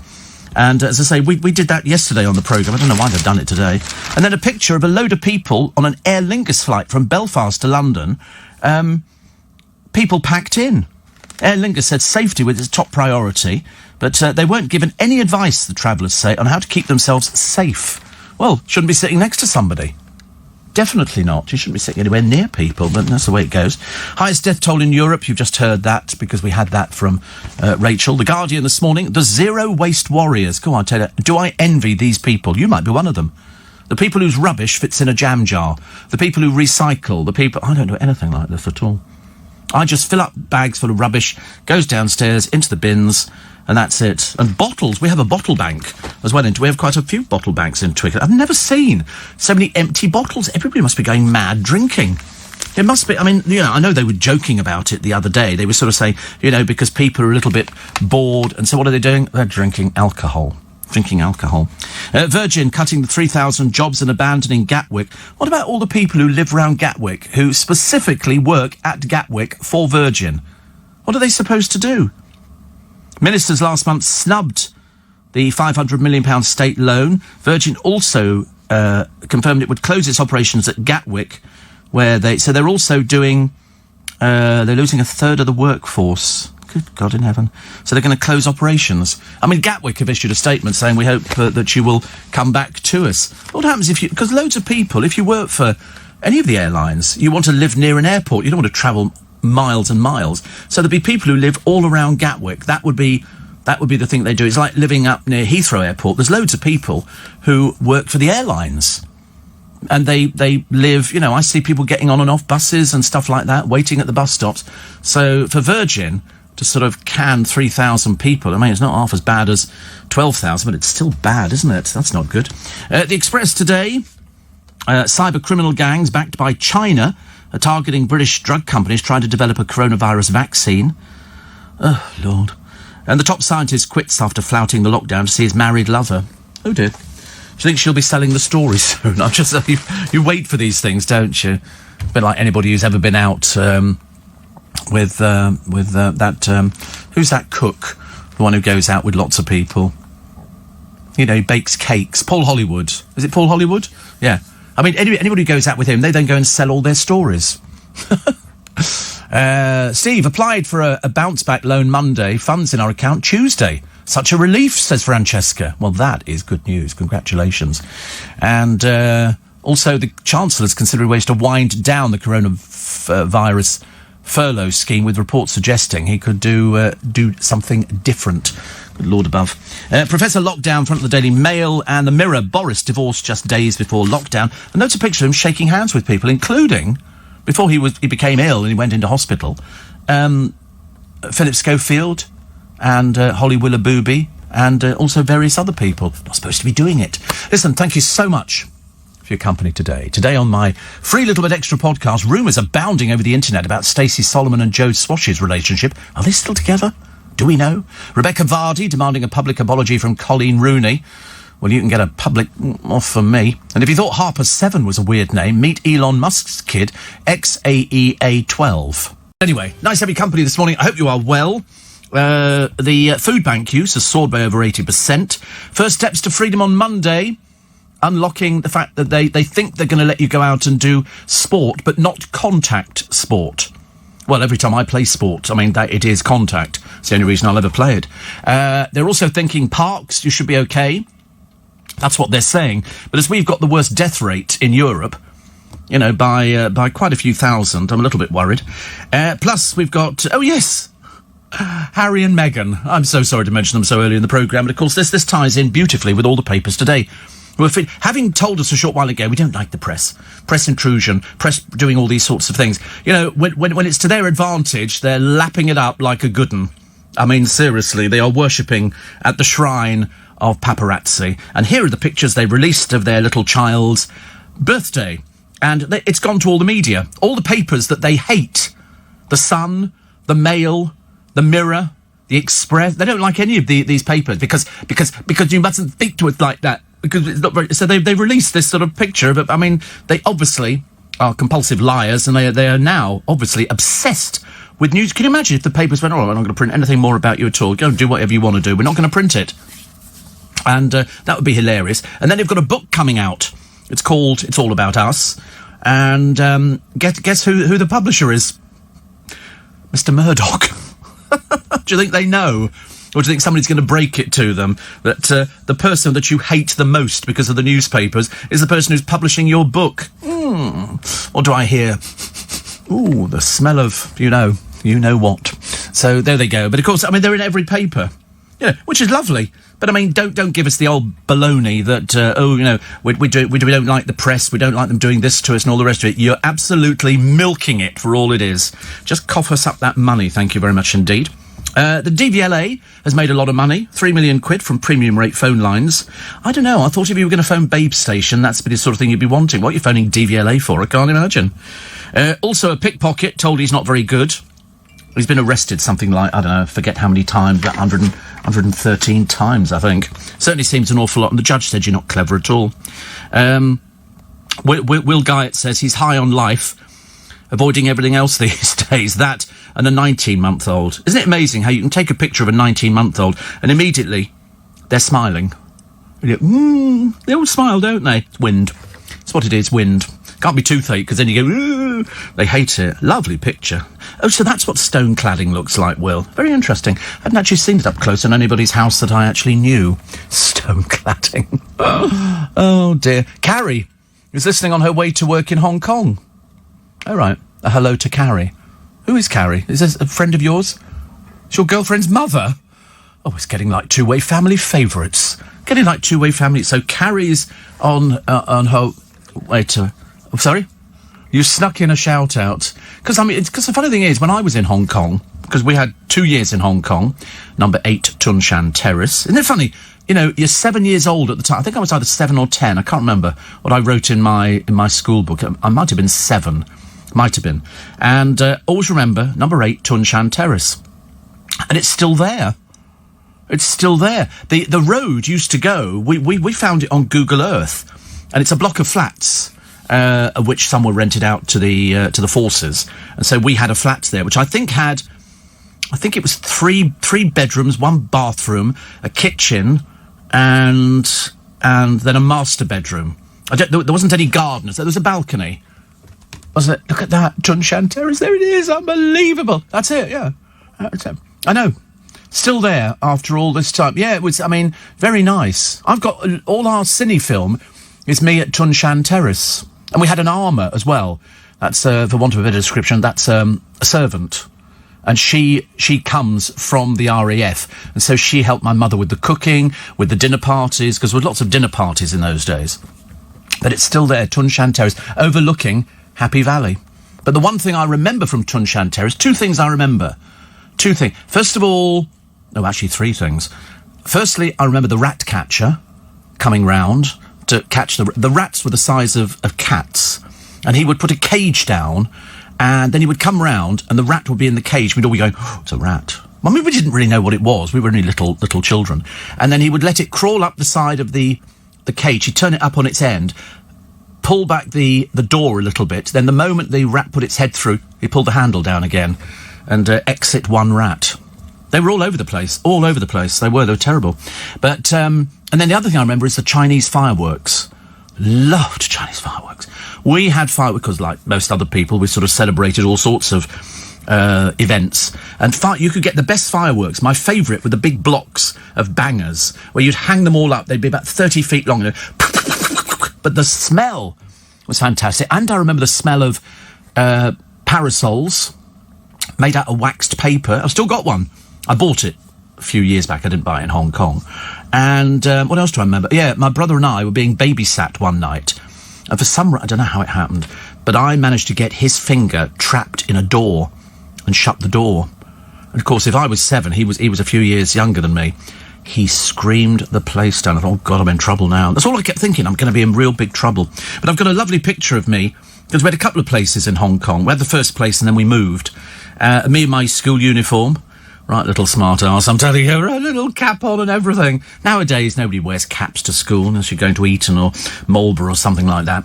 But it was lovely over there, so I'm always happy to hear about Hong Kong, which I probably wouldn't recognise now. We did the floating restaurants at Aberdeen. There was also the fish market at Wan Chai. The new territories was not even built up. There was nothing there. The Star Ferry we used to take over. Oh, we loved it. And we used to go up on the Peak Railway to the top. We went to the Tiger Balm Gardens. I mean, it was sort of infancy kind of days. And my father was based at Government House because he was ADC, aide de camp, to the Governor of Hong Kong. And we saw dragon boat races. We had what do we have over there? Not a monsoon. We had a typhoon. We had a Typhoon Mary over there. And that's where literally all the squatters' huts on the hillside on the island all just collapsed, the whole lot. The whole lot collapsed, everything. And they used to build everything. You didn't see any scaffolding poles. It was all bamboo. And who was manhandling all the earth off the site? Women. Women. Hardly saw any men doing it. It was women with their big coolie hats on and the buckets of earth. And I mean, phenomenal. Phenomenal. But I can't remember what we ate over there. I mean, to be honest, you know, there is a limit to most people's memory, and my memory sort of kind of crashes out at the food. So I don't know if my mum cooked anything, or our Lynn. Our Lynn, she was called. Our Lynn. And she, of course, as I said before, committed the cardinal sin. She got pregnant. That was a big no-no in the RAF. It was a case of she was employed to do a job. And jobs were sort of, you know, a good job was hard to come by in those days. But my father said, that's okay. And so we sort of stuck by her while she went through pregnancy, and then she had the baby, and I've got pictures at home of Arlene with her baby and her man, because we didn't even know she had a boyfriend or anything like that. We knew nothing. And she had a little room off the kitchen where she lived, And so she had the baby, and my father said, no, you can carry on as normal. It was good, wasn't that nice of us? I thought it was very nice. And then my father was very good at arts and crafts, and he built me a fort. But he built it out of matchboxes. But of course, I know it sounds very odd. We didn't have many matchboxes in our house because my father had a lighter. And so I would go to school with a packet of opal fruits and say to people, if you bring me in matchboxes, I'll give you an opal fruit for every 4 matchboxes that you bring in. And so all of a sudden I was inundated with matchboxes, which I would then dutifully take home. And my father had a little workshop off the sitting room, which you couldn't see in. And for Christmas, he made me a fort. And he made it out of the matchboxes, gluing them all together. And then he covered them in papier-mâché. And then it was all painted grey and had a drawbridge that actually went up and down. I mean, it was, for a little kid of my age, my father was very good at things like that. Very, very good. He made a galleon for my mother, which I don't know, somewhere in a Pickford's, there was a box in the corner with lights coming out of it. And somebody said, what's that? I don't know, galleon, I think. And there'd be bits of our family memorabilia. We lost all sorts of things. It was a whole sort of trunk that went missing. So happy memories of Hong Kong, Carrie. Happy memories of Hong Kong. I mean, what it's like now, I've just seen pictures of it. And I'm sure we were there in the 60s, 64, 62, something like that. No, not as built up, no. It is now, it's terribly built up, isn't it? But Tiger Balm Gardens we went to, and the Peak Railway. We did all the usual things. We had dragon boat races, but we were just little children. Dad went to work in the morning at Government House. Mum didn't work. Typical of the RAF families. Mother had enough to do with the house, and then there'd be dinner party. I think actually, probably at least a dinner party a week. At least a dinner party a week, and then on some weeks 2. And so there'd be the smell of cigars wafting through the flat, and then me appearing at the door of my bedroom going, I want to go to the toilet. At 7, may I ask you? Everybody going, oh, he's so sweet, isn't he? As I'm standing there weeing myself, Because when you're half asleep and you're a little kid, it's awful because you go into the bathroom and you put the light on. What do you think? You've been blinded. It's like having spotlights shone in your face and you've got no idea where the toilet is at all. But it was still good fun. So yesterday... I must tell you the story about yesterday. Yesterday was very good. Yesterday was a very good day for buying earth. And I did it, I thought, remarkably quickly. I was very industrious. Oh, dear. Nice to have your company. 18 minutes past 4. Steve Allen's early breakfast. I knew Will Guy would be back on the other thing straight away. The moment he mentioned stone cladding, he sent back a thing saying, stone cladding, one of those... Stone cladding? He said, it's real stone, Steve. Less overgrown these days. I thought I might add a mock Tudor extension. Looks lovely. Your garden's a bit of a mess, but I mean, that can be solved easily, can't it? You need to get out there with it. Did you see a picture of Ian Dale? He tweeted of himself on a tractor, implying that he's bought a tractor. How much is he earning? Mind you, you can pick up tractors quite cheaply. They're not as expensive as I thought they were. No, Will's house is lovely. Do you know, funny thing is, I quite like an overgrown garden. I mean, I like 2 sorts of gardens. I like gardens that are sort of low maintenance. And I also like a garden that's overgrown because as children, when we lived in Yorkshire for another couple of yees, right next door to us, our house was at the end of a lane. We were the only house in the lane, apart from a little farm thing over the road from us, but it was not as nice as our place. And ours was very old. Ours was a house from, I think, the 1500s. That was the one I told you about with the smuggler's tunnel under the stairs, and you could follow it all the way to the coast. When the smugglers used to bring stuff in. But right next door to us, literally, was a field, but it was like a little wood. And you could play in there, you could sort of climb trees, fall out of trees, have a swing. We had a go-kart. My dad built us a go-kart. Like a thing with sort of 2 wheels at the front, 2 wheels at the back, and a box that you sit on. And then it was hinged at the front so you could steer the thing. God, we had amazing fun. We were so easily pleased. When we were young. It's only when we got old we got very grumpy, very grumpy. Like somebody the other day wrote to Piers Morgan. You knew it was a snowflake because they deleted it very quickly afterwards because they're a bit scaredy girls, aren't they? A bit scaredy girls. And also, they don't have any friends. Most snowflakes seem to have like 0 or 1. Anything more than that, and that would be sort of, a step in the right direction. But they're a bit stupid. Anyway, wrote to him saying, you're not an essential service. My daughter is a nurse. And I thought, no, she's not. You're a liar. You don't have a daughter. Because otherwise, if she knew her father was writing stupid things to somebody like Piers Morgan, she'd come around and slap the back of your legs. So they're liars. They don't have daughters who are nurses. In fact, they don't have any family. And so somebody wrote to him and said, essential service. My daughter being the nurse, which, liar. is an essential service. And Piers wrote back, and sort of tweeted back to this buffoon and said, excuse me, you're quite right. If your daughter's a nurse, which of course she isn't, another liar, it's a case of, yes, she is an essential service. But unfortunately, the government have decreed that broadcasters are an essential service. If you're talking about the coronavirus and you're talking about a pandemic, you talk about figures, that's an essential service. We used to have some idiot, some sad, pathetic little person used to write in going, you're not an essential service. When all this kicks off, all the radio stations will be closed down. You're joking. All the radio stations have come into their own. This sort of buffoon claiming that they're part of some sort of, really, really ill. I'm part of the Secret Service and all this kind of thing. Yeah, of course you are, dear. And so Piers Morgan shut this person up very quickly. Very, very quickly. By saying we're an essential service. What would you do if there wasn't any radio or television? Nothing. You wouldn't be informed about anything. You'd have to go by the papers, which is not always the most accurate thing. That's why we're an essential service. That's why we're here. That's why we're here. If we weren't an essential service, we wouldn't be here. But I think you'll find we're here. Wait a minute. Yep, still here. You still there, Corey? Everybody there? Yeah. We're all here? Everybody here? Good. There you go. Everybody's here. The whole team. Somebody wrote in the other day and said you still have 2 producers. Every programme has 2 producers. Every programme. I've had 2 producers for the past... Good Lord, I've forgotten how many years now. Ages and ages and ages. Corey's practically family. The sort of family you don't want to hang around with very often, but, family nevertheless. And I thought it was a little bit odd, actually, now. Oh, Will says, that was when we bought the house. The garden looks much nicer now. So have a lovely day in your garden. Well, I'm just about to tell the story of yesterday. Well, of course, now what they're doing, I should explain the setup down here in Leicester Square, because they're digging it up. In fact, they seem to be digging up roads all over the place. Around Richmond, it's a right carnage. Dreadful. But anyway, I'm sure by the time you all get to go to work later on, it'll be fine. But we have to try and locate the car. Now, he is somewhere the other side of Leicester Square. We've got no idea where.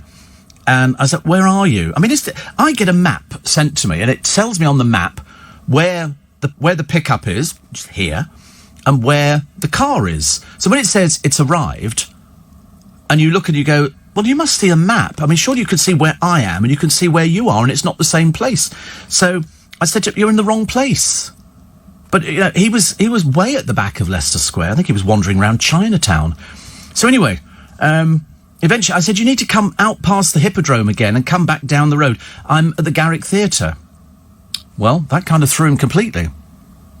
I don't think he knew what the Garrick Theatre was. So we saw him coming out, and I said to Corey, he's there.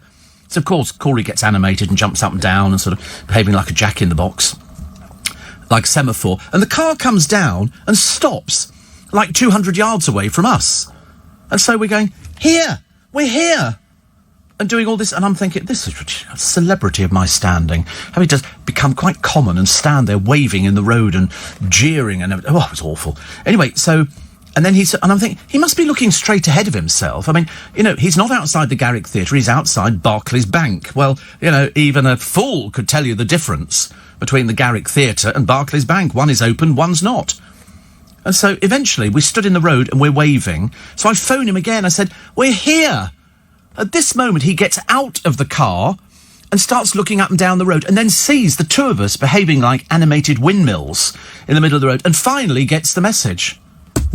Seriously, to Lord above. It was just very strange. Anyway, so we go home and I go, listen, I always tell them the route I want to go. I don't make the mistake. I want to start wandering around the houses. It's best for them that they follow my directions, seeing as I've been doing it for 40 years. So, I want to make a big issue about it. But they did it again this morning. You couldn't find me. I can't find you. Well, I can see on the map you're not here. You're not here, even though it says you've arrived. You're not here. And at that moment, you think, I'm going to be late for work. And the one thing I can't afford to be is late for work. They dock money.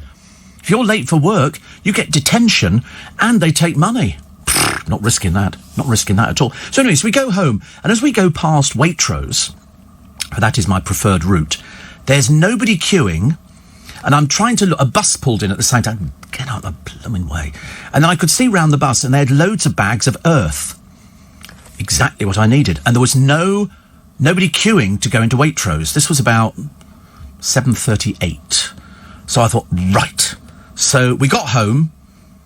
leapt into my car, shot round to Waitrose, which is about a minute, and couldn't find anywhere to park. Parked at the back of Waitrose, go to the front, and I couldn't see any trolleys. And he said, oh, they're inside. I said, can I get a trolley and bring it out and load it up with earth? I did check to see if there was any restrictions on earth, and there weren't. There were no restrictions on buying earth, because it might have said, oh, only 2 50-litre sackfuls or whatever it is. And so I bought 5. So I then have to manipulate and manoeuvre the trolley. Well, that in itself is akin to a film made in Hollywood in black and white, without speaking in it. Trying to push a trolley round the pavement was just ridiculous. And these bags weigh a ton. So eventually, I managed to get back to the car and open up the back, and I had to put them... I've got cream leather.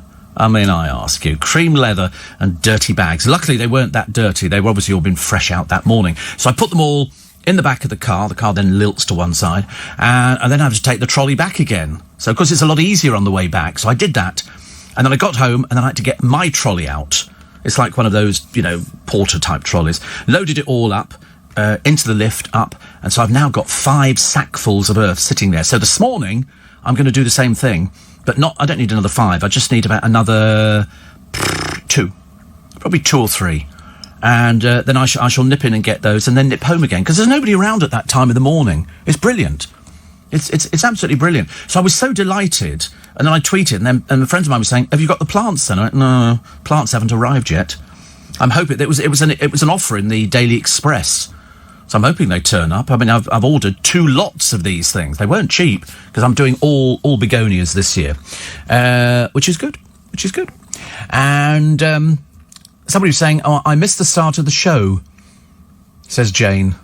I had to shut him up before the neighbours sent me their good wishes. Oh, nothing worse, is there? Nothing worse. The neighbours. So anyway, yesterday I was very pleased about it. And then today I've just got to clear out 2 more pots and a couple of urns, kind of urn-type things.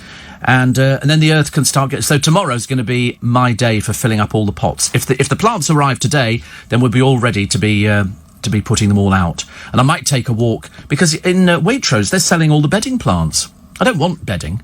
Thank you. I just sort of want, little plants I can put in a couple of the other things, so I can have sort of, perhaps, 10 lobelias in one urn, and then that will cascade over, and it'll just be blues, which looks quite nice en masse, because when it dies, you've got to throw the whole thing out anyway. So that is the plan for the weekend. That is the plan for the weekend. And I'm looking forward to it, because normally on the bank holiday weekend, we all queue up, don't we? And I was talking to Serena, and she said she went past, was it a B&Q? She's never seen so many people queuing. Never seen so many people queuing. I said, well, it's the same everywhere. Anytime something opens, that's why we're all waiting, aren't we? To see what's going to be said on Sunday. And I think it's going to be that you can go to parks. I think it's going to be that you can have sport, but not a contact sport. So you could probably play tennis or something like that. They've also said they're going to relax the opening on restaurants. They can open, but for takeaways only. And dry cleaners can open. But I thought dry cleaners could always open. That's what I've been telling people, because that's what it said. It's an essential service. An essential service. And Anastasia says, of course you're an essential service. You're keeping me company. Yes. So I was, yesterday was such a fruitful day. I was very, very pleased. And then, of course, I go onto the internet, buy a couple of other little bits and pieces, so it's good. Steve, I'm glad the earth finally moved for you. Great show, as per. Do you know, I couldn't be happier. You wouldn't... It's funny thing is, was it Alan Titchmarsh was saying the other week, and he said, gardening is very therapeutic, and I didn't used to think it was. My mother used to come around and do my garden, when I had a garden, and she would spend ages doing the edges and gathering all the earth up and really, really being very industrious. I used to get really quite angry. I'd say, oh, Mum, leave it alone. Now, I'm the same. I've kind of went off gardening a little bit, because after we sort of went into lockdown, I thought I can't do anything. So now I'm going to. I'm going to get quite carried away with it. And over this weekend, by the time we finish the weekend, it will all be planted up.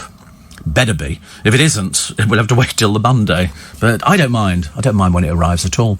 And Tam says, when you say they sent you a car, do you not mean a taxi? No, it's a car.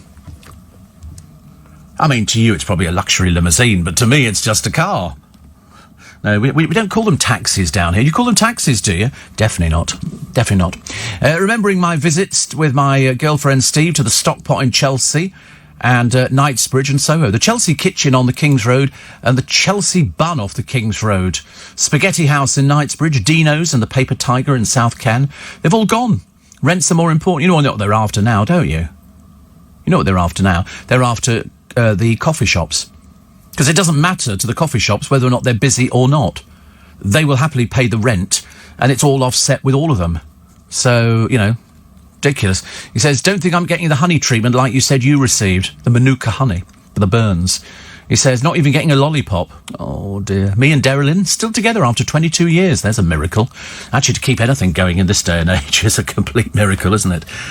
We got the news. The company this morning, so happy bunny. Although Warren just texted and said, don't... Now, what was the thing that he says? That's right. Do not cast a clout until May is out.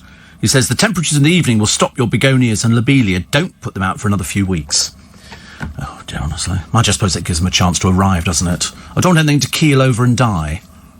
I'm quite looking forward to seeing what it all looks like, but I've ordered... They had 1 pack of begonias.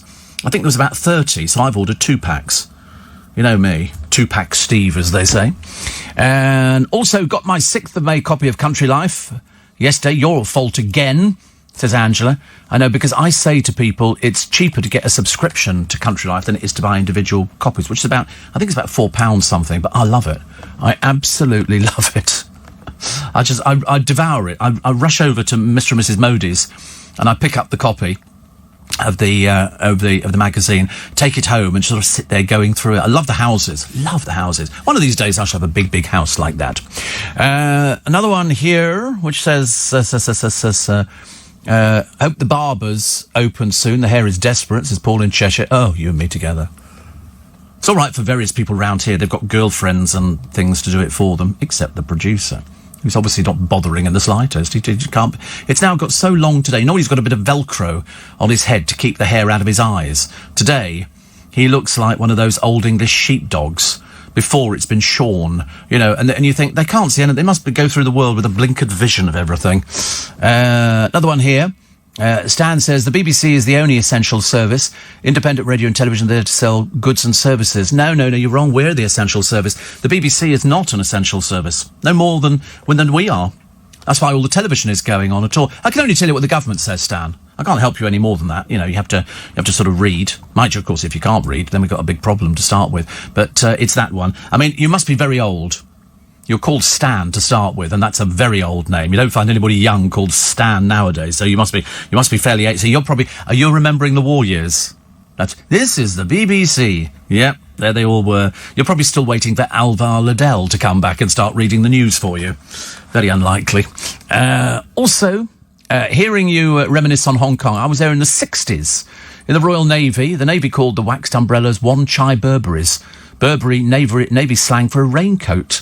They were so cheap. If it rained, you just dived into the shop and bought another one. By the time I left, I had dozens of them, says Frank. The smell was gorgeous. It's waxed paper. Mine is hand-painted. And I bought it. We had a Chinese shop in Twickenham. It was lovely. I bought quite a few bits of furniture and stuff like that. But I bought these waxed umbrellas.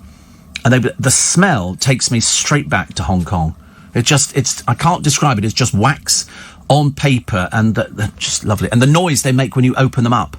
Beautifully made. Beautifully made. Love them, but cheap.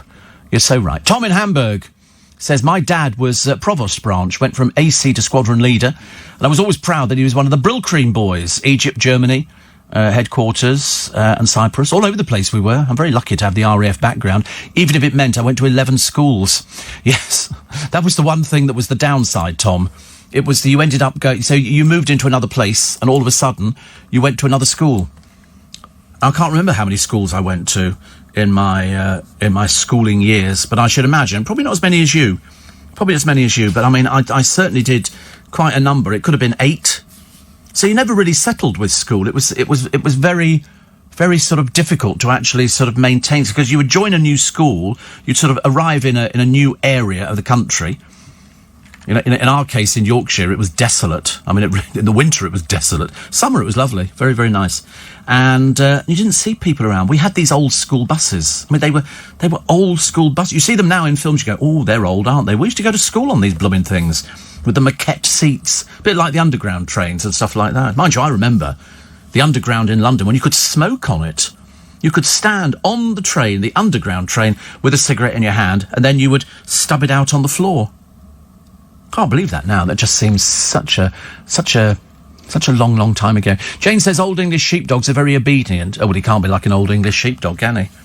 Oh, no, dreadful, seriously. I mean, it is like house training a small child. It is. I mean, in fact, probably easier to house train a small child. Although probably not. Steve, I love your Air Force reminiscences. Thank you. And somebody says, I've just switched from car radio to the LBC mobile app and I've had to listen to a 1-minute replay again. Loving your show. Loving your show. That's what we like at this time of the morning. And we got the audience figures coming out very, very shortly. So that means, I mean, the last time we put on 50,000. The time before that was 100,000. I'm looking forward to a big increase this time round. Otherwise, I'm going to come round and personally have to pay you all money to listen to the programme. But to be honest with you, at this time of the morning, this is the best time. If I was at home now, I'd be outside doing the pots. I would. I'd be outside. I'd be lifting them all up. You know why? Things hide under them, like slugs. Slugs hide under pots. If there's one thing I will not have, I'm a bit like Hyacinth Bouquet, is slugs under the pots, because they eat the plants.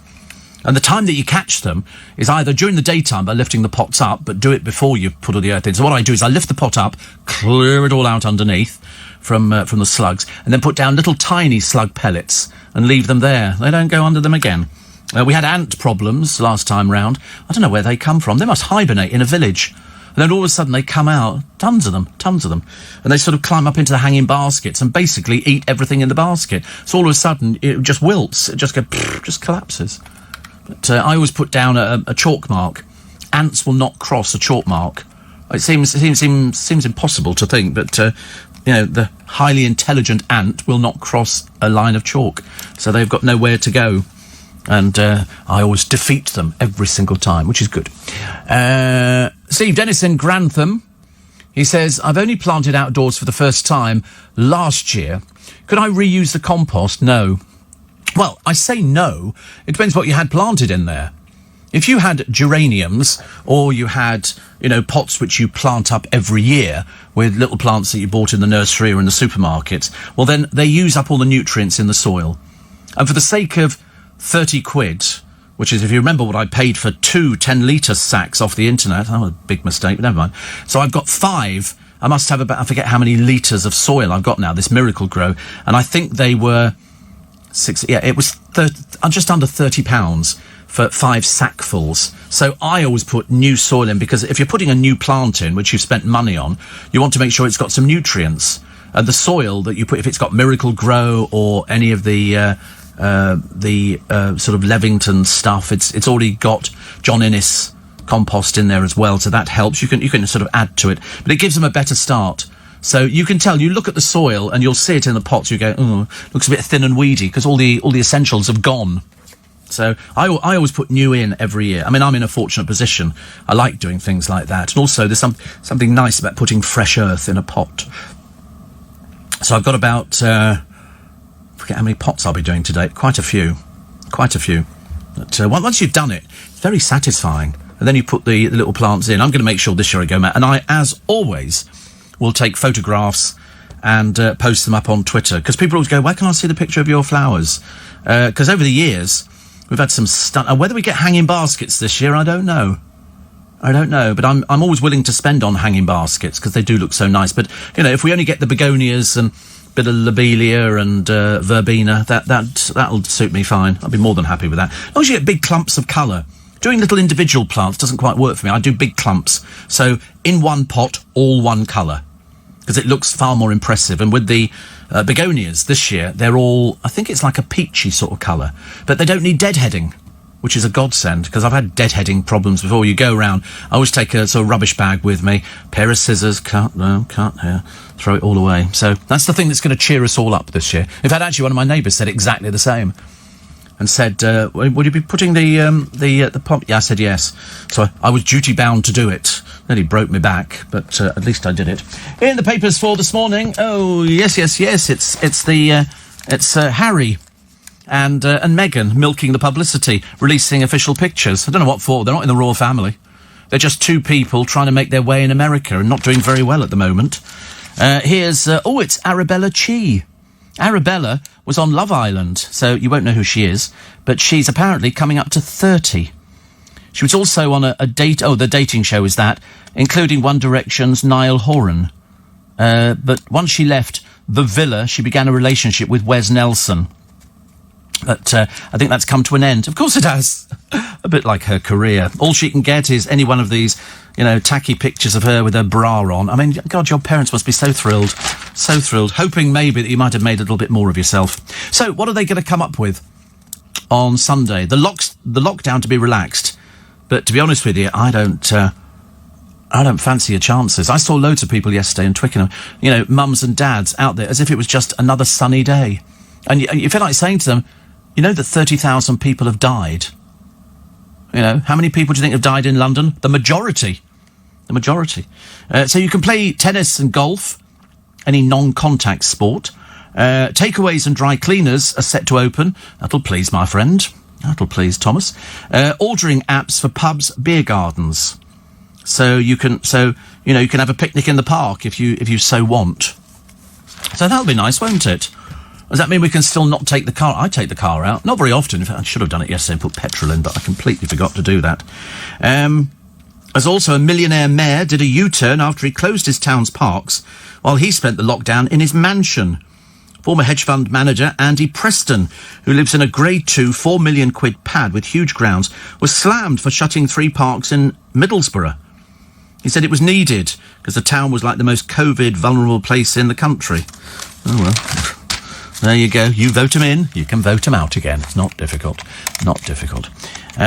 Also, Daisy Briggs is walking unaided for the first time. She's raised $14,000 for the NHS. They're all doing it. We noticed the parents get out there and walk. Get out there and walk. We get your picture in the paper. It's like whenever there's been a disaster, people go there and they give their kids teddy bears. Go and put that down there. Somebody take your picture. Okay? Look, we're in the paper. That's how it works, isn't it? A fashion model has ditched the catwalk to work in a care home. Well, to be honest, there isn't any work on catwalks. So it's not a case of they've ditched it. It's a case of they've been forced to ditch it. Plus the birthday girl Adele, 7 stone weight loss. And then, laughingly, Gemma Collins says, "Oh, I'm a bit like Adele." Well, sadly, you're not, dear. Adele sings, has talent, and makes a fortune. You don't. Okay, it's as simple as that. As simple as that. Also, Sarah Ferguson. Yes, she's still around. This is the one who doesn't actually have a house, so she shacks up with her ex-husband. It's all very bizarre. Very bizarre. But she stuck her CV on an employment network site. She lists her job as, wait for this one, spokesperson, author, producer and humanitarian. She's a bit cloud cuckoo land, I'm afraid. Her CV says she's published 55 books and she lists the Business Forum, Pitch at Palace as an interest, which Prince Andrew quit in disgrace. She also brags about her countless media interviews as a reporter and presenter on US TV. She's done nothing for very long at all. And if you really want to see Sarah Ferguson, the real Sarah Ferguson, check out her on YouTube being interviewed by an Australian station about her book, which she was happily plugging. No class whatsoever. Suck my toes. Woo, don't be shy, suck my toes. I never quite understood that thing at all. Steve, having the yearly problem with ants at the moment. We'll have to get the ant traps out. I know. No, I didn't know Tony Myatt at all. I know he worked for our sister station, Capital Radio, but I didn't know anything about him. Hanging baskets at Garson's farm shop. And the Royals haven't put a foot wrong during this epidemic, Steve. In fact, they haven't put a foot outside the door.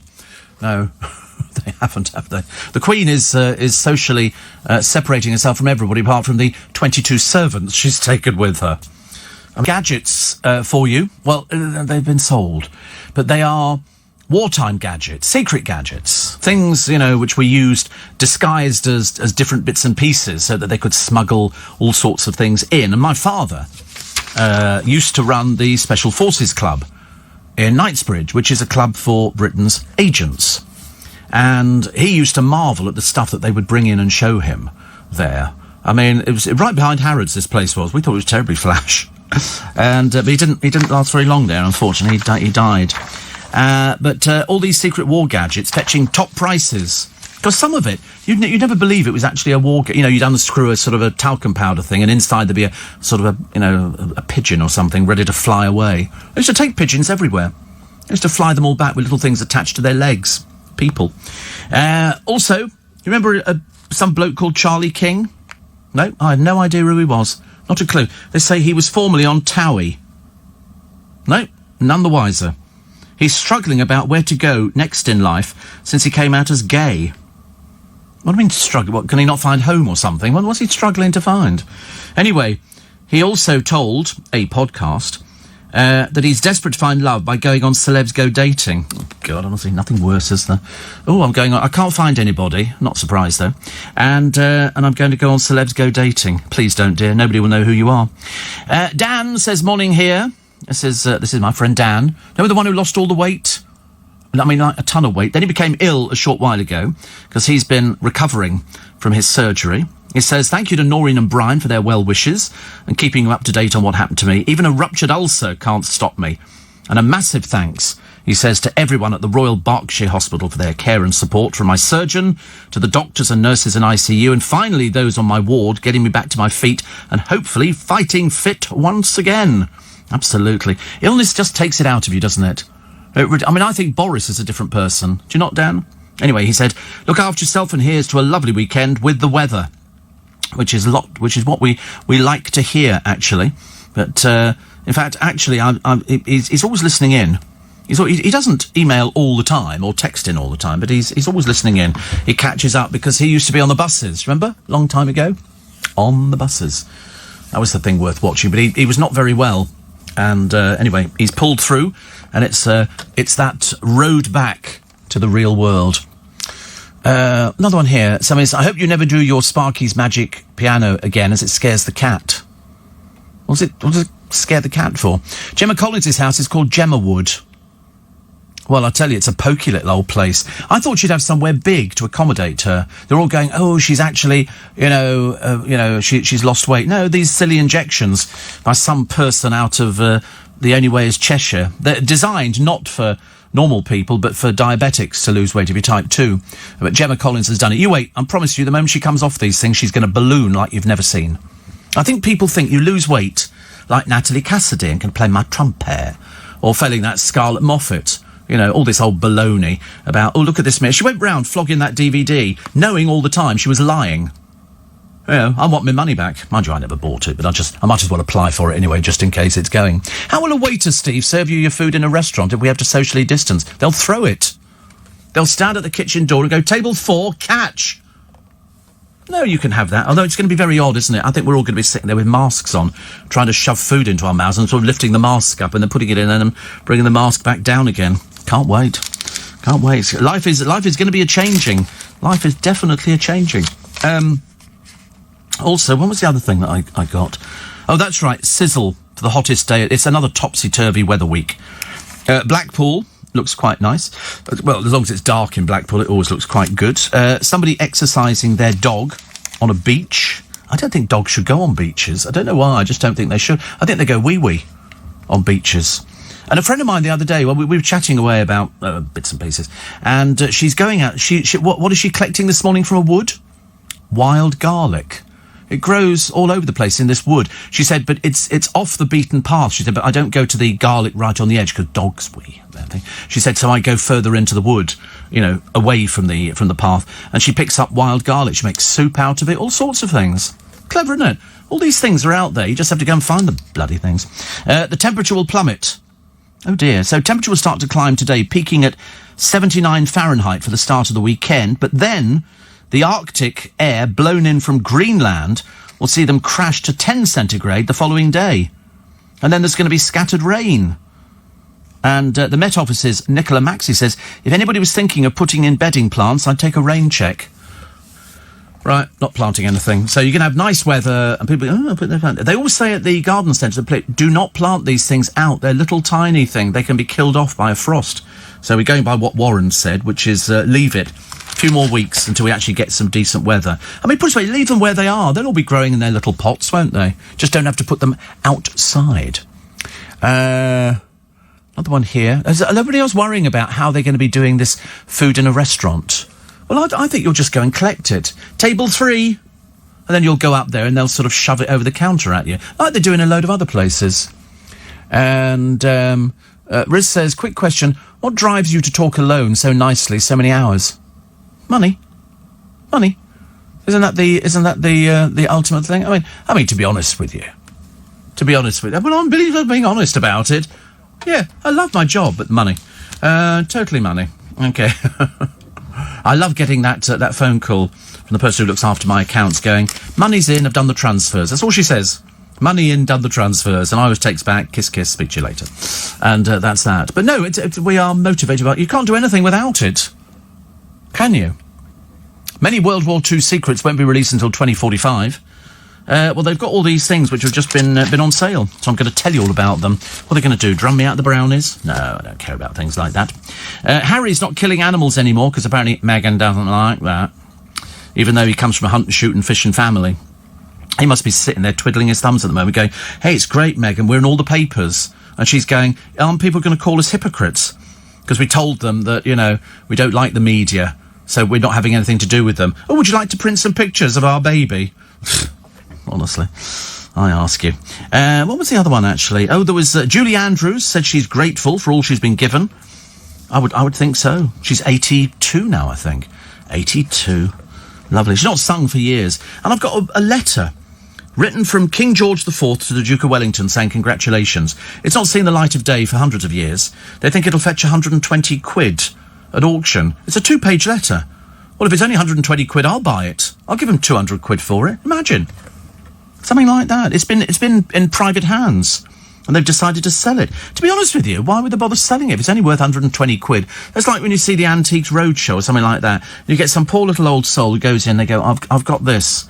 And they go, well, this is very lovely. This is really lovely. Where did you get it from? They always ask the question, where did you get it from? Well, you're supposed to be the expert. You tell me. And then they go, oh, right, well, this is lovely. Well, I think you're probably looking at, as they sort of hold this vase, you think it's going to fall to pieces. And they go, I think between 60 and 80 pounds. And I'm thinking, I'd take it home. They're ripping you off. I go, so would that be, I'll tell you what we'll do, 60 to 80 with a reserve of 50. Well, now it's getting less. And the sort of little old lady goes, oh, I think that'll be all right. And then on the day, they all stand there, and of course it's all cut together, and they go, right, yours is coming up now. And they go, right, who'll start me at 10? 5? Anywhere? 5? And she's sitting there thinking, I might get 80 quid. Eventually it goes to about 35, and he goes, oh, it's just the way it goes, isn't it? That's that irritating little bloke who does the thing. And you think, well, why are people selling stuff for sort of 80 quid? Keep it if it's a family heirloom. I can understand if you're selling somebody's medals, because they're actually worth quite a lot of money. But not, I mean, sometimes they go, could be £20. As if you're supposed to be excited about 20 quid. You think, oh, they must have found that whole thing, and there's only 6 people, and you think, what are the rest of them bringing in? Must be dreadful, dreadful tat. Also, why do people say it's a quick question, but they don't take into account that the answer could be very long? Now, wash your hands, says Patrick. Why do people say it's a... Oh, I don't know, actually. Steve, dogs on beaches, I fully understand, but have you seen the state humans leave it in? Of course I have. It's when people bury their rubbish in there, isn't it? That's the thing. There's some I'll tell you, it's small wonder we've got the worst death rate in Europe over this, because people are just not bothering about anything at all. Yesterday, I could have stood on the streets with a megaphone looking at all the cars going past with one person thinking, what the hell are you doing? What the hell are you doing? Ridiculous. The shame Professor Lockdown will escape prosecution for illicit trysts. Well, of course they're not going to prosecute him. I thought he was a distractor. Don't you think? A distractor. Steve, will your begonias need deadheading? No, these ones, new strain, no deadheading necessary. That's why, when you get all the hanging baskets around London and everything, you don't see them going around deadheading, do you? They don't need deadheading. They have baskets where it's only us. You go out and, another bit of a dead geranium or something like that. They don't deadhead. You never see anybody deadheading. It's where you take off a dead flower, because it then encourages more sort of growth. Because once the flowers put all the effort into making the flower, the flower's made all the effort into producing the actual floral bit of it, it sort of loses it. So you cut that off after it started going a bit brown and manky, and that will encourage others. I mean, geraniums keep going forever and a day. My next door neighbour, Lindy's got some lovely variegated trailing geraniums, which looked lovely, actually. I might have to go back to where she got those from. 84850steve@lbc.co.uk. Coming up to the news at 5 o'clock this morning. Then we got our poem. I'm debating which poem to use. I have a choice of two. I know which. It's Thursday, the 7th of May. It's Steve Allen's Early Breakfast. Thank goodness yesterday for Ruth Langsford, who stopped Linda Robson accidentally breaking social distance. You know, she was going to hold a mirror up for Jane to do her hair cutting. She was doing hair cutting, and so Jane Moore was cutting her own fringe with a mirror, and so Linda Robson went, and started to make no. People were sort of offering. I think Linda was offering a helping hand, but I mean, you can't do that. That's why people are distancing themselves. Can't stand near her. Richard Madeley reveals things can get tense with Judy in lockdown.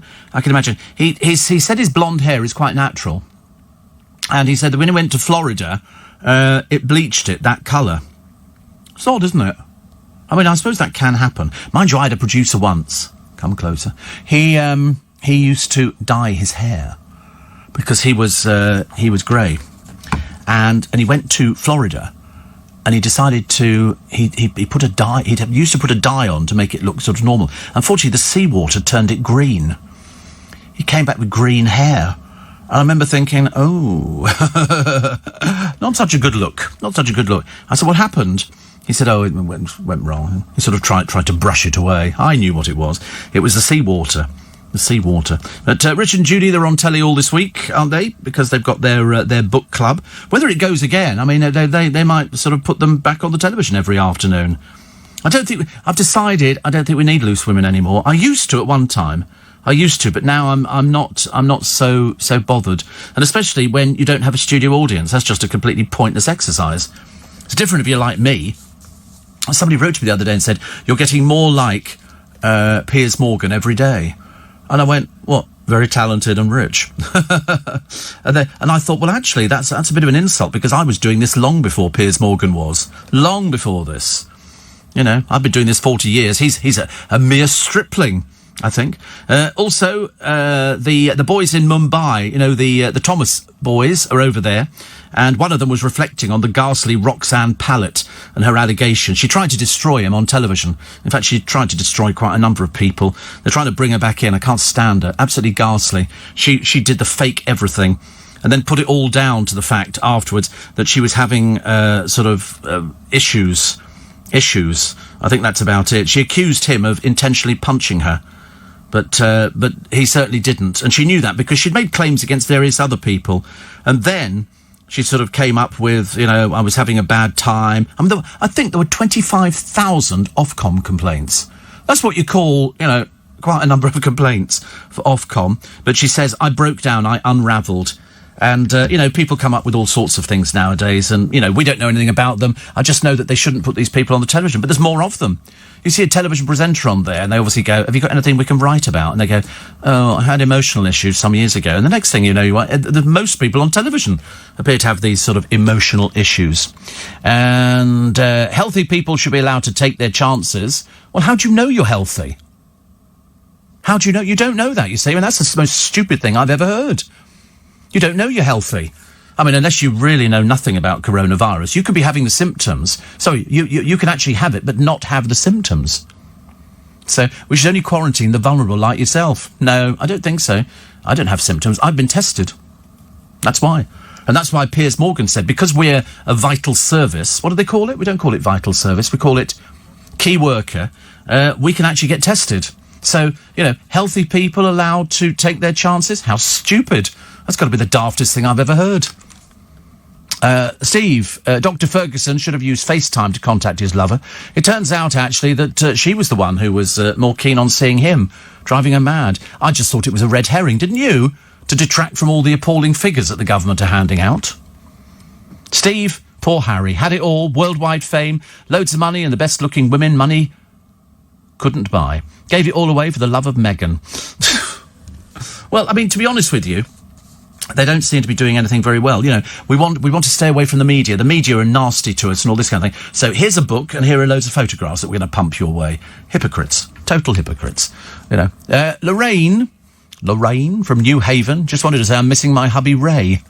who's gone back to working nights, and now I can't sleep, even though I have the whole bed to myself. Oh, that was always my favourite thing. You know, if you're with somebody and then they get out of bed in the morning, all of a sudden you've got the whole bed. The whole bed. God, that was like luxury. Absolute luxury. Also, another one here. When you talk about your garden, Steve, excuse me, I think about the garden we had when I was a girl. I was never a girl. I was never a girl. We had trees full of apples and plums, and we had our own strawberries, but the birds annoyed us by nibbling on the strawberries. I played a lot in the garden, says Connie. Oh, we used to grow rhubarb at the bottom of our garden. Excuse me. There we go, a little squeeze of lotion. Yeah, we had rhubarb, we had 2 apple trees, and we had a pear tree as well. I mean, to be honest with you, it was easy to go and buy it down the supermarket, as opposed to...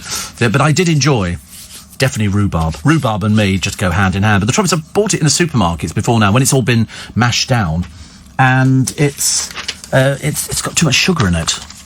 Oh, what have I done here? Oh, you stupid boy. So I've just put this hand... I thought I was holding my hand underneath whilst chatting. It's gone all over the desk now. Stupid... What a stupid boy. Right. Checking In is the poem by André Malinois. Okay. It's a fairly simple one, this one. It was second choice this morning. I might read you the other one a little bit later on. It's a bit bizarre. I need to read it through to myself just to make sure I know what I'm talking about. And Andre's a listener. Really? Oh, right, okay. All right, I'm going to read it now. All right, you keep interrupting. I'm going 3, 2, 1, and you're going, oh, you're going to say, goodness sake, have you finished? Do you want to interrupt again? Go and sit in the naughty corner.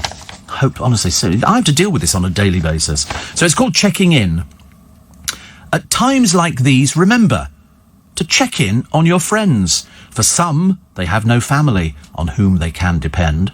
A phone call costs you nothing. To hear a friendly voice could make a world of difference, and right now we've no choice. No choice to choose liaisons, no choice but to conform, for life has changed forever, and nothing is the norm. We'll find that bonds of friendship will strengthen if we care, so take the time to check in and show them that you're there.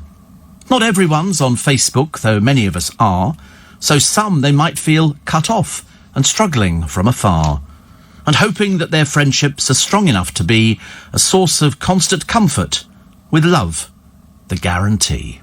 There you go. Beautifully read, I thought. Huge round of applause. Thank you very much indeed. I'm here all week. Well, I'm here until Friday, actually. Oh, no, wait a minute, I've just remembered I'm here Saturday as well. Oh, and Sunday. Good Lord above, how does that happen? Steve, where did Katie Price get the money for the Priory from, says Jackie. Your guess is as good as mine. Well, she's renting a house at the moment, isn't she? Every time she does something, it's a little something. I mean, to be honest, I was amazed. I thought the Priory was supposed to be confidential, but she was allowed to film in there. So it could have been a contra deal, where they say, listen, we want to film her coming into this. Because to be honest with you, it's so expensive. It's like $7,000 a week. You know, if you're looking for sort of somebody like her, that could be £7,000 a week. But as I say, it's the usual claptrap. We've heard it I've heard it so many times over the years. It's like, Katie Price is talking, blah, blah, blah, blah, blah. Load of old rubbish. You know, 1 minute, oh, I'd like to thank very much indeed, because Peter Andre's a marvellous husband. Yeah, that was what she tried to take to court. That's how marvellous. She has to try and do something because she knows how revolting she is. It's not her fault. 84850 steve@lbc.co.uk. So I don't know the answer to your question. Richard is lucky it's Judy he's isolated with. Anybody else would have strangled him after a week. Well, of course, he can go out, but she apparently can't because she's over 70. And so they've all said, and I quite agree with them, it's how ridiculous. How ridiculous to actually sort of one goes out and one doesn't, because I think he's 63. So, but anyway, I mean, they might recommission. You never know. I don't know how expensive it is to do. Another one here. Wait a minute, I've lost the blooming thing now. Well, dear. Another one which says, they can't let Judy out, she'd scare the children. Do you know she's not interested in the fame kind of thing? That's why that, Fern, what's-her-face? Not Fern. Anyway, the one who got herself pregnant, had a child with that criminal, her. She was saying the latest boyfriend didn't like the fame. I thought, no, not like you, a bit addicted to it, isn't it? Bit addicted to the, oh, look, take a picture of me. No talent whatsoever. Absolutely nothing at all. Steve, I saw a bus driver sitting in his cab, shaking hands and punching fists with another driver through the open cab window. Oh, you probably see that all over the place. We saw it with the Prime Minister before he then went down with coronavirus. That was a thing that sort of worried me a little bit. I'm a locksmith, Steve. Simon, does that make me a key worker? Yes, of course. I like it. Also, I get a load of things for Tom Swarbrick, actually. Load of things. Jackie says, your texts are checked very quickly. Is it the boys? Yes. Yes. Well, we don't have two boys. We have one boy and a girl. We have a girl on the show, on the team. Oh, yes. Oh, goodness sake, honestly. Everybody sort of thinks, we have two people, boy and girl. So, sometimes we've had two boys. You know what? We've never had two girls. We've never had two girls. Although I've had loads of girl producers over the years. Loads of girl producers for In Conversation and all sorts of things. Beth and Amanda, loads of people. I mean, he says just rattling off two names, but I promise you there's been a fair number over the years. And then there's all the people I used to work with back in Gough Square. We get those checking in with us every so often, which is quite nice. We like that. We like the reminiscing kind of thing. Although I think they're doing, that Capital Radio have their summertime ball. Well, of course, they can't have it this year, but they've come up with an even more brilliant thing. If you want details, go to their website, and you'll find all the details of how they're going to get round it. Very clever, very clever. I was beginning to wonder how they're going to do it.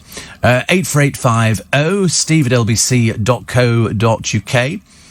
Poor little George on the Isle of Wight. Let's hope to God you stay there, because you're really of the lower bit, aren't you, really? He says, Steve Allen, hilarious, a key worker. No, the government tell us this. The government tell us this. Not me telling you that. It's the government. The government are telling us that. I can't help it. I mean, obviously, perhaps you're not allowed to vote. Probably some reason, I should imagine, that tags on your leg. Another one here says, somebody else asking about Katie Price and the money for the Priory. I'm sure somebody told me a while ago, it was about £7,000 a week on average. £7,000 a week. But also to be allowed to film in there. You'd have to get permission. It's supposed to be discreet. People who go in there, they're doing it secretly. Not if you're Katie pick up a penguin Price, because she's doing it because she's just desperate for the attention. But unfortunately, it ain't happening. She's still got that mucky mansion. She's still a bankrupt. And still no talent. Colin says, nice to see Linda Robson looking back to normal. You thought that? I didn't think that. When she went to stand up to go over to Sarah, to Jane, I thought, oh, no, please don't go over there. I thought she looked okay. I think the programme's run its course. I think it's a case of that programme needs a little audience. And that's what it got. It got a little audience. And I thought that's where it was fine. It needs an audience to sort of, to get them going. At least on This Morning, they've got enough people working there who can laugh and react to some of the things that they say. But I think on Loose Women, it is something. I don't know why they wanted to bring it back. I suppose because it was a time slot. And somebody said, well, listen, it's contracted for whatever. And, you see, I liked all the original. I liked it when McGiffin was on there. I liked it when Jane was on, Cruising Jane. And loads of the other people. Then all of a sudden they brought other various people on. And I can't remember what they all did for a living or where they came from. But some of them, you could see how desperate they are to be famous and to try and sort of jump in. I mean, Janet Street Porter, just grateful to be resurrected from the dead, I should imagine. Let's sort of bring her in. Who is it? She's embalmed. It's Janet Street Porter. Wow. And she'd tell... Denise Welch is good, yeah, but then, of course, they stopped using her for a while because she was feisty and good. Carol McGiffin was feisty and good. I used to love it. My favourite bits were when Jordan used to appear, thinking it was her own programme, the dreary one. And Carol McGiffin quite clearly didn't like her at all. It was wonderful. You could see her sort of sitting there thinking, I don't like you. She was really... Because Jordan, everything... The whole show turned into her. They were sort of bowing and scraping and brown-nosing. It was just awful. It was awful. You don't need to do it with Jordan. She's got no talent. You can say that. Steve did work in the Priory, both Roehampton and Nap Hill. It was then £4,000 a week, but that didn't include medication or any treatment. I thought it was absolutely expensive. But of course, I mean, strangely enough, Jordan's come out and she comes up with the biggest pile of rubbish you've ever heard. Small wonder she's desperately sad, because I don't know where it's going after this. I really don't know. And you mentioned Amanda. Yes, that was the one. Yes, she used to chat. Chinese Amanda, we called her. Chinese Amanda. She was lovely. But and then, I've had so many producers over the years, and I don't think it's because I'm difficult to work with. Sit down. Sorry. I don't... Yeah, lights off. Lights off. Nick Abbott and the lights going off is the best thing ever. It's the only funny thing that keeps us going, doesn't it? You can always tell when he stands up and he loses his temper a little bit. I wouldn't like to be on the wrong... Oh, Millie Small died. Oh, that was a shame. 73 she was. Go on. Come on. Don't try and pretend you don't know who Millie Small is. Bum, bum, my boy lollipop, ba-dum, bum, bum. I love Sweet William. 2 hits, I think that's all it was. Made a career out of it. 5 steps to end the lockdown. Monday, they are predicting garden centres opening. That's on the front of the Mirror. I hadn't heard that one. I'm a bit excited by that. More key workers, kids to school, back to work drive. End of May, primary schools restart. End of June, secondary schools. End of August, pubs and restaurants to reopen with strict distancing. And October, remaining areas and gyms freed up. Return of footy fans. I'm more interested in Monday. Garden centres open. That's all I care about. I'm really not interested in anything else. I don't have any kids at school, even though I'm paying for other people's kids. Pubs and restaurants to reopen. That'll be nice. End of August. Come on, folks, you just got to cling on for that one. And remaining areas and gyms freed up in October. Well, it's not going to affect me, is it? Or even the producer. Sit down. Every so often, he said he's got his Lycra on this morning, and he's chomping at the bit to get out there and have a run round Leicester Square. I said to him, listen, it'll kill you. He doesn't look healthy at the best of times. One circuit of Leicester Square, I mean, he could be on a ventilator. Might have to sort of spend money, but to be honest with you, I'm far too mean to spend money. Might just have to give him a paper bag. But garden centres open. So I'm liking that idea. Monday, because I could be up there early. I could go queuing early for Squires.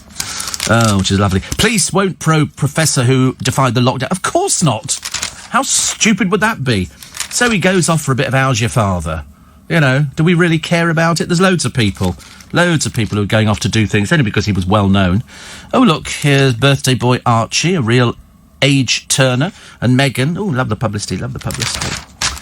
Also, are we all going on a summer holiday? No, don't think so. Well, how are you going to get there? Venice.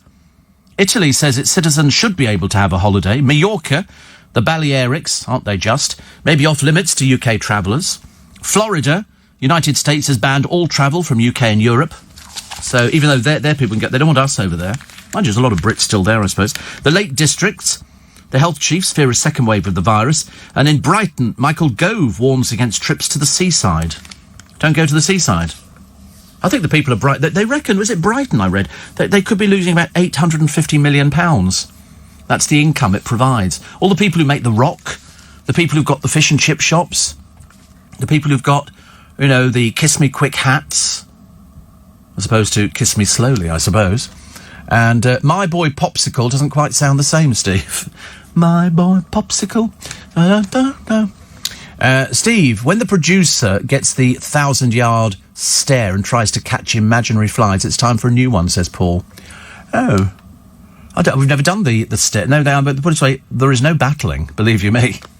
My word is God. It's as simple as that, you know. It's a case of, you know, where does it go after me? Well, it stops with me. You have to keep them working. You know, there's no point in being complacent when you've got... Somebody said, you know, how do you pick your producer? So it depends how much they pay. You know, they have to offer the right amount of money to work on the programme. I then decide if that's enough, it's going to keep me, you know, in the custom which I've become accustomed to having. And then we have rules. You know, do not stare at the presenter. It's very rude. Make sure that your hair is cut on a regular basis. Make sure that you know, when you finish the programme, you wait for the presenter to put his coat on before you even exit the building. When you get outside, there might be a small little bit of conversation between the presenter and yourself. The presenter will then say, well, today you were rubbish. You didn't do what you were supposed to do. You know, years ago, you'd have to say something, you know, like, can you find out the details on the computer? And they'd be staring into space. Seriously. Now it's a case of, in seconds, I'm looking for an answer for something, you know. So how many copies of My Boy Lollipop did Millie Small sell? Because it went around the world And I think she came, in fact, I'm pretty certain, I think she came here as well. I'm pretty certain. And it's the producer's job, because I don't have the access to the computer in here. I mean, it sold 7 million singles worldwide, as well as boosting the profile of Island Records. It's commonly regarded as the first ever international ska record. Ska. So here it is. So 7 million records. It was released in 1956. Wow. The B-side was called Say You Understand, but nobody cares about that. But I was a huge fan of reggae. Huge fan of reggae. I used to get all the Trojan record stuff. I used to get all the, dub, everything. I loved reggae. Reggae and Tamil and Motown. You can tell what sort of wussy sort of boy I was.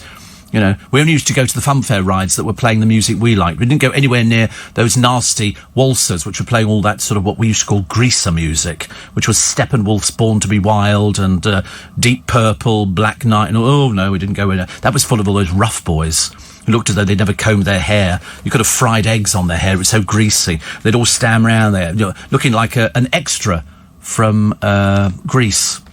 You know, summer loving. I mean, if you started singing that round there, they'd have laughed you out the brownies. Can you imagine? But it was always those rough people. And we used to go round the fun fairs. We'd be sort of looking quite smart in our tonic trousers, button-down Ben Shermans, Crombies. You know, we want to go in those rough boys who rode motorbikes. Oh, thank you very much indeed. Phil in Bournemouth says, I wonder if you ever knew or are familiar with the artist Liam Hanley, who was working at ITN with my dad until he became a full-time artist. Oh, Liam Hanley. Liam's father had been an author. I believe he'd written a controversial book in his day. And I've got several of Liam's paintings left to me by my dad. I think Liam passed away a few years ago. I've got no idea. I mean, Liam died, if memory serves, when he was about 86, I think. I mean, he worked loads of papers. He worked the Mail, the Mirror, Herald. He joined ITN in 1962. He loved his job, but his main passion, strangely, was art. And from 1971, he was regularly selected for the Royal Academy's summer exhibitions. So if you've got paintings, how many have you got? I mean, they actually could be worth a bit of money. It's fine. We'll find one that's sold at auction. We'll find one that's sold at auction. I can give you a rough idea how much you could be sitting on, depending on what it is. Depending on which period they were going through. I quite like that. I like the idea that somebody's got some. I mean, I was hoping that, you know, Constable was an old friend of our family, but sadly not. They're going to say, oh, we've got this old Constable in the loft. But, so here we go. Well, you know, something here. There's one just coming up in this country, and it's estimated 300 to 500. I've got another one here, which is the River Thames landscape. Oil on canvas, estimated 1,000 to 1,500. If they're signed, you get a bit more for the signing. Another one, 300 to 500, Autumnal Field. Not my sort of picture. They mainly seem to be between 300 and 500. Now, whether these were sort of pre-death, I don't know. But I quite like the Thames one. That's quite nice. I quite like that. That would do for me. Oil on canvas. Let's have a look. We'll blow it up and make it look a bit big. Oh, I can't make it bigger. But there's some quite nice things there. But I mean, if you were paying 1,000, you'd probably get quite a nice one. Quite a nice one. Oh, that's nice, isn't it? See, I like that. That's very much me. That's about 1,000 to 1,500. What it went to, it went for eventually. I've got no idea. So there we go. Now we know. You see, now we've filled you in, Phil. Now you know everything, which is good news. Steve, Priory Roehampton, just short of 24k for 28 days. She filmed herself. 24,000 for 28 days. Wow. Rod Stewart played harmonica on My Boy Lollipop. Did he? I didn't know he could play harmonica. I had no idea. Oh, dear. Well, there you go. Rod Stewart plays harmonica. Are you sure it wasn't spoons or something like that? Oh, it was done in the 1950s. How old was Rod Stewart? I know that Elton John used to play and pretend to be people. There you go. It's unclear who played the harmonica. Urban legend has credited Rod Stewart for many years, but he's denied. So there you go. There you go. He said, A couple of things worry me there about what Nick Ferrari is going to be doing at breakfast this morning. The first one is looking at why the government is set to raise the daily testing target. They were supposed to be hitting 100,000. They've now put the target at 200,000. They never couldn't even hit the 100,000. And also, the Chancellor, Rishi Sunak, reportedly considering winding down the furlough scheme. What's that gone about? So in other words, the people how much money have they spent on that? How much money? So if they're going to wind it down, what does that mean? And as Jim points out, if Rod Stewart played harmonica on Millie's single, My Boy Lollipop, it would have been about 10 years old. It's true. Well, he said not. He said not. I mean, and I would think he would remember. Ron says you must have loved stuff like the Drifters. Yep. The Stylistics. Betcha by golly, wow. Yes. And the Detroit Spinners. Yeah, love it. So, from The Guardian, the Treasury's understood to be examining several options for tapering the scheme, including cutting the 80% wage subsidy paid by the state to 60% and lowering the £2,500 cap on monthly payments. Another option promoted by employers' groups to allow furloughed staff to work, but with a smaller state subsidy, is also under consideration. Well, that doesn't sound very good, does it? That really doesn't sound very good. I mean, I thought they'd only just brought the blooming thing in. People have only just started getting some money through, and now they're talking about, running it down. Oh, I'm not sure about that at all. Really not sure. That's the bit that worries. I thought we liked. I thought we liked that originally. Now it's a little bit difficult. Let's have a check on when My Boy Lollipop was released. Thank you. I think you find it came out. It was second time. Loads of things came out. And, like Kate Bush's Wuthering Heights. Out on the Wildie. That one came out, and then it didn't do anything, so they then sort of brought it out a few years later. So, I think Millie Small, according to Wikipedia, which I understand isn't exactly... No, it was first recorded in New York by Barbie Gay. Later version, 64 by Millie Small, with a very similar rhythm. So originally the song came out 56, and 64 for Millie Small. I'm sure that she came over here. I'm pretty certain she came over. I know somebody did. Who was it who came over? Susan Cadogan. There was a singer called Susan Cadogan. She was singing reggae, and I think Pete Waterman, who was working for Magnet Records. Was it Magnet Records? I can't remember. He decided to bring her over. I think it's called Hurt So Bad. First you pick in my time. It was a really catchy little tune. She came over here. She was about 7 foot tall. They had no idea what to do with her. They had to sort of make her look presentable for Top of the Pops. But then, of course, you needed Top of the Pops in those early days to push the record up the charts. If you actually got a hit play on Top of the Pops, everybody watched it. And so that's why Susan Cadogan, Hurt So Bad, Hurt So Good. Can't remember which one it was, but I remember going there. I never met her, but I did go to Magnet Records a load of times.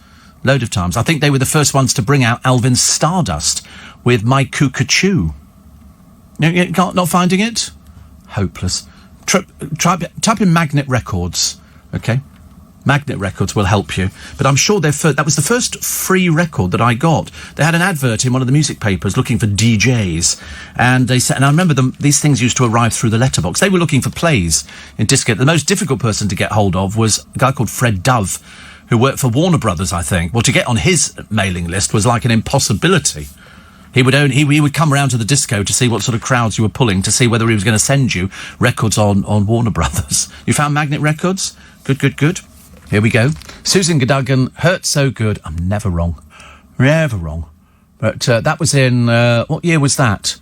1975. Oh, 1971. Hurt So Good. Written by Philip Mitchell, by Katie Love. Magnet Records picked up the single, and it got top 5. And then she flew to London to promote it, and that's where it was a case of, oh my goodness, they really didn't know what to do. I have a sneaking feeling she had a glass eye. I don't know why. I've got that. For some reason, I remember there was something that they said, and did she wear a patch? She might have worn a patch over there. I don't know why. I've remembered that.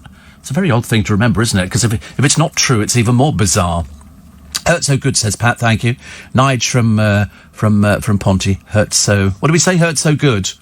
Hurt So Good. Does it say she wore a patch? I'm totally convinced that she did. Denise says it was Hurt So Good. I knew you'd all know. I told you, we're all singing on the same hymn sheet on this one. So have you got a picture of her? Get me up a picture. Show me Susan Cadogan. I've just got it. There was something definitely about her. It was either that or she had a wonky eye or something. No, she was all done up for these pictures. Because when she arrived over, she had no idea what she was walking into. No idea. Well, she hasn't got a patch on, so we can dispense with that one. But Millie Small did come over and appeared on Top of the Pops. Susan Cadogan, Steve, you're quite right. Hurt So Good says it's... Yeah, listen, we're all of the same age. Late 40s. Pushing hundreds. So much easier, isn't it? Steve, Bad Manners tour version of My Boy Lollipop. Yes, Jazz, we remember that one very well. And that was Buster Bloodvessel, wasn't it? Buster Bloodvessel. Multi-millionaire paedophile, dead, Jeffrey Epstein, procured girls from the UK and flew them to America to be abused, a victim has claimed. Maria Farmer says the pervert friend of Prince Andrew flew at least 2 to America on his private jet, helped by a British woman she calls a key co-conspirator. Well, you know, you're getting nothing out of Prince Andrew. You'd think by now that maybe his daughters would have said something like, say this was us, how would you feel? How would you feel? You know, but obviously he does what he wants to do. As long as he's nothing to do with the royal family, I couldn't care less, actually. Oh, we found the closest black hole to Earth. Now, I can't remember what a black hole is. Hey, Connor's arrived. I saw him the other day in the kitchen, in his pinny, making teas and coffees and everything else. If he'd had a toaster, he'd have done toast, wouldn't you? Crumpets and stuff like that. Do you have any breakfast before you leave home in the morning? Do you have a little something, a little bowl of muesli or something? Or anything like that? You tend not to eat till midday. That's why you've maintained your figure. That's what it is, isn't it? You've maintained it because you're not eating anything. You see, whereas if I am eating things, and not only have I maintained my figure, but I've added to it quite substantially. Won't find me in a swimming pool anytime soon. I can't remember the last time I went to a swimming pool. I always think people are looking at me. I mean, I think rubber wings are okay, aren't they? Little things. When you have those things that go around your arm and you walk out there to sort of hold you afloat, so you sort of bob around. You know, but I mean, I don't go to swimming pools now. Well, if I do, I'm going to look at other people. I don't want them looking at me. I feel a bit awful about it. I'm more in keeping with the Victorian bathing costumes, which were the all-in-one, stripy. I can imagine Corey's got one of those, probably tucked away in the loft or something. The one-piece bathing suit. Whenever he goes to the beach, they have a little sort of caravan that they bring down to the water's edge, and they hold curtains up either side so we can slip gracefully into the water. And a stripy cap. That's what Queen Victoria used to do. She must have bobbed around by herself for ages. Little fat so-and-so she was, wasn't she? She was enormous. I mean, she had a 50-inch waist. A pair of her knickers sold a short while ago. 50-inch waist. And that was elasticated. So you can imagine what that 50 inches... You couldn't even get your arms round her. Not you'd want to, but, you know. She always wore black after Albert died. And the rest of it, she was very odd. She always denied the existence of lesbians. Do you remember that? She didn't believe that they ever existed. I don't know why. I don't know. There must have been loads in Buckingham Palace, mustn't there? I know. It just sort of, why would you ever think that? Very strange. Very strange. Steve, Pete Hogman of the Pete Hogman Blues Band played harmonica on My Boy. Thank you. Steve, it was Stevie Wonder that played harmonica. Well, he did, but he didn't play it on Millie Small's record. His first record was Fingertips. Don't need to tell me anything about Tamla Motown. I'm the boy who knows everything about... You could play me intros to Tamla Motown songs. I'd have it there straight away. A black hole is apparently a region of space-time where gravity is so strong that nothing, no particles or even electromagnetic radiation such as light can escape from it. The theory of general relativity predicts that a sufficiently compact mass can deform space-time to form a black hole. Did they ever do that on Star Trek? Did they ever go into a black hole?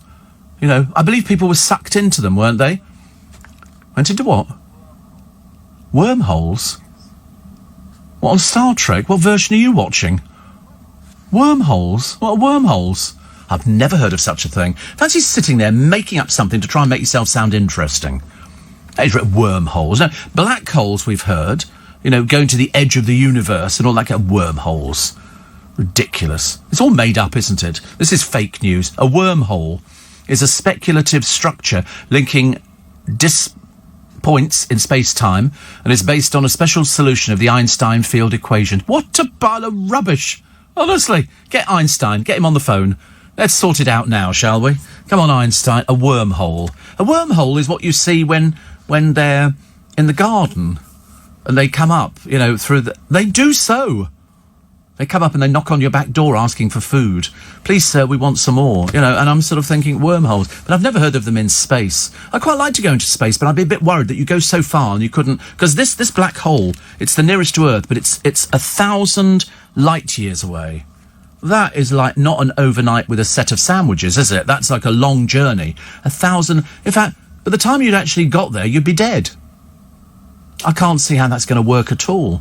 It's very worrying, isn't it? I quite like to do it, though. I quite like if somebody wanted to take me up into space, like Richard Branson. I could go up in his sort of thing. I just like to go up there to see what it looks like looking down on Earth. And then, you know, seeing other things that are whizzing around in space. Bit boring. Nothing, what do you mean nothing to do up there in space? You can play table tennis, you can do golf, in fact, golf could be forever. You hit the ball, and that's the last time you see it. It never comes back again, does it? Great to see you, Connor. Hair's looking really today. And, no, it's obviously he doesn't realise that when you go outside there and the hair, you know, blown away all over the place. Another big picture in one of the papers today of the new set for EastEnders, which is £27 million over budget. I mean, it's ridiculous. They've got, for months it's been shrouded in scaffolding. And so they've got a railway bridge, and then the laundrette, the Minute Mart, the square. And you think to yourself, they've spent this much money on it. I mean, the first one was built in 1984, only expected to last 2 years. This one, £87 million of licence fees money. 27 million over budget. That's what you call somebody being ripped off royally. 27 million over budget. Ridiculous. Absolutely ridiculous. 5:45 is the time. A check on the road and the rail. Heard of Top Trumps? You've heard of Top Trumps? Oh, really? They've just got a new one out. Brand new edition. With honouring COVID-19 key and essential workers. Look. I got them. £1. Yeah, it's amazing, isn't it, really? And this game lauds and applauds key and essential workers who've saved Britain during the pandemic. And it comes out, I think it's this Monday just gone. It's just come out, actually. And they sent me it, so I've got Top Trumps key workers and Top Trumps hospitals. Cool. That is brilliant, isn't it? So there you go. We always get these things. They've also got... the pack's got UK hospitals from Britain's oldest, Barts. What year do you think that was? I bet you wouldn't know that one. Barts. 1123. 1123. To one of the very newest, Nightingale. Full of fascinating facts about Guy's, Addenbrooke's and Thomas's, John Radcliffe. The 4 scoring categories are year opened, number of beds, fame and rainbow rating. And they're brilliant. I've never even heard of this before. And then they've got the ambulance, which features on its own card as well. How amazing. Biggest ever selling... 40 years these things have been arriving on shelves. 40 years. Early packs tended to focus on awesome animals and pop stars. And then it became a playground sensation. They've got 1,000 different topics. You know what the best-selling deck is? I bet you know. Best-selling deck. I'll give you a clue. Oh, no, I can't do an impression of it because I don't know what it was like. Yeah, dinosaurs. Dinosaurs. Absolutely. 50 million packs have been sold. Not of dinosaurs, but of all of them. Isn't that amazing? But, wow. They've got... this is from a company called Winning Moves, who've got other classic brands, including Monopoly and Waddington's #1 playing card. Do you remember when you got Waddington's #1 playing card? So there you go. I'm telling you something that you didn't know. Top Trumps, hospitals and key workers. I'm going to give that to the producer because seeing as he knows all about these things. I know. He just is so lucky. You're going to swoon. Swoon, swoon, swoon. Steve, did you ever meet Peter Falk? No! And he was booked in for an interview. We put in a bid for him. He came over to London, Peter Falk, Columbo, and I thought, I've got to talk to him. Because I watched all of the Columbos, every single one of them, as many as I could, even the ones that were filmed over here. which he filmed over here. One of them with Honor Blackman, and he was fabulous. And he did a roast in America. They have these roasts where they get famous people and they get ripped apart. And this particular one was Frank Sinatra. Frank Sinatra was being roasted, and Peter Falk came on as Columbo. And of course, he was just brilliant. And he came to London. Unfortunately, he was really, really ill. Really, really ill, and they said, no, he's not well enough to do anything. And I think he did a couple of things, but you could see that he'd aged a bit by that time. But I still watch them because they keep showing them on the television, which is great. The singer you're thinking of was Gabrielle. Yes, I know Gabrielle. Martin wants to know if he ever played board games. I did at Christmas. I mean, not particularly big. I'm hoping Christmas is going to be okay this year. They're going to open the garden centres on Monday, he says, with his fingers crossed, but I bet it isn't. Then I should be much happier. We used to play Monopoly, but the short version. So you would buy the hotels in advance. You know, you'd have your usual 1,500 quid, and you'd buy the hotels and the houses or whatever you wanted, and then saw how you went from there. I quite like that. I mean, in my younger days, we didn't necessarily do board games apart from Snakes and Ladders. I wanted to play Mousetrap, but my brother didn't want to play that because it took too long to set the game up. But I thought that was quite a good game. Operation was very popular, except I was useless at that. And our favourite cheap one, Pick Up Sticks. And it was just a bunch of coloured sticks. You drop them, and then you had to pick them out, and each colour was worth a little bit of money. So there you go. So, didn't meet Peter Falk, but did have him booked in already. Steve, in Star Trek, it's not black holes or wormholes, but the Klingons. I don't know. I'm not sure which one I like, Star Trek or Star Wars? Right, there are two. I think Star Trek, is that the voyage of the Starship Enterprise, its 5-year mission to boldly seek out and do that one. Da, da, da, da, da, by Gene Roddenberry. Right. No, I like the Star Wars thing. I thought that was very clever. Nothing like that. Matt says, did you see the man that went up to the stratosphere in that capsule looking down on Earth and jumped out? Yes. He literally leapt. Look, is this it? Look, he just jumps. Seriously. He's doing free fall. 2012, Felix Baumgartner was his name.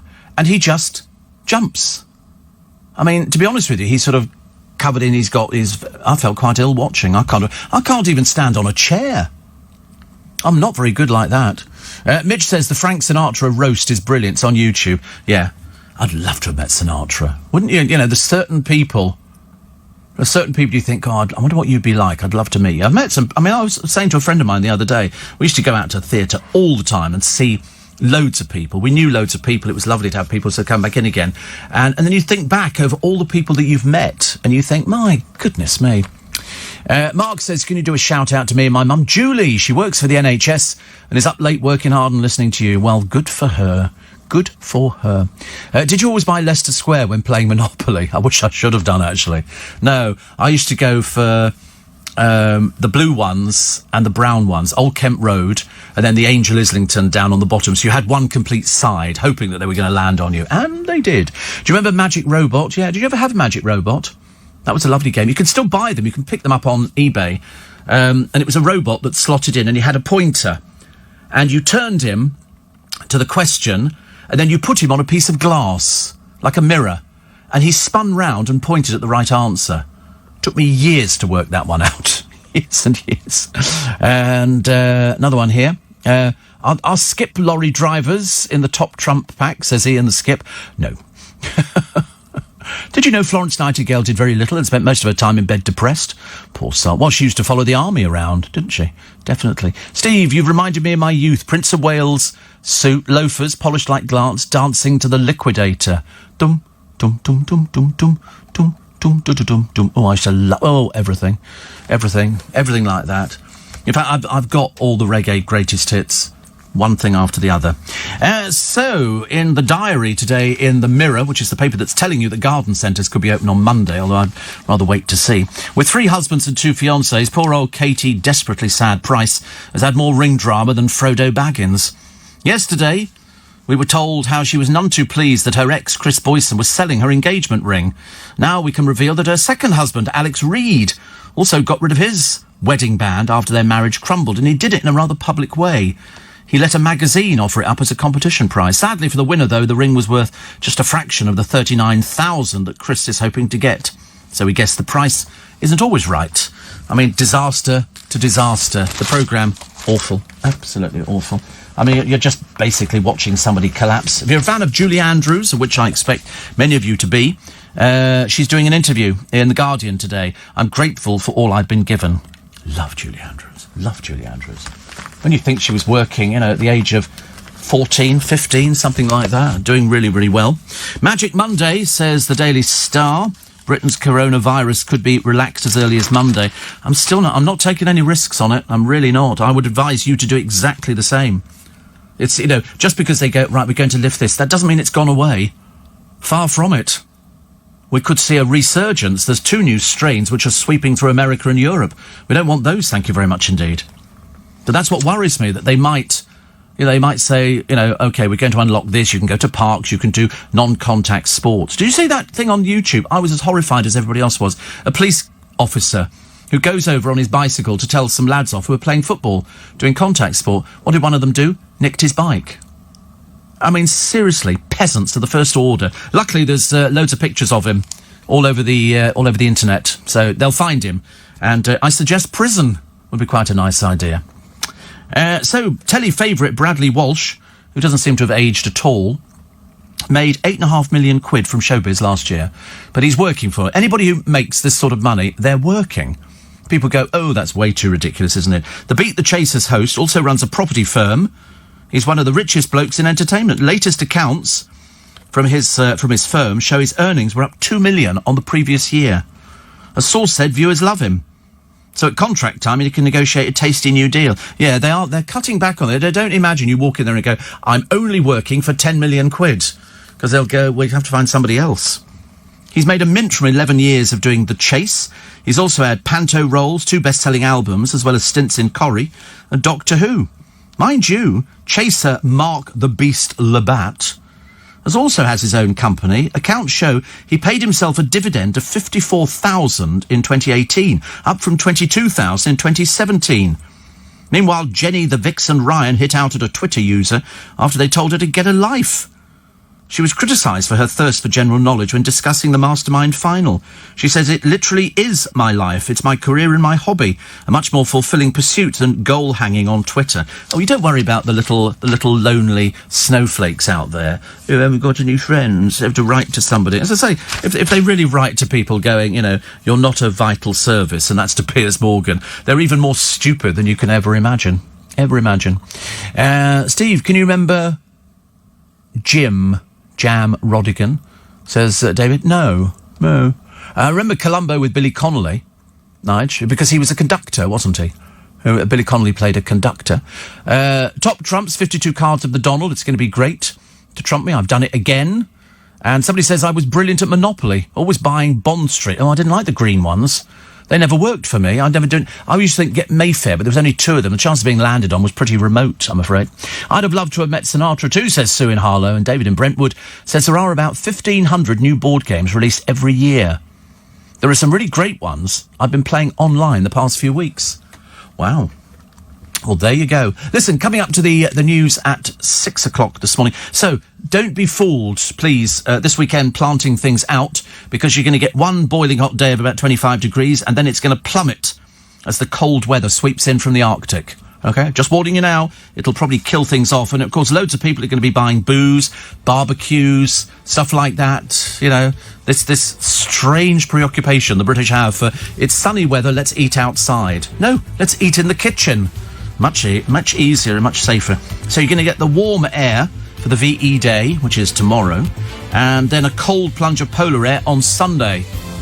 So don't plant anything. I seriously mean don't plant it. You'll be wasting your money. Still to come, a police officer filmed battering a teen boy, beating up a cyclist a day earlier of May, with you Monday through Friday. Not even a half day. Until 7, between 4 and 7, and you can podcast. In fact, the more you podcast, the happier we are. And we've got quite a number of programmes to podcast. You can podcast the daily podcast. There's the little bit extra. And also people podcast my best of programme as well. Plus, we've got 7 years in the archives, might be 8 actually, of In Conversations, all the other programmes, and it costs nothing. It's absolutely free. All you have to do is go to the LBC website, which is lbc.co.uk, and click on the podcasting bit, and you download the app. And once you've got the app, you can download everything for no money at all. Absolutely nothing. It's free, and you can keep them, and you can go back in the archive. You can listen to all sorts of presenters that we've had over the years, as well as all the current crop of presenters. And I think most of them have got at least one podcast in the bank there, and you can download those. We take out all the bits that you don't need, so it becomes dateless. So you don't need to worry about the news or the travel or the adverts or anything like that. You just get the programme. And we have a little bit extra every day where we're sort of, we have a little pop at people who need the pop taken out of them. Steve, Florence Nightingale, there was a clock that came up the other day. Do you remember I told you? There was a clock that had been given to her, I think, or she'd given to somebody. And it was coming up for auction. I'm pretty certain. I remember thinking, that's quite an interesting thing. Joan Rivers used to do a whole routine based on Florence Nightingale, as she called her, a tramp. She said she used to follow the army from battle to battle. But she was the lady with the lamp, wasn't she? I mean, imagine you're lying there and somebody leaning over your bed with a lamp on. It's going to be the kind of thing that's going to drive you mad. But she was just one of those people. More than a nurse, apparently, but a great organiser. She wasn't doing nothing but setting up new operations. Nowadays, that would take a big team of people, says Nicola. Yes, I mean, I'm to be honest with you, I can't work out if I'm sort of a big fan of Florence Nightingale or if I'm not. You know, probably am actually, really. 84850. Steve, I've just listened to Hurt So Good. I'm 57 now. My oldest brother used to play it when I was young. I remember us playing, says Russ, a reggae album called Black Funk on the Brixton Market label. We nearly wore it out. First time I'd heard Swan Lake. Oh, I loved Swan Lake. Dum dum dum dum dum dum dum dum dum dum dum dum dum dum dum dum. Oh, it was fantastic. There were loads of things like that. There was loads of, I mean, anything could be turned into reggae. He says, I've always looked for the album as it was a massive part of my growing up. I'd love to buy it again. Why don't you have a look on sort of somewhere like Amazon? You might find that somebody licensed it some years ago and put it out. I don't know. You can check on things like that. Or somebody listening will write in and go, actually, Black Funk on the Brixton Market label. There might be somebody listening who remembers, I remember that. Because there's always something you can get. There's always some, I mean, there isn't anything that you can't seem to get nowadays. You scour the internet and blow me down, there it is. There it is. Do you remember in 1964, Tony Benn failed to get the Queen's head replaced on the stamps? That was Tony Benn, who was, first of all, Anthony Wedgwood Benn, Tony Benn, Tone, Ben, and all the rest of it. And we're all thinking, oh, he's such a good sort of Labour person. I wonder how much money he's going to leave to charity. Nothing. Nothing at all. Nothing at all. It was all a little bit sort of one-sided. He was the only person who used to come into LBC when I used to interview Tony Benn, and he had a little recorder, and he would put it down. He didn't want to ever be misquoted on anything, so he recorded all his interviews. Because I remember asking him, and he would sit there with his pipe on as well. It was very sweet. Steve, I've still got a photo of you with Joan Rivers when she came in for an In Conversation, says Charlie Girling. Grant was producing you, and I got one of him too. Made his blooming life. So there you go. Me and a picture of Joan. I've got one with me and Kenny Rogers. Mind you, I've also got one of me and Victoria Beckham together as well. I used to have, you know, it used to be the thing to have pictures taken. We used to do them, as Charlie will tell you, all the time. Somebody would come in to be interviewed, and then they'd always go, do you want a picture taken? And so I had loads of pictures taken. Not for me, they went for the internet. So that when we said, oh, Steve this week is talking to Joan Rivers, you could put up a picture of me and Joan Rivers together. If anybody thin, you know, I didn't want to have a picture taken with them. Did Beckham phone in? No, Victoria did. Victoria phoned up, yes. When we were at ITN, she phoned up there. She didn't shout at me, no. She just said, in fact, on her autograph to me, she says, you said we wouldn't last. No, what I really said was you wouldn't last, and I was quite right. She didn't. She didn't. Talking of the original Star Trek series, Steve, with Captain Kirk and Mr. Spock, you may be interested to know that the voice of the ship's computer was the wife of the creator, Gene Roddenberry, says David Stoke. Really? Well, that I didn't know. But there again, you see, I'm not a Star Trek or a Star Wars anorak. I don't know anything like that at all. I just used to watch them. And I've still got them on Laserdiscs. Scar cover of Tears of a Clown by The Beat, better than the original, says, oh no, nothing beats Tears of a Clown by Smokey Robinson. And especially when he came in and I asked him about it, and it was going to be, now wait a minute, didn't Stevie Wonder write that? I'm sure Stevie Wonder wrote Tears of a Clown, and they sort of, I thought it was great. Dum dum dum, dum dum dum dum dum, dum dum dum, dum dum dum dum dum. Dum, dum, dum. It was, I could just listen to that all the way. And we were going through Germany at the time, and it was on the radio, and I made my dad turn it up on the radio, and I was quite happy. And even now, I can listen to Tears of a Clown all the time. All the time. It's good. Steve, as you're working 7 days now, back for 3 hours, and with nothing to spend all that money on, perhaps you should be like other celebs and fly first class. Oh, no. Oh, no. No, well, you can't fly anywhere at the moment anyway. You can't fly. Where do you think you're going to be flying, PK? Nowhere. And I've always been working 7 days a week. I've always done 7 days a week. For years. Where are you from? Where are you from? But, no, I don't talk about the environment, life in general, and I certainly don't fly first class because, A, you can't fly anywhere. Can't remember the last time I flew in an aeroplane. But you obviously fly... Are you a pilot? I bet you're a pilot, aren't you? I bet you're a pilot. Are you working for Virgin? Or, sorry, were working for Virgin, not at Gatwick, which is the place which is absolute carnage, I think, at the moment. 3,000 going there. Still trying to find out, actually, what's happening with the British Airways lot. Steve, Discogs site might be a good place to try for Black Funk, says Tina. There you go. You see, I knew somebody would know.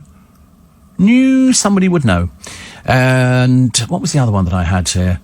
A lot of people... Amazing how many of you are Star Trek fans. Star Trek fans. They've also got a picture of that 5-year-old boy who was driving his mum's car, 5, you heard correctly, on his way to buy a Lamborghini.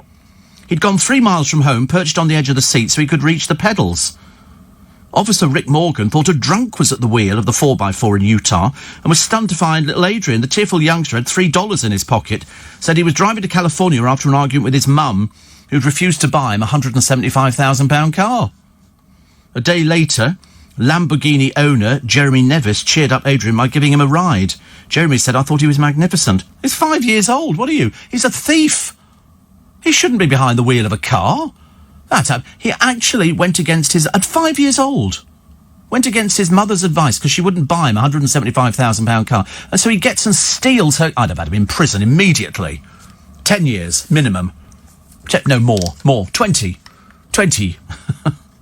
Imagine. And a picture of him. It's a chubby little thing. According to a poll of adults, who do you think has the hardest job in the country? You'll get this one easy peasy. The hardest job in the country is nurse, absolutely. 6 out of 10 think those in healthcare or medical occupation work harder than anybody else, whilst...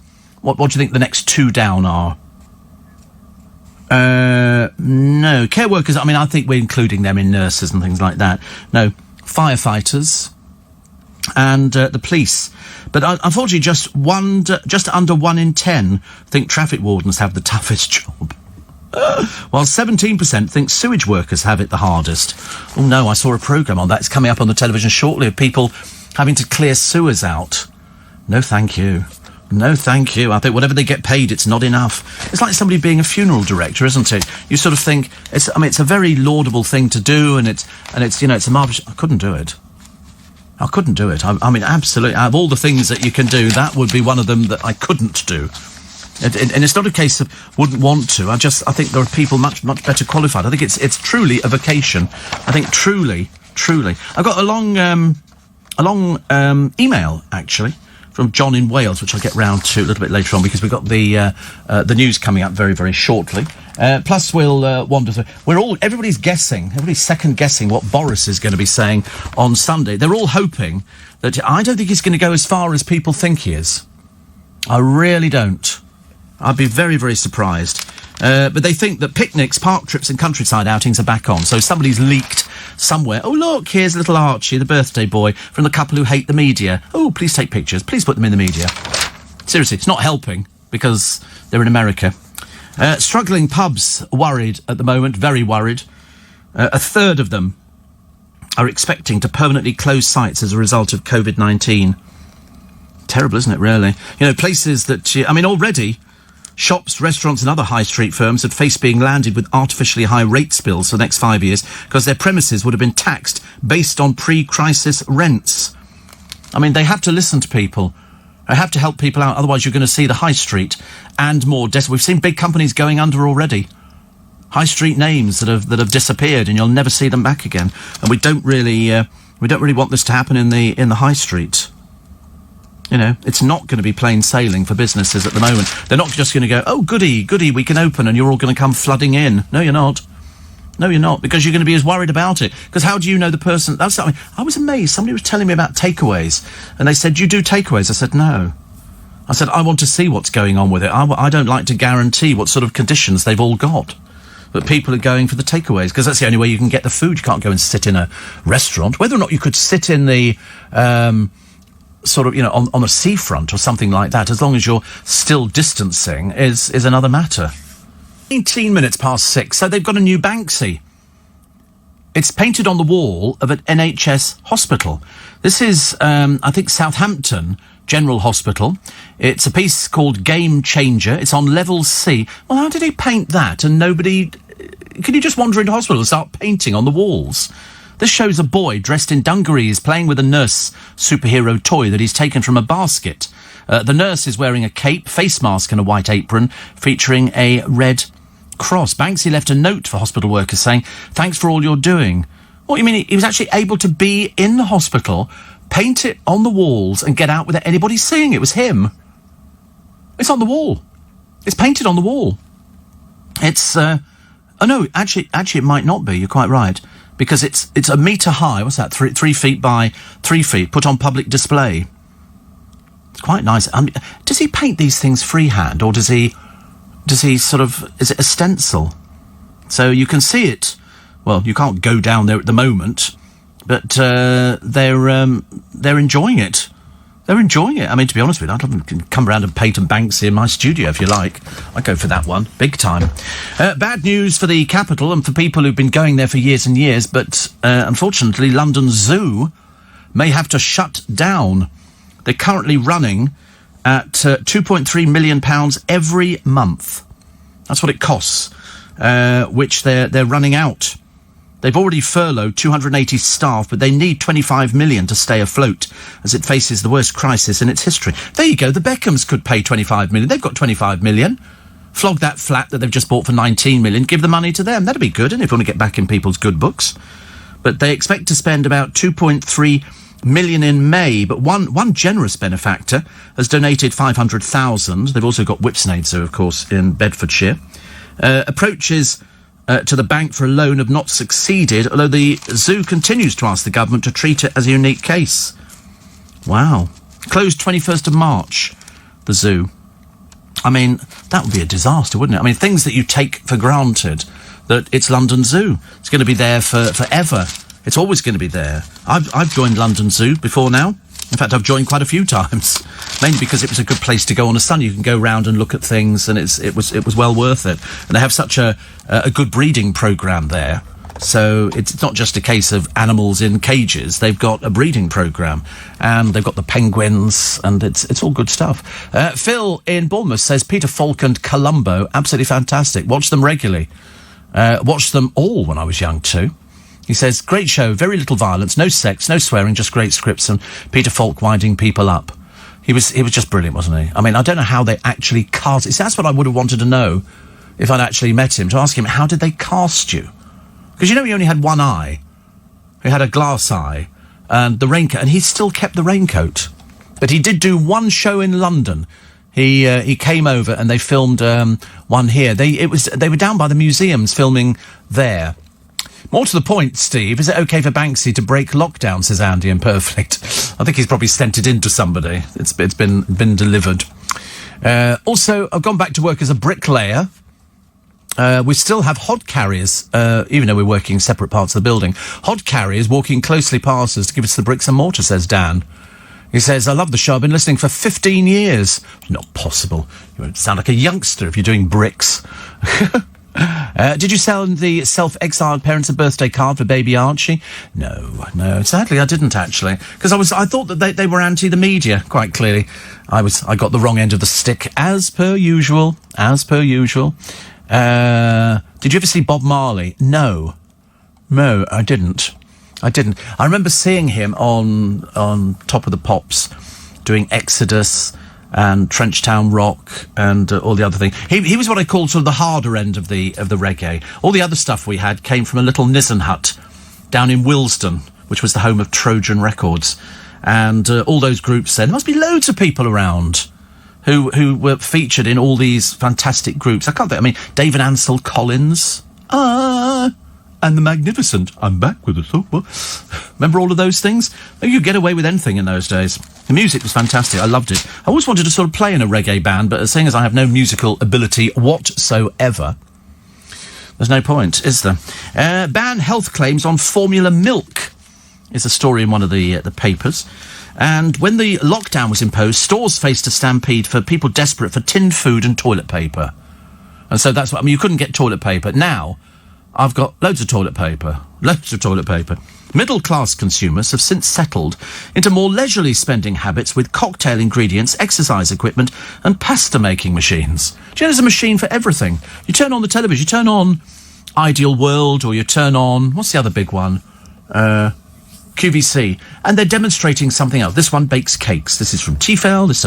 This one here is an oven, and you could put in all the sort of things. This thing will cook your things perfectly, and there's no mess, and all that. Fantastic. And this thing does juicing. I mean, to be honest with you would need a kitchen the size of Wembley to put all these gadgets in there. And then here is a coffee making machine, and it's only £800. Or the latest thing that they do on Ideal World is electric bicycles. They've managed to creep up in price. You know, normal price, it'll be going up to £800, but you can get it for £600 today. And so they have sort of one of their presenters going around a little sort of yard outside doing and they must sell loads of these things. I had a friend years ago, and he worked on one of these, in fact, it was Bid Up TV, and they used to sell these world globes made out of all precious stones and things like that. They shifted thousands.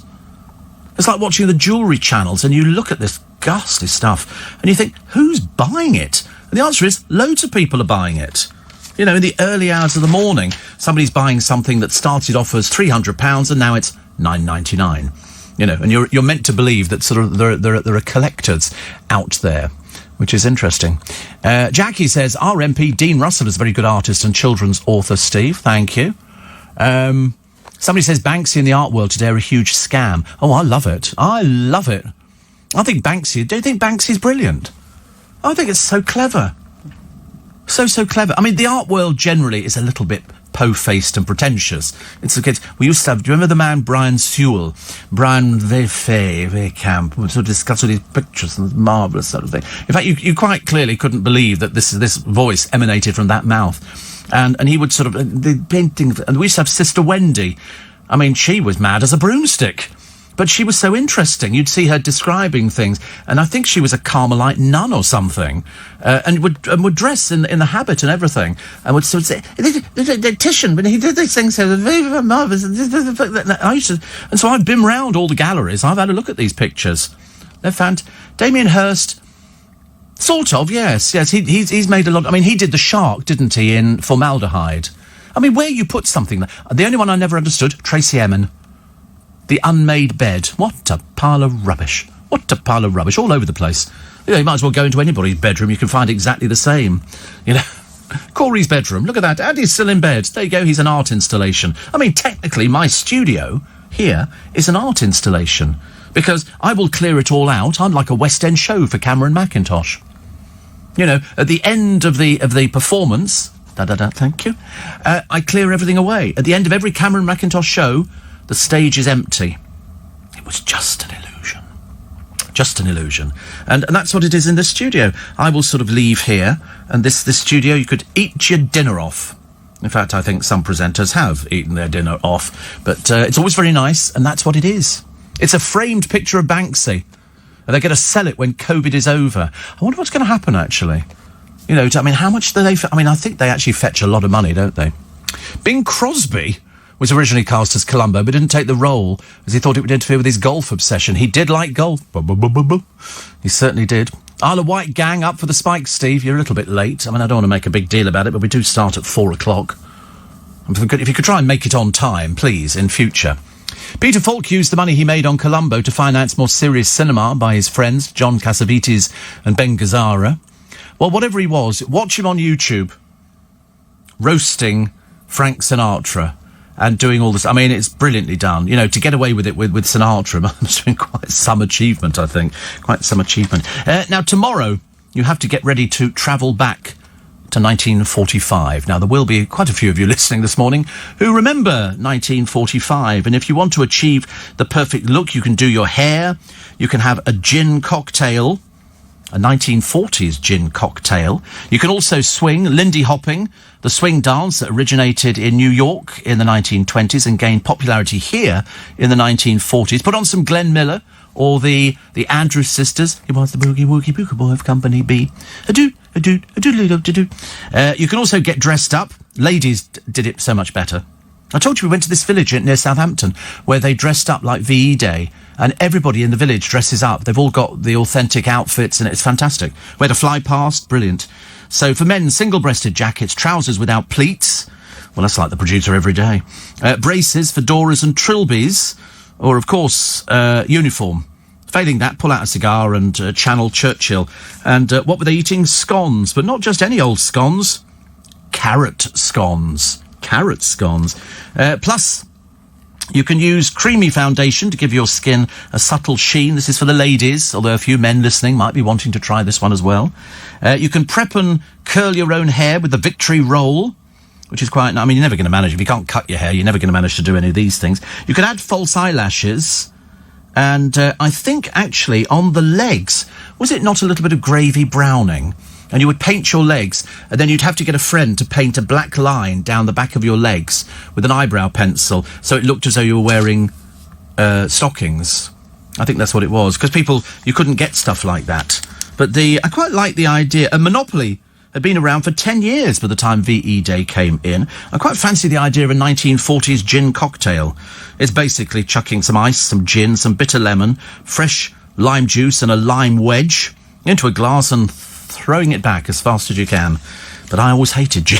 I was never a gin drinker. But I might go for the carrot scones. That's tomorrow, as you get ready to party like it's 1945. And some people, I've seen people dressed up. I've had listeners who dress up from the 1940s and they look sensational. Steve, very, very sad to see Joe Allen's boarded up. I know, I pass it on a regular basis. I agree with you. It's very sad. Don't worry. Listen, the way things are going, these boards are going to come down, I'm telling you. What with that and Little Italy? I don't like seeing places boarded up. I feel and it's been 6 weeks. This lockdown has been 6 weeks. It's amazing, isn't it? Absolutely amazing. Do you know that it was on this day, in 1965, that Keith Richards woke up in the early hours of the morning and laid down the opening riff of I Can't Get No Satisfaction. He did it on a tape recorder, and then he went back to sleep again. Dum dum dum dum dum dum dum dum dum. Seems so simple, doesn't it? If only I could have written songs. But I think the Banksy, Steve, should be left hanging in the hospital for everyone to enjoy. It doesn't matter how much money it gets. It'd be a drop in the ocean. Yes, I mean, absolutely. Absolutely. Are the supermarkets open tomorrow, VE Day? I think so. As far as I know, they are, because it's a bank holiday. So, I mean, they might be doing Sunday openings, which is what they normally do on a bank holiday, isn't it? So they open for, 11 o'clock or something like that. Steve, we had 450 plus deaths yesterday for COVID-19. Are we really ready for the lockdown to ease? No, I think you've got to be extremely careful. Extremely careful. I think it's one of those things that I think some people of limited intelligence, be going, oh, that's right, it's all, lockdown finished, we can just go out and do whatever we want to do now. And you think, no, you can't. There's still people dying, 450 plus the other day. They are just a statistic, unfortunately. But, I mean, it's deeply worrying, deeply worrying. So I think I would still be being careful. Normal hours for supermarkets tomorrow, is it? Wow. Oh, that's cool, isn't it? I can get some more earth, I think, from Waitrose. Another picture of Prince Harry. We did this story the other day. They're a bit late, some of the papers. He sold his handmade guns. He's got Purdy's. Apparently he's got a pair of them, and he sold them for 50,000 quid. Perhaps we can get our money back for the cottage. Don't see that happening anytime soon. It's amazing how they seem to forget things. Although it's because apparently Meghan doesn't like hunting, shooting and fishing. So when they did it at Sandringham, the Boxing Day shoot, her first Christmas, she arrived only in time for lunch. She's obviously very headstrong, because if you remember, Donald Trump was given a dinner by Her Majesty the Queen, and she didn't turn up for that either, and yet now happily sort of, greasing the palms of those in America. But it was only like 2 years ago that Prince Harry and a group of friends killed 15 wild boar on a hunting trip in Germany while his fiancée was out of the country. So he obviously enjoys doing it. I wouldn't want to do it. But there was about, I think, 60 fellow huntsmen for 2 days of shooting. What is the point of it? What is the point? I don't understand. So, yes, is the answer. Supermarkets are open tomorrow, normal hours. Also, Simon Cowell. Why is Simon still so scared to tie the knot? Probably just doesn't want to get married. Why would you want to do that? Some people are quite happily being single. Oh, look, talking of that, here's David Beckham. David Inked Up Beckham. He thinks he's a man of the people and he's got the tattoos to prove it. However, the communist state of China take a rather different view of body art. We can reveal that Chinese television censored all of his inkings when it recently screened his journey to the Amazon rainforest.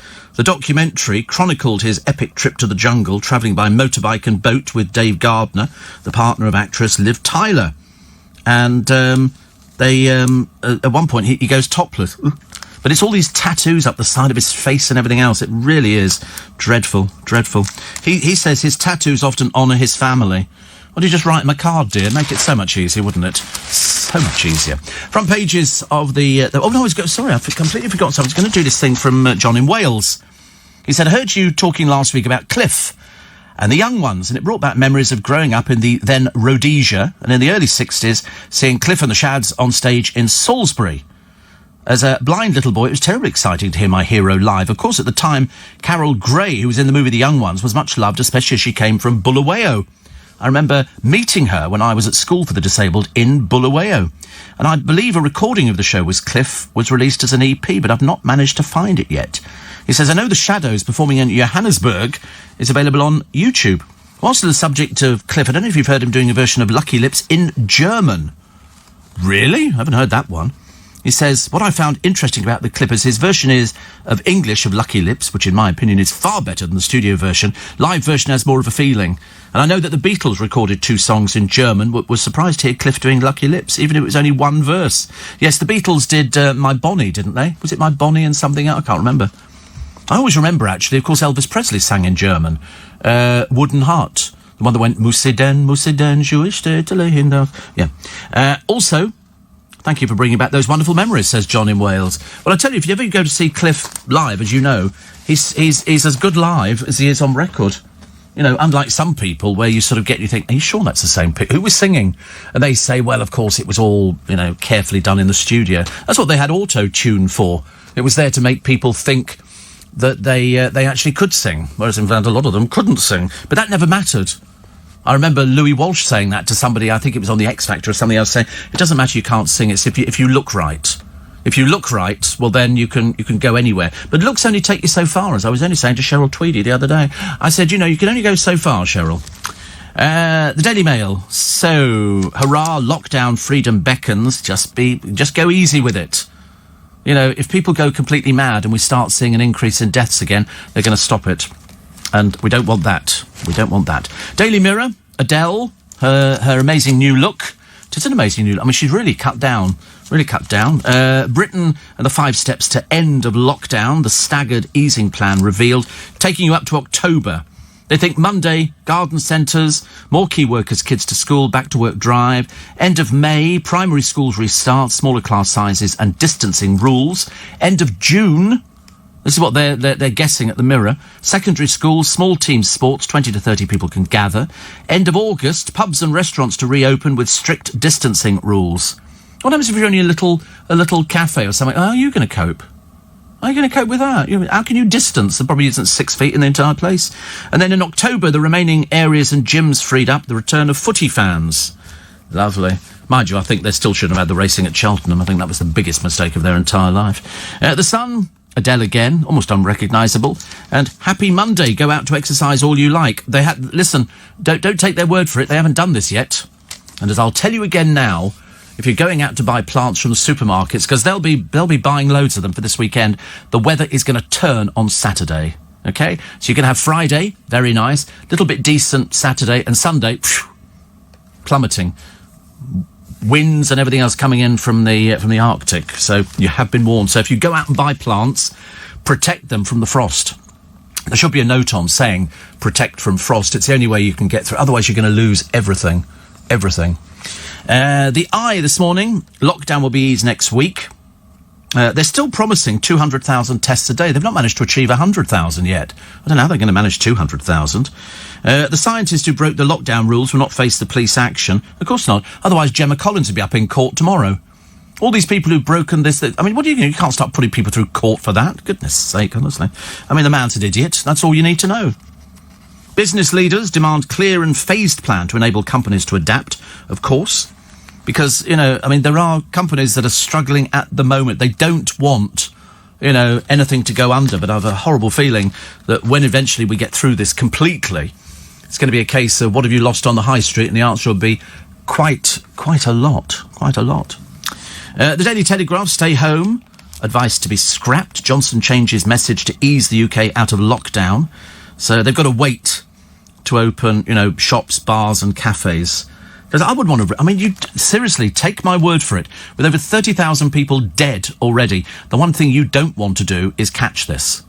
You really don't want to catch it. And that includes families with children and things like you don't want to catch it. And yet I see people wandering about, just completely oblivious to the fact that you don't know where it comes from. You don't know how it's going to affect you. But you don't want to be in a hospital on a ventilator. Take my word for it. And if you've got any sense, you'll get some masks. I think they're going to be de rigueur for everybody. You can buy them all over the place. There's adverts in the papers today. You can buy them, 10 quid for 10 masks or something. Whatever it is, if it helps save you from something, it's well worth it. Well worth it. Front page of the Times this morning. But they're obsessed with this Adele because she looks completely unrecognisable. Double risk of hospital for patients with obesity. So the breathing problems increase in the virus. Thank God I'm not obese, he says, hopefully thinking about that. The Daily Express, here we go. More pictures of Archie, smiles from LA, like we care. First steps to freedom from Monday. The message to stay at home will be axed. Well, my advice would be, and what do I know about it? I just read the papers every day and see what's going on out there. There's still people being taken to hospital. There's still people dying. There are families who'll tell you, listen, don't risk it. Don't risk it. Steve, I didn't realise London Zoo was in trouble. All their breeding and conservation work. Yes, they've had a breeding programme in place for donkey's years. And the conservation work, absolutely. That's what they were put on the earth to do. They've got a huge complex of offices. I know, because we used to use a guy from there from years ago. He used to come in, Steve, his name was, and he used to come in and talk about London Zoo and animals and all sorts of things. But yeah, they're very active in breeding and conservation to make sure that we have some of these animals around for a very, very long time to come. It's another picture of Adele on the front page of a paper. They're absolutely obsessed with pictures of Adele. I mean, I know she's lost an awful lot of weight, but to be honest with you, I mean, it's, that we could all look that good, but I never looked that good in, one of those sort of shimmying type outfits. Listen, that's it this morning. Thank you so much for your company, as always. And we do it again tomorrow morning at 4 on my free Little Bit Extra podcast. Harry and Meghan wanted, I thought we were told, a quiet life away from all the cameras. This is whilst parading their family in front of the cameras every blooming week. And also the book being published by Mr. Murdoch. I wonder if they know that. We'll take a look at a completely unrepeatable Ricky Gervais joke. And Susanna Reid says she has 6 hours sleep a night. Luxury. Can you imagine that? So they think that it can be... As I say, I don't want to talk about, things that don't happen anymore. Like baking, I suppose, really. Happy birthday to Sir David Attenborough. He's 94 today. Does he know? Probably not. So, happy birthday. He lives down the road from me. When I say down the road, it's down the road, over the bridge, turn right, up to the top of the hill, and he's the biggest house up there, right next to a pub. which always seems very appropriate, actually. I used to live over the road from a pub, actually, and surprisingly enough, if you live next door to a pub or by a pub, you tend not to use it. I don't know why that is, but in all the years that I lived in Staines, aptly named, next to the pub, I never went in it. Never went in it once. And somebody said to me, why not? I said, I don't know, you don't feel you want to on your own doorstep, do you, really? Plus, what else we got? 3 Russian doctors. Guess what's happened to them? They've died. You know why? They fell out of windows. Russia's famous for this. People criticise the government and criticise the failings of the virus and things like that. And the next minute, you're not living anymore.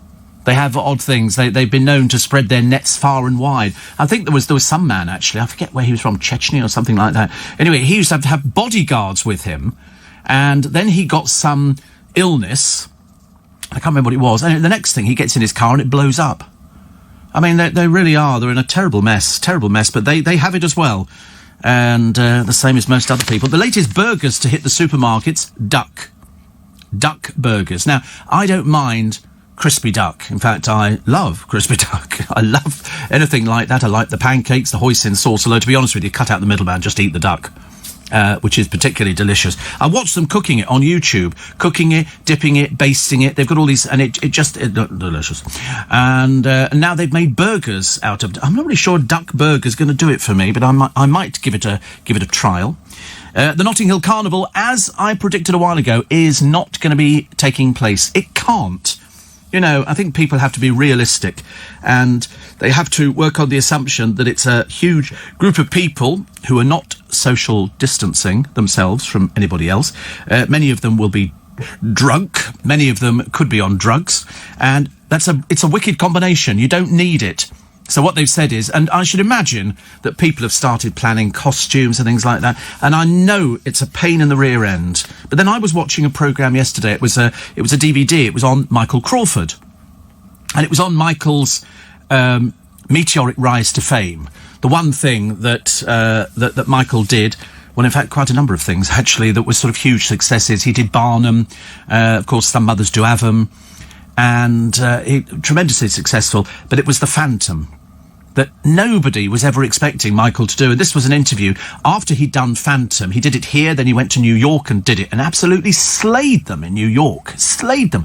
They were interviewing people afterwards, old showbiz people, saying it was the best thing they'd ever seen. And if you'd never seen The Phantom of the Opera, then it was amazing. Then he went on to do, I think, SFX or SFX over in Vegas. A huge show with a company the size of which you've never seen before. There must have been about 200 people in it. And special effects and dragons coming out of the ground. And I mean, just absolutely amazing. But that's what Vegas is famous for. And I was watching this thing, and then coming in the car this morning, I was thinking, has Vegas closed down? Because they can't have it open, can they? Because it's all people sitting gambling at tables and stuff like that. Can they take the hit? What about all the shows? The huge shows in Vegas. I mean, there's not many hotels that do not have a showroom that's got some sort of show running. You know, be it a big spectacular or a magic show. Mind you, most of the magic shows tend to be big spectaculars. So I'm assuming, you know, that... Oh, I'm looking at a picture of it. Here we go. We've got our cameras on the strip. Empty. Empty. Absolutely empty. This is the Paris Hotel here. I know that because it's got the Eiffel Tower. Have you ever been to Vegas, Corey? You should go. No, you should go. You'd probably like it, actually. Been to Macau? Yes, I know Macau. No, it's not nothing like that at all. No. Nothing like that. No, this is amazing. You have to go to it. I mean, it is amazing. It's the only place where there's no clocks. No clocks at all. You walk in a casino, nothing. There's no windows. And then if you go into, I thought the biggest hotel was Caesar's Palace, which has got something like a 22,000 seat theatre next to it. And they've got a shopping arcade where the season changes. It goes from night to day. So you've got a roof, huge roof, but it's got clouds that move, and they've got stalls, and then all of a sudden it starts getting a little bit darker, and then it goes dark, and then all the lights on the stalls come on. I mean, it's quite something to watch. Then they've got Bacchus, this huge 30-foot high god of booze, who on the hour comes to life and talks to you, and water spouts out. It's unbelievable. Seriously, you have to go there. I mean, just worth walking through all the showrooms and everything else. Best hotel? Oh, I don't know. Listen, they're all much of a muchness. They're all much more, depending on what you want to spend. You can spend a little, or you can be a high roller and get a suite or something like that. But the trouble is, they're not particularly bothered about the route. They want you to gamble. That's what they want you to do. They want you to gamble. You can get all sorts of fantastic rates. Look at that. Caesar's Palace, 66 quid. You can get a room from 66 quid. Because they're working, there you go, temporarily closed. Caesar's Palace, Planet Hollywood Resort thing, the Cosmopolitan, temporarily closed, MGM Grand, temporarily closed, Palazzo, the Venetian, the Wynn might be open, Welder Up is also temporarily closed. This is absolutely amazing, isn't it?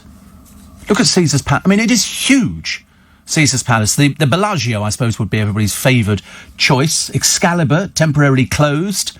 The Luxor, temporarily closed. Mandalay Bay, temporarily closed.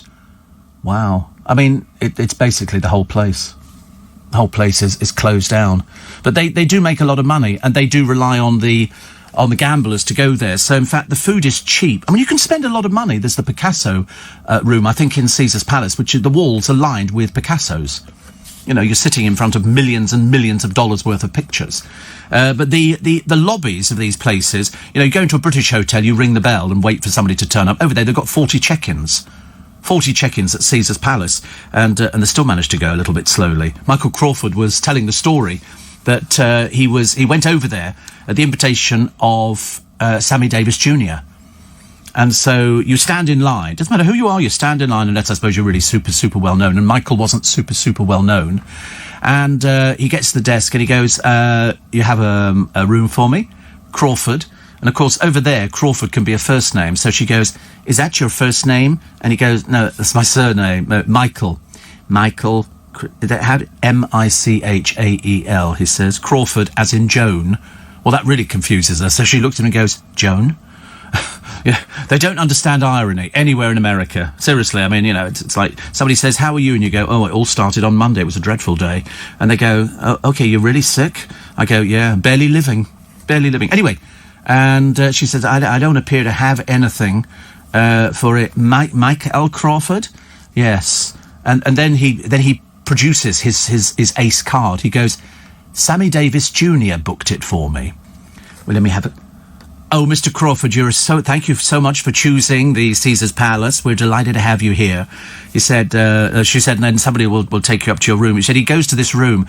He said, and you look at, he said, bloody enormous. I mean, you can get rooms over there, which, I mean, most of the rooms are doubles. They've all got double beds in. I mean, no point having a single room and admitting that you've got no friends. So you always have a double room.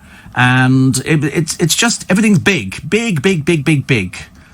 you do see, as you go through the casinos, and because everywhere's a casino, every single hotel's a casino. That's where they make their money. They're not making it on anything else. It's the casinos. And you see elderly people with oxygen cylinders next to them on trolleys, and they've got a face mask on, breathing in oxygen whilst they pump their hard-earned living and presumably pension into these machines, which are insatiable. And there's thousands of them. You walk in there to a hotel that maybe you're not particularly familiar with, and there's thousands of fruit machines. Absolutely everything. And then they've got the giant machines, which is like, $10 and you pull the handle. And that's quite nice. But I was reminded, actually, because a friend of mine was over there, and his mum, Lindsay Hilson, he's a magician, as you can well imagine. He was over there, and she says, she wrote to me the other day, actually. She said, I've been pottering about with my pots too. She said, remember our trip to Vegas? And that ghastly woman who thought we should give more to the charity? Glad you stood up to her. She said, I still love your show, been listening since the 70s. Now, Edward Hilson does, it's going to sound really British, he has a dove act. He does doves. But he's now branching out and doing all sorts of other things. Because I saw a great review of him, Lindsay, the other day, which was in the Magic Circular, and it was really lovely. He's really come on in leaps and bounds. But he was in a hotel room over there, in the same hotel we had, but they had to keep the doves in the room. Because he actually picked up doves over there, because he's looking for particular doves. He does breed doves, Java doves, which are very passive. So when you see them, being popped in boxes and thrown up in the air and turning into a silk handkerchief and stuff like that, those would be the sort of doves. And they had them in the room. you can't really let them out because he was over there to do a show, and it was lovely actually. I remember it very well, Lindsay, very, very well. Love the whole thing. In fact, I'm sure that Ed did one of my Christmas shows at the Magic Circle. I'm pretty certain. We've done so many over the years, and we've had so many fabulous people. I mean, really fantastic people, and that my heart bleeds. That's why I was saying earlier on, Vegas must be closed down, and it is. We just looked at the on the strip cameras, and it's deserted. It's absolutely deserted. It's a case of nobody's going there. So once we get, I mean, this is just, it's the biggest thing you'll ever remember. You won't, we will come back to this in a year's time and go, do you remember?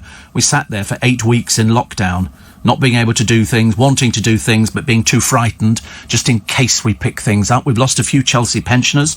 We've lost over 30,000 people. Over 30,000 people. That shows how little we know about it. And still, I see people going out without masks. They're bringing a new rule. If you arrive at a London airport, I think 3 airports have been named at the moment, and you don't have a mask or gloves on, you ain't coming in. It's as simple as that, I don't know how people can just sit on a plane anyway at the moment. I think it's highly dangerous. Highly dangerous. Anyway, what we do is we take all your texts and emails on this programme. Why? Because we're just like that. We're one of those kind people on the programme because we are frontline. No, we're not. What do we call it now? Key workers. I can never, every day I get there and I sit there going, what is it called? Key worker. And I didn't think of key workers, but I'm a key worker. And I know that, actually. I know that because not only have the police told me I'm a key worker, the government tell me I'm a key worker, the Prime Minister tells me I'm a key worker, and not only that, but Her Majesty the Queen and the Pope tell me I'm a key worker. That's good, isn't it? The Queen has issued her statement saying thank you to all the broadcasters. Ta-da! I am a broadcaster. I've been thanked by the Queen, and the Pope has said exactly the same thing. I think she pinched the line off him. I think she pinched that anyway. So the Pope was also thanking all the broadcasters. Key workers. Key workers. I feel quite proud of that, actually. I feel I should have a badge made or something. I'm a key worker. I'm not obviously frontline because I don't do medical things. Thank the Lord. Believe you me, you wouldn't want to arrive in a hospital and they go, this is Steve, he'll be looking after you. Because I'd be going straight for the bed baths. Straight for the bed baths. There'd be no messing around, I tell you. I'd be getting out those flannels. Definitely. We have... I can't tell you, actually. I can tell you. I met somebody the other day. I've known them for years. I work with them, actually. And they have a fear of hospitals. They have a fear. The fear is not of going into hospitals and being made better, but the fact that they have to take their clothes off in the hospitals. Because when you go into... If you're going in for anything now, they give you a gown to wear, as you know. But there's no back to it. I don't quite understand that. It looks like it's the most peculiar thing. Every time I've been in there to have any operations, which I've had a few, then again, too few to mention, I did what I had to do. And anyway, and I don't want to go there. It's just ridiculous, isn't it? It's, I'm a blue toothbrush, you're a pink toothbrush. Have we met somewhere before? It's talking like this that got me thrown out the brownies. I wanted to join. They didn't want me sitting on their mushrooms at all. And so, Tuesday. Oh, yes, and yesterday, I was very excited. I thought my plants had arrived. So I tweeted, my plants have arrived. And people were tweeting me going, well done, Steve, your plants have arrived. And I opened up the box this morning thinking, it doesn't look like a big box. I mean, it's quite a big box, but they're only little plants. And my neighbour said to me, they'll only be small, Steve. I said, I'm so excited they're here. We've got all the earth now. We've now got 7 bags of earth. I've got enough earth. I can practically fill in a reservoir. And the plant. So I opened the box this morning. They're not plants.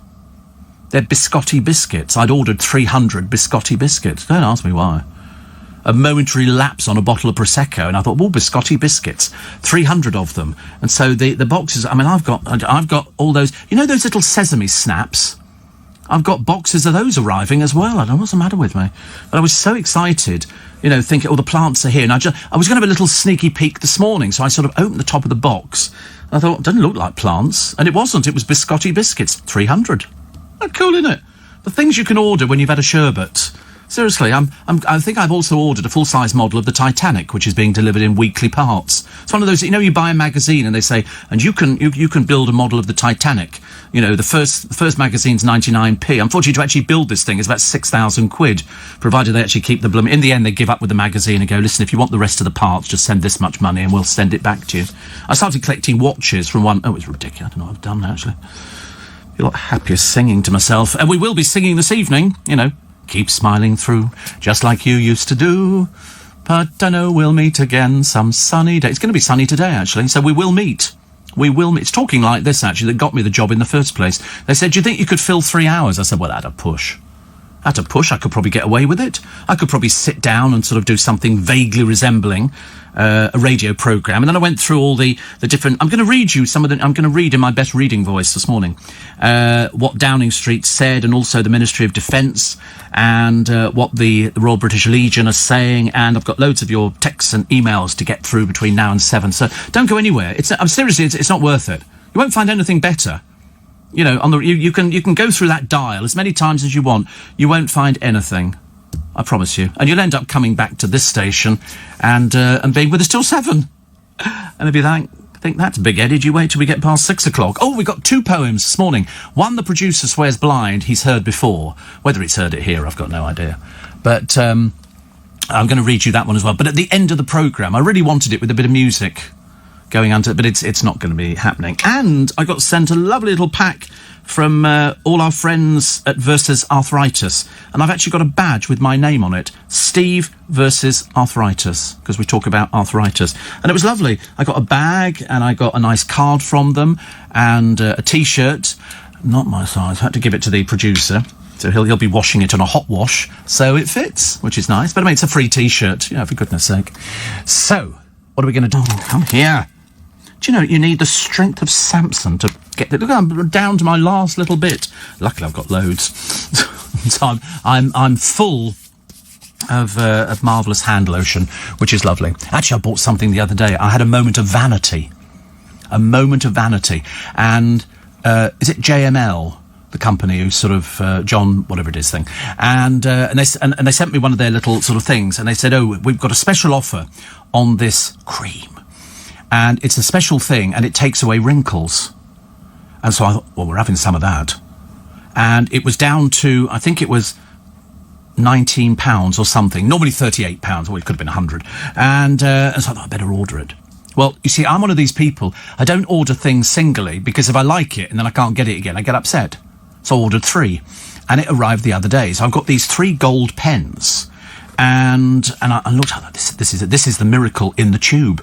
This is the thing, you know, because I've seen the other advert, which runs on, I've seen it on television, I've seen it in the newspapers, and it's called Perfect Eyes. Well, I ordered a vat full of that stuff, and you put it on just underneath your eyes, and when it dries, it takes away the wrinkles. It's a bit like using egg white. You know, if you can't afford, or failing that, hemorrhoid cream. Hemorrhoid cream is the favoured cream for models, because it was the cheapest thing to do, because it shrinks piles. So if it shrinks piles, it's going to shrink it's serious, it's true. Models use hemorrhoid cream. Yeah, absolutely. It's a way, it's not made up. I don't say anything for effect on this programme, unless it's completely funny and made up, but this is true. And you use egg white, just paint it on a little bit, and when it dries, it hardens and it stretches the skin out. And hemorrhoid cream does exactly the same thing. I'm telling you, you'll find it on the internet. But anyway, this isn't hemorrhoid cream. So I got this stuff out, and it said, works in 60 seconds. Well, you know me. So I've got three tubes of it. It's in gold. It looks posh and everything else. And it said it's got vegetables in, and so I don't know what's going on. Anyway, so I sort of, you know, squeezed a little bit onto my hand and then patted it around my eyes, thinking, this is going to be so exciting. So exciting. And I'm going to look about 15 years younger. And so I sat there, you know, my eyes wide open, thinking, oh, it's working. And it said 60 seconds. I said, well, I've been sitting here for 10. And so I stood up, looked at it, and I didn't look any different. I looked exactly the same. I was expecting to see an instant transformation. There would be a youthful Steve Allen, you know, circa 1963. Hemorrhoid cream is instant. Yes. Yeah. You see, you'll find it online. You'll find it online. It's very good. And it's multifunctional as well. So if you don't have hemorrhoids, you can use it as an eye cream. But models do it. Seriously, no. I mean, it's the gift that keeps on giving. And so much cheaper than anything else. But yeah, hemorrhoid cream. I remember that as a model trick from a long, long time ago. Just a little bit underneath the eyes. Don't put it in your eye. That would be silly. And it takes away, because as it shrinks because of the enzymes in it or something. It shrinks piles. Otherwise, it's very painful. And then you just put it on, and We're full of useless things, aren't we, on this programme? I tell you won't find... And that's what I say. You'll wander away from this programme and you'll come back and you go, do you know, nowhere else but apart from Steve Allen's programme can we be talking about hemorrhoid cream at 26 minutes past 4 in the morning. And I didn't put it on this morning. That was the trouble, because I didn't notice any different. So tomorrow... Oh, you won't see you tomorrow. Monday, I'll do it for Monday. And I'll bring it in as well. I'll bring it in. I mean, I thought it was really good. You know, if it can take years off you, that's the gift that everybody wants. They want that thing that you can either swallow or drink or paint on so that you look a lot younger. I mean, sometimes you see some Love Island people, and they put the thing on, but they haven't followed the instructions because they can't read. And then when it dries powdery. So you can see that they've got this, looks like white powder around their eyes. And that's what it is, because they haven't shaken the bottle properly. So, but I know all the tricks, because I used to do a beauty programme with Estee Lauder. Estee Lauder used to come into LBC, and so I knew all about, you know, dry skin, medium skin, the tea effect, everything.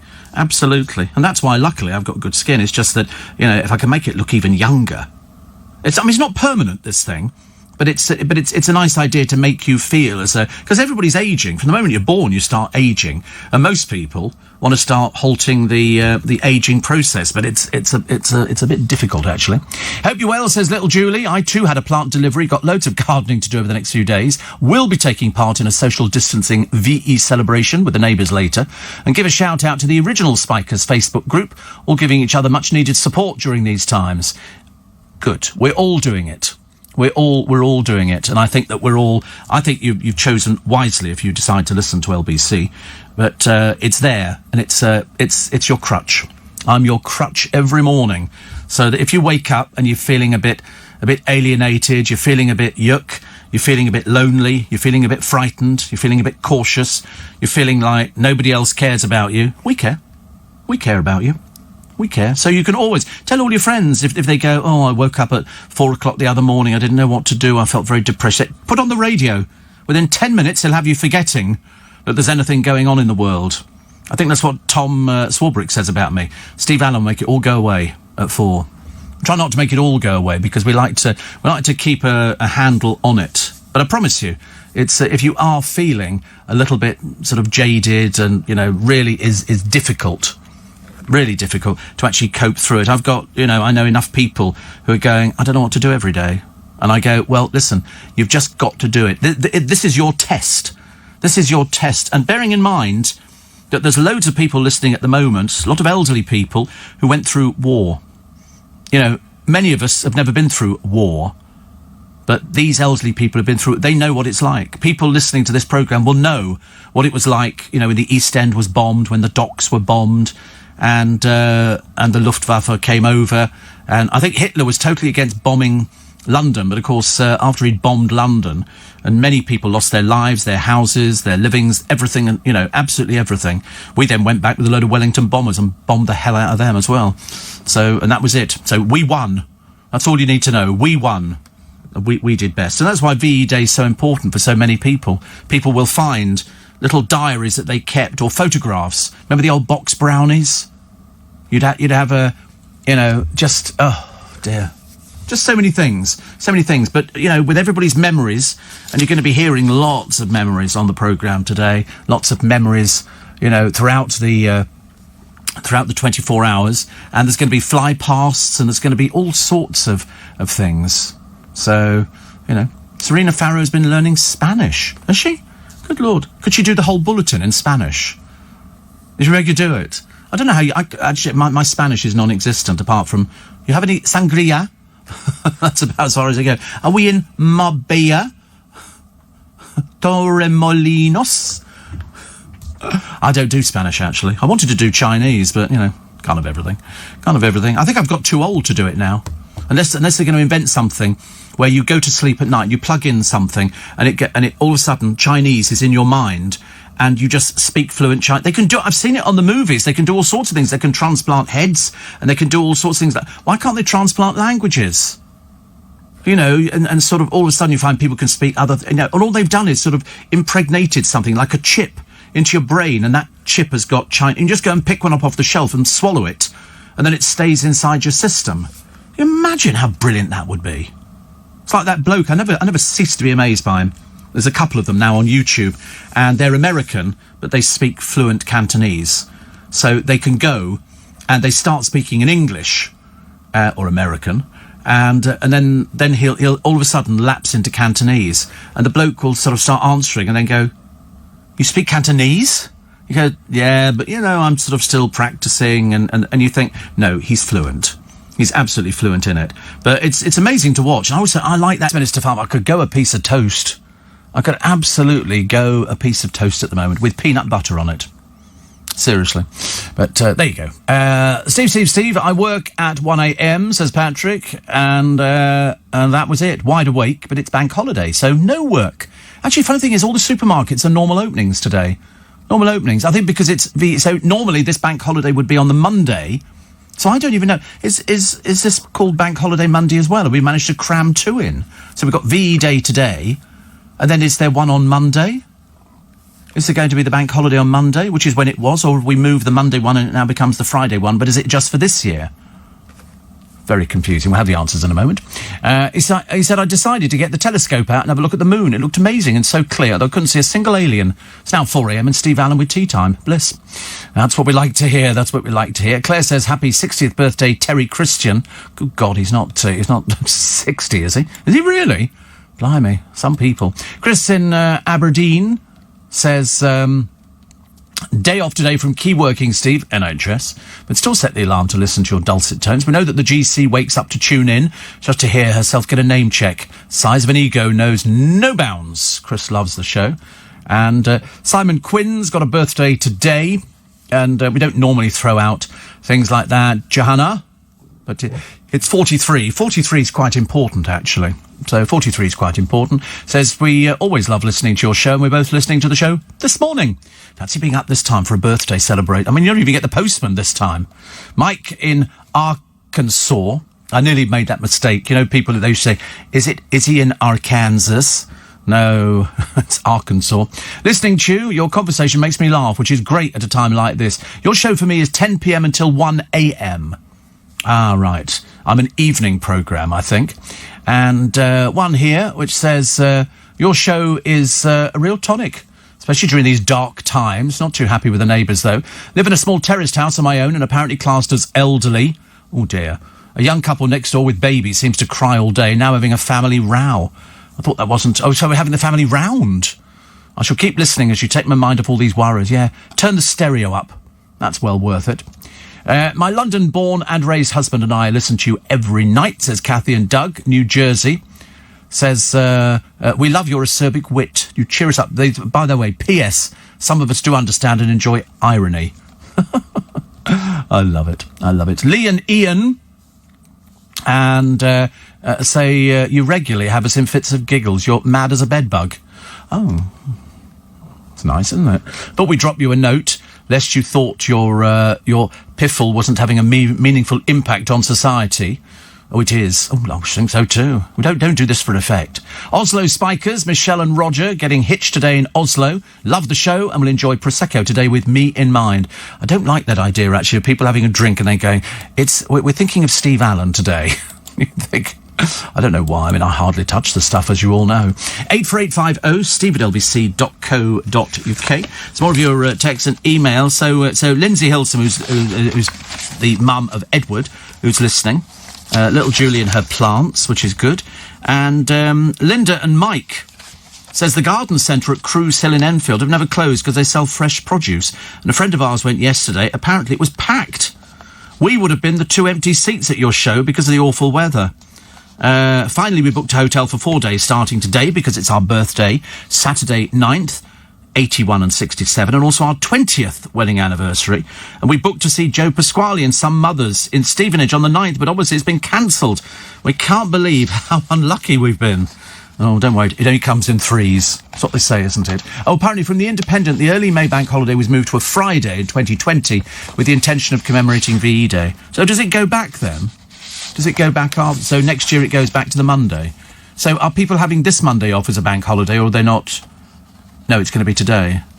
Okay. I don't know why they don't have 2 of them. Why couldn't we just have 2? That'd be quite nice, wouldn't it? And then if Boris decides to open garden centres, that would be Wonderful. Paul in Manchesterford says, do you remember Elizabethan Reggae by Earl Grant? Yes, I've got it by the Cats. That one, yeah. Apparently, it was written by Ronald Binge. He gave us Sailing, by which the Beeb still used for the shipping forecast. Elizabethan Serenade, also covered by the Gunter Coleman Choir. Sounds like something at the Sound of Music, Paul, doesn't it? The Gunter Coleman Choir. Here they all are again. Jay in Leicester says, Steve, Black Funk Brixton market label is on Discogs. Discogs. Because somebody was asking the other day about this Black Funk, which had loads of good tracks on it. And there you go, Swan Lake, the reggae version by the Cats, says Tony. It's all available on YouTube. You can see it all on there. Rob Goldstone, he said, I've given myself a Corona haircut and I'm now gone from Elsie Tanner to Bet Lynch. No surprise there, Rob. No surprise there at all. He has an iPhone that speaks many languages. Wish I wonder. Barely struggles for English. So we'll take more of those a little bit later on this morning. 22.5, which is unusual. I don't normally like giving out... Sorry, I'm very messy. I don't normally like giving out lots of time checks. Angela of Ashford, thank you. That's what we like to hear. And somebody says here, I'm getting pots ready for planting up. You've inspired me. Good. Put it this way, I mean, I wouldn't plant anything out just yet. I would leave it for a little while. But you can certainly prepare the pots by getting the earth. As I say, now I staggered back. I nipped the car round to Waitrose. Takes about 5 seconds. And because I couldn't carry back these big sacks of earth. So I've now got 7 sacks of earth. I just want the plants to arrive, but I'm not particularly bothered. I can leave it sort of a little while till the frosts have gone. Gary in Woolwich says, I got told yesterday, Steve, that TfL office staff will have to continue working from home for at least another month or two. I'm missing my colleagues. Yeah, you do, actually. You end up missing people. And it's, the only thing you can do is sort of just pick up a telephone, I suppose. I do FaceTiming to a few people. But, I mean, I speak to the same 2 people nearly every day. I'm a bit of a creature of habit. Steve, I've had a day working in intensive care, feeling a bit down this morning. Just listened to you, and you've cheered me up. Nice to know I have my Spikers and you. Feels like a family, says Sidcup Julie. Good. That's what we like to hear. I don't know how you do what you do, but there again, I've often said that. Been saying it for years. I don't understand how, people go into work and they're working in intensive care and you lose some people in the course of the day, and I don't know how people are not affected by it. I really don't. I mean, I think we're all affected, and we're all sort of thinking, thank God for all the frontline staff. Thank God for all the doctors and the nurses and the ancillary staff and the auxiliary staff and the people who clean and the people who make the food and the people who do all the things which make the hospital tick. And that's why you have to be so careful. Depending on what Boris says on Sunday, I'm no prophet of doom, believe you me. But I'm telling you now, if he says we're going to relax, I think he'll relax over a period. I think we'll do something this week. We're going to open garden centres. Garden centres can open. Social distancing again, which, I don't mind about, because there's loads of room at gardens. You never find pokey little garden centres. I must find out from Paul Cooper if we're going to get hanging baskets this year. I might go a few hanging baskets, cheer myself. I think flowers cheer people up. I mean, I know that ladies like flowers, and a lot of men do gardening. Sidcup Julie says, I did a U the other day, burnt the rice, started to clean the saucepan, thought, why am I struggling to clean it? So I threw it away. I've done that. I seriously have done that. I thought, I can't face doing another piece of washing up. Terrible. You're so right, Steve. I've used hemorrhoid cream for years, and it works. I'm sure you know to tap moisturiser on your face rather than usual rubbing or stroking it on. Listen, you can't tell me anything. I'm really good at things like that. Really good. Really, really, really good. So, I'm having the oddest dreams lately, Steve. This night's REM entertainment was me... Wait a minute, I've lost it. Where's it gone to? Come here. Me breaking my phone and eating chunks of it. You're having seriously worrying dreams. Seriously. I quite like a dream. I haven't had one for a little while. But, of course, being Friday today, what do we look forward to on Friday? Weekend. No, it's the same as yesterday, and every other day you'll have to do exactly the same as you did. So I don't know what I'm going to do the pots, make sure it's all tight. I'm going to have a bit of a throw out, get rid of some things that I don't need anymore. That's the way it'll go. Ghislaine Maxwell, you remember her? She ties in with Prince Andrew quite nicely. That's Prince Andrew who's about to be sued, if you believe the front of the papers. They still owe money on this Swiss chalet, which apparently he's got with Sarah Ferguson. Isn't it funny? She can't stand on her own 2 feet, that woman, but she'll tag on to somebody who's got a bit of clout. Not that we think Prince Andrew's got any clout anymore, but the person who owned the chalet, who sold it to them, still retains an interest in it. How does that work? But anyway, they owe about 5 million, but with the interest, it's gone up to 6.5 million, and he's had enough. Should have been paid in December, and so he's pushing it through the courts. Now, over there, I don't know how it works. Not pushing it through the courts here. So, more bad news for Prince Andrew. Couldn't have happened to a nicer person. Jane says, I'm sending a big virtual hug, because you make me laugh, and you make my day during these dismal times, remembering happy times. When they're coming back. I'm telling you, they're coming back. To anybody who doubts me, I'm telling you, I'm always right. Ask James O'Brien. Always right. That's the kind of thing he says. He says, don't ever question anything that Steve Allen says, because he is always right. It's as simple as that. I can't emphasise it anymore, because he's often on occasion, oh, are you sure about that? And I've gone, listen, I'm never wrong. And so he says, Steve Allen is always right. Never question Steve Allen. He's always right. See? There you go. That's it. I could probably get that from everybody, actually, because sometimes I remember the oddest things. Sometimes the producer will say, I don't think that's right. And I go, go on, check it. And it turns out I'm always right. So anyway, we sorted out the hemorrhoid cream, which is very good, actually. And somebody else says, I'm looking forward to getting out in the garden. And Eileen in Hendon says it's only Friday, and there's me thinking it was Saturday. Oh, dear. Steve, I've just tuned in after making my coffee, and I thought, what station am I listening to? Me. Shane in Sydney says, I'm cranky. I bought a new phone, transferred everything from my old phone. All my download music disappeared. Yes, did you know that, I've ordered from iTunes over the years and stuff like that. Do you know you don't get to keep it? You're only basically borrowing it. Because I bought loads of little devices over the years. And but you don't get to keep it. I was a bit disappointed at that, actually. At least when you actually sort of go onto the LBC website and you download the app, you get to keep all the programmes. Dan says, arthritis is raging as usual. I'm glad you're here to keep me sane. Don't eat all the bickies. I've given them away. I've given the bickies away. Because I've got 300 of them, so I thought that was okay. But it's awful. I mean, I had it the other day, because I've got it in some fingers, and it's a wee bit painful. A wee bit painful, but it does get a little bit better. CNN called Las Vegas ground zero when it comes to the pandemic, because it's part of the US that's losing the most money during lockdown. Yeah, but I'm sure they've got lots of money in reserve. I'm sure. Just think of it, not necessarily the hotels all closing down, temporarily closed at the moment, but the fact that all the staff, what are they doing with the staff? Do they just sort of send them home and then have to recast? Somebody said to me, if they start letting theatres open and cinemas, for the theatres, the people might have to sort of retrain to do a particular job. So if you're in Phantom of the Opera or something like that, you might have to go back in. You'll have to rehearse. You can't just go back into the theatre and expect it to be exactly the same. It won't be. You'll have to do that. So Cameron McIntosh must be sort of sitting there thinking, oh, my God, where do we go from here? And the answer is, we have to get things open, but slowly. I'm 75 today, born at 2 p.m. on the 8th of May during a heat wave, and was named Victoria. 75. Do you know, I have no idea what day of the week I was born on. I know I was born on the 17th of March, but I couldn't tell you what time.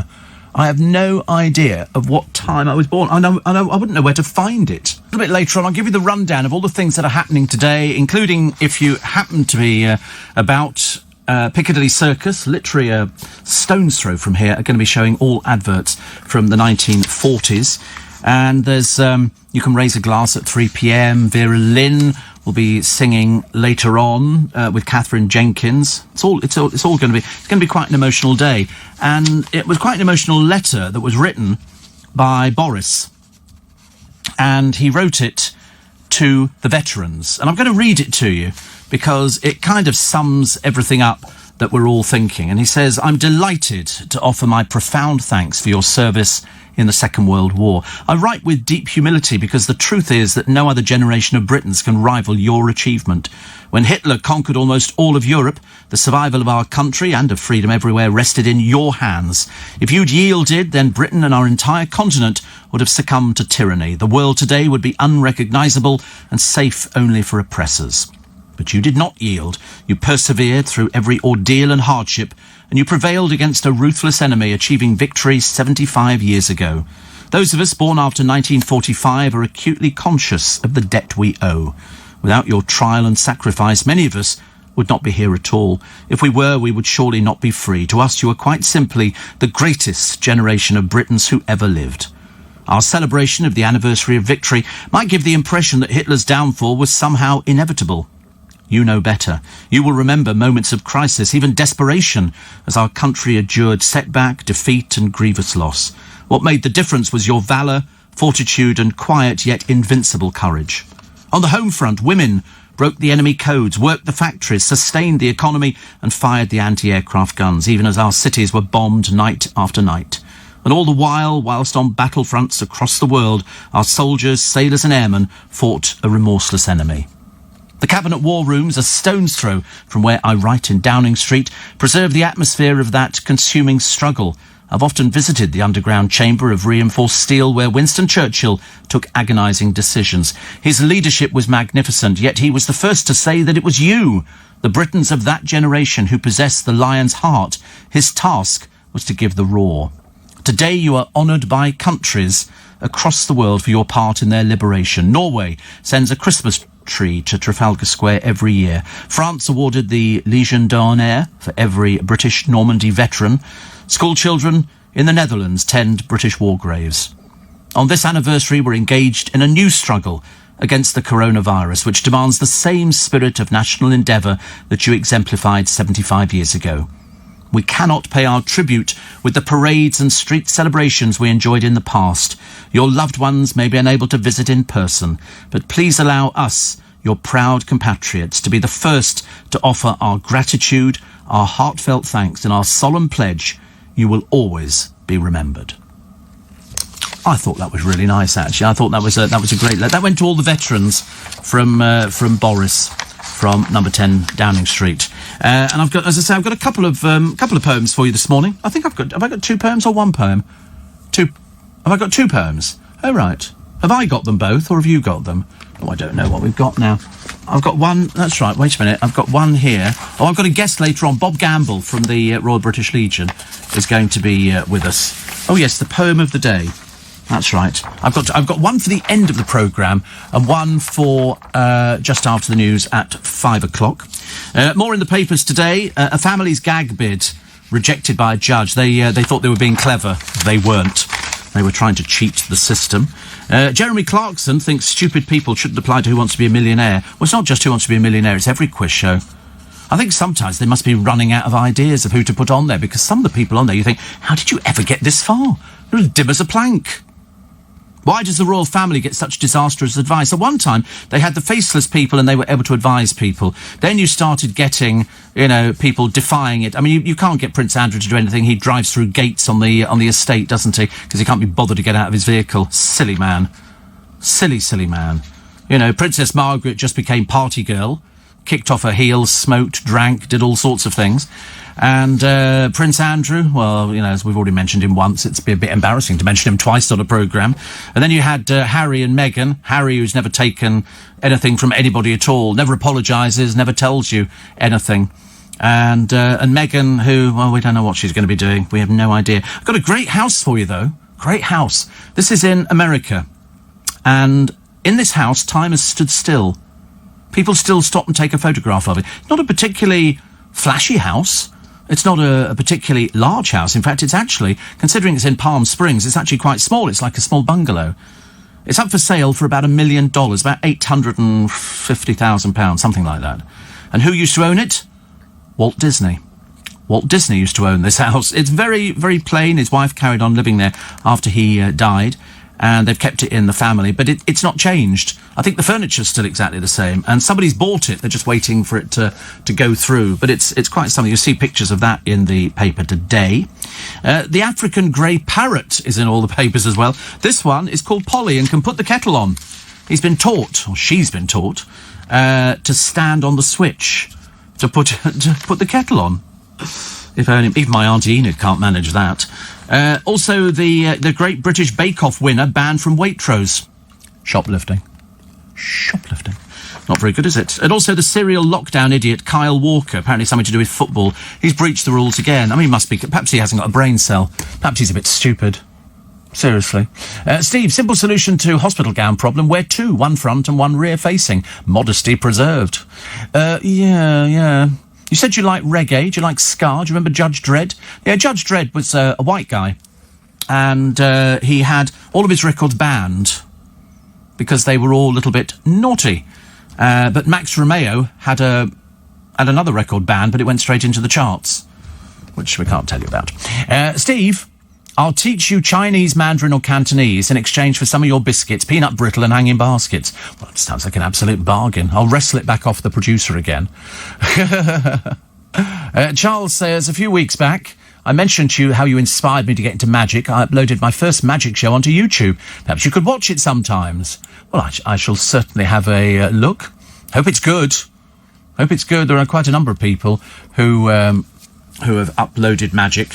Because at the moment, magicians can't work because there's nowhere to work. So we need to get the party season back into a swing. I just want things to be normal again. But I just have a feeling, in my twilight years, that it's not ever going to be normal ever again. Doesn't matter, though. Tish in Shirley says, I'm on here watching, I'm on Heron. Oh, no. Herons are terrible. You haven't got a pond, have you? Lord. I told you, we used to have a pond on the patio. It was quite nice. It was all built in with a fountain. It looked lovely and put plants in there and goldfish, which grew quite some size until I came out one morning to discover a heron had sort of crouched by the side of the pool, spread its wings so it blocked the sunlight and it could see them, and it just basically ate the pond, which was terrible. It's also my birthday today, Steve, says Liz in Conborough. I'm 74 and I've been isolating for 7 weeks. 7 weeks. Which is fantastic. So, there you go. Steve, do you remember Judge Dredd? Oh, yeah. Somebody said, I worked in a nightclub in Henley, and he was guest DJ every now and then. He sadly died early 1998. Yes, I mean, I met him out... I can't remember where I was, actually. I might have been with Dale. I can't remember. One of those things. We used to meet all sorts of nice people. Will Guy, it's up... Well, look at the ridiculous time this boy is up. But he said, enjoy your gardening weekend. It's starting this morning, but I'm debating whether to go out and get some peanut butter and some toast. Because what I do, I tend to go out... I've started buying little loaves of bread, because I don't tend to eat all of it. And and then I sort of go through... Because I've got a four-gang toaster. I have 4 pieces of toast. Which is a bit naughty, isn't it? But I've got this craving at the moment. It's like, some mornings I have a craving for a little Melton Mowbray pie, pork pie, little tiny one, which I cut into quarters and then dunk it in salad cream. That's quite nice. I'm eating all the wrong stuff. Even my friends think I'm eating all the wrong stuff, but I think peanut butter on toast today, that could go down quite... I'll go and buy a little loaf, and I've got the butter. I just need to get the peanut butter, and it's got to be crunchy. It's the only one to have. I can't do it any other way.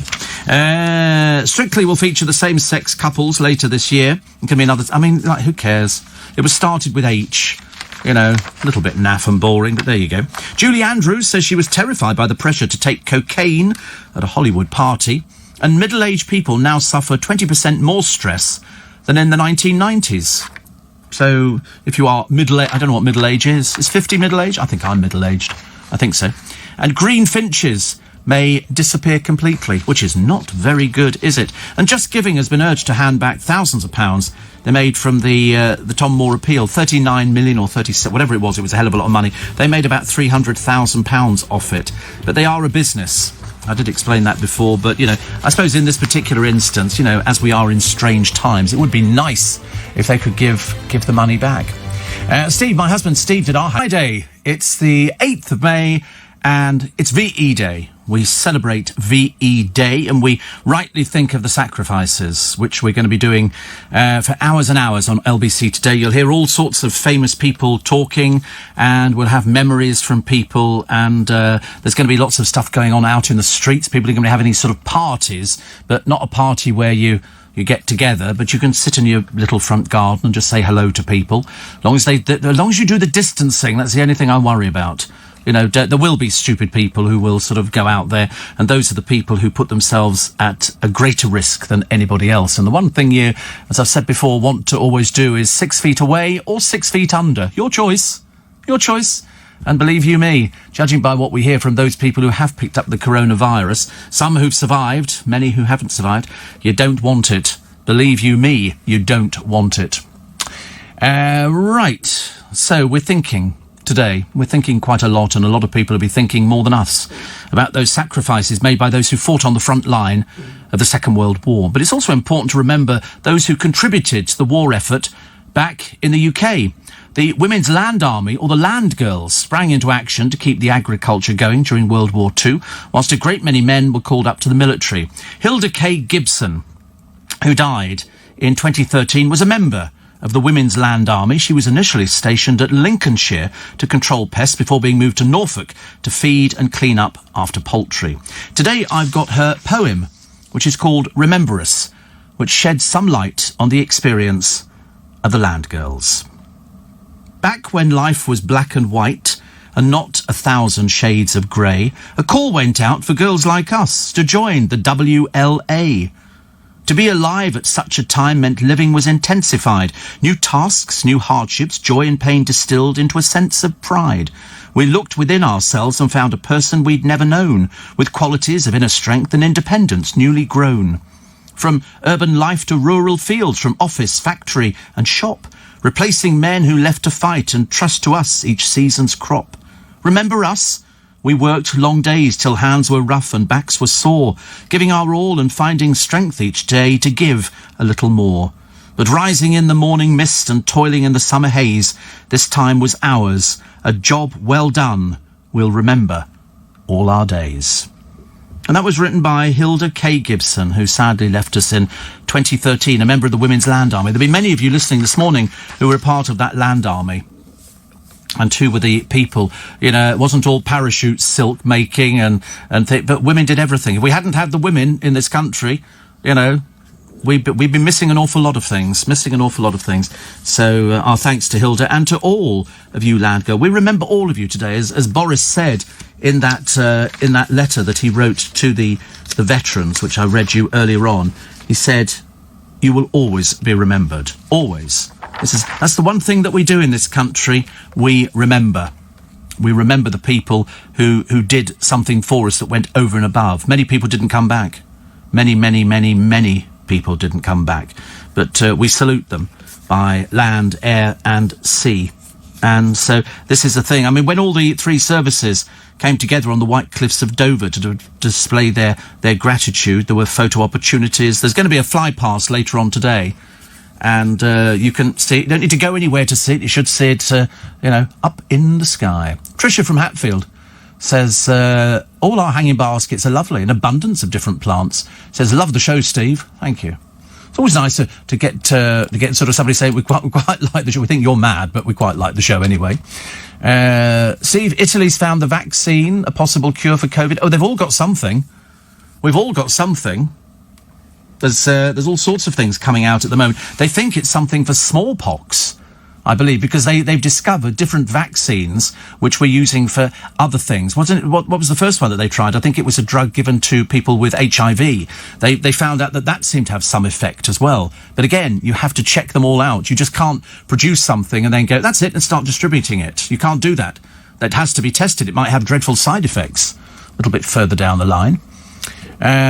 Steve, lovely the show, making me laugh. Husband Martin still sleeping.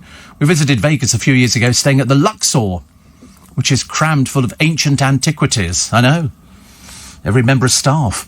And the MGM Grand has lions in the reception area, kept behind very thick glass. A water show set to music at the Bellagio. Oh, I know. Listen, Lisa, I know it very well. I've been many times to Las Vegas. I love it, but at the moment, it's very quiet. Excuse me, just have a... so hot that day, I don't want to risk burning myself. Hence the slurping, which we do so well. But no, it's lovely. I think it's vulgar, fabulous. It's got everything going for it. It's just at the moment, it's vulgar, fabulous and deserted. There ain't nobody there because all the hotels have closed temporarily. But I didn't stay at the Luxor, but we did go to the Luxor. Why did we go to the Luxor? We went there for something. Why did we go to the Luxor? Didn't they have an exhibition on the Titanic? I think they might have done. But, I mean, where else can you go in the world and watch a pirate ship sinking on the hour, a fight, and then the pirate ship sinks beneath the waters? Where else but the Mirage, where you get the volcanoes that erupt on the hour, and people stand there and take photographs and pictures. It's adult Disney. Mind you, I think Disney's for adults anyway. I don't think it's for children at all. Steve, I put a small loaf, says Ray, in the fridge. It lasts much longer if you're making toast anyway. Doesn't matter if it's cold. The seeded loaves are the best. Yes, I like seeded loaves. Very good. I like it sometimes just with a slice of cheese on. Suits me quite fine. But peanut butter is going to be the preferred condiment to put on the top today. Sue in Harrow says put a slice of banana and put on top of the peanut butter. Oh, really? What an odd combination. I might try it, actually, though. I don't have a problem with sort of trying new things unless I really think it sounds terribly disgusting. My friend Ray sent me in a lovely little poster from 1964 for Billy Smart Circus. 20 elephants, polar bears, chimpanzees, camels, and ticket prices from 2 and 6pence to 12.5 pence. Entirely new productions, prices the family can afford. This was on Blackheath from the 19th to the 31st, and then Leighton, Leabridge Road, from November the 2nd to the 14th. And they were doing... How many shows are they doing? They were doing... On Saturday the 24th, they were doing 3 shows in a day. 3 shows. Yeah, 2 o'clock, 4:45 and 7:45. They must be exhausted at the end of it. Absolutely exhausted. But thank you for that, Ray. It's lovely. A new 1964 production. Oh, lovely. Liam, who's the CEO of Versus Arthritis, he says, thank you for lending your voice to our campaign and letting people know it's not all right, it's arthritis. And thanks to you, arthritis is no longer needed to be invisible and ignored. You can let other people affected by arthritis know that they're not alone, and more people than ever are opening up about their experiences. So when we raise our voices together, we can make arthritis impossible to ignore. He says, we hope you're staying safe, and we're here for you if you need us with information and support on our website or helpline. And so that's quite easy. You can visit the website. It's versusarthritis.org. VERSUS arthritis.org, and all the information is on there. Do not suffer in silence, please, because there is information out there. There is help. You don't need to suffer. Front page of the Sun today. Give it back. The Tom Fund. This is Just Giving. They took £308,000, but that's what they do. They're a business. I can't criticise them for doing it. I would have thought that it would have been nice to maybe halve it or do something else. So there was a 5% fee on gift aid donations for Tom's overall $39 million for the NHS staff fighting COVID-19. I mean, it would be nice if they did, but they have to survive, I suppose.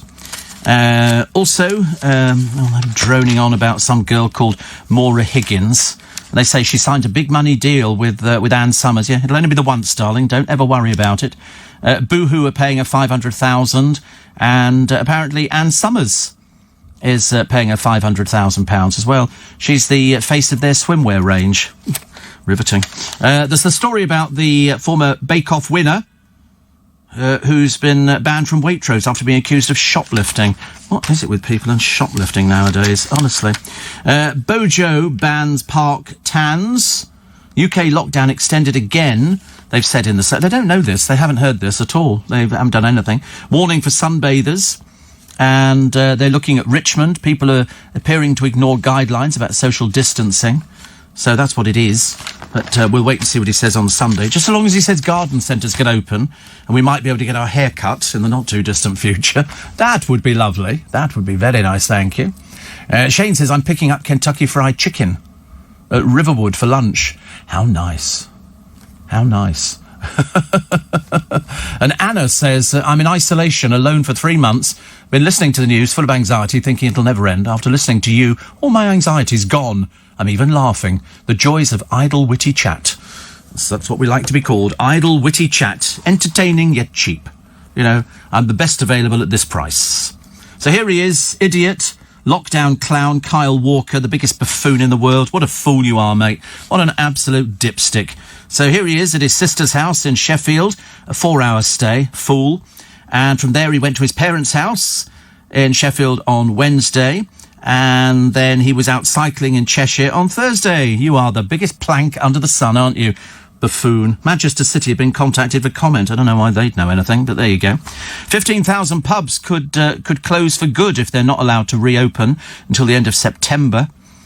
I mean, it's a bit worrying because they're still getting bills in, aren't they? Presumably the landlords want their money. How that's supposed to happen, I've got no idea. And shameless crooks have stolen 80,000 face masks ready to be delivered to the NHS. The offenders, believed to be 2 men and a woman, they must have caught it on CCTV then, broke into a warehouse and made off with this stuff. So, I mean, where they're going to sell it, I don't know. There's no markets open, so they're just going to be sitting on it like planks. Perhaps you can join that idiot footballer. Plus, different people who've passed away, and they asked this shock question in The Sun today. Everybody else is asking it as well. Why are black Britons twice as likely to die? And they've got dedicated nurses and a security guard. And in fact, a healthcare assistant from Teddington Memorial Hospital in West London who died in April, Afua Fofi. I think it's, Fofi. And you look at the sort of the list of people. I mean, it's black, you know, right at the top of the list. The death rate amongst black women, the death rate amongst black men. I mean, not huge amount, but it's enough to start asking questions. They're also talking about the hot-headed drivers nabbed going hell for leather on empty roads in lockdown. Well, I think we have to have these people arrested, and let's just not mess around anymore. Let's throw them in prison where they belong. 5:15 is the time. We want to get you to work nice and quickly. So let's have a check, shall we, on the... Oh, there's no travel. Oh, because it's bank holiday. Oh, right. Oh. Does that mean there's nobody out there? Yeah, set off in good time if you're going anywhere. There's no travel. No travel. She's in bed. She's staying in bed. I thought because we moved it, we might still be doing it. Everything else is normal today. Nick Ferrari's in on a bank holiday. James O'Brien isn't. Well, I mean, he's on holiday permanently, isn't he? He's at home rehearsing for Have I Got News for You? Oh, dear. Steve, I made a ciabatta loaf from a packet mix. Very easy to make. You put it in a warm place for half an hour. Wait a minute, I've lost my mouse. Where's that gone? Oh, there it is. And a ciabatta loaf. So I put it in the garden to make it rise. Well, if you really want to indulge, Steve, peanut butter, banana and cheddar. Slip it under the grill till golden brown, says Denise. Blimey, that's a combo. That sounds like a heart attack on a piece of toast to me.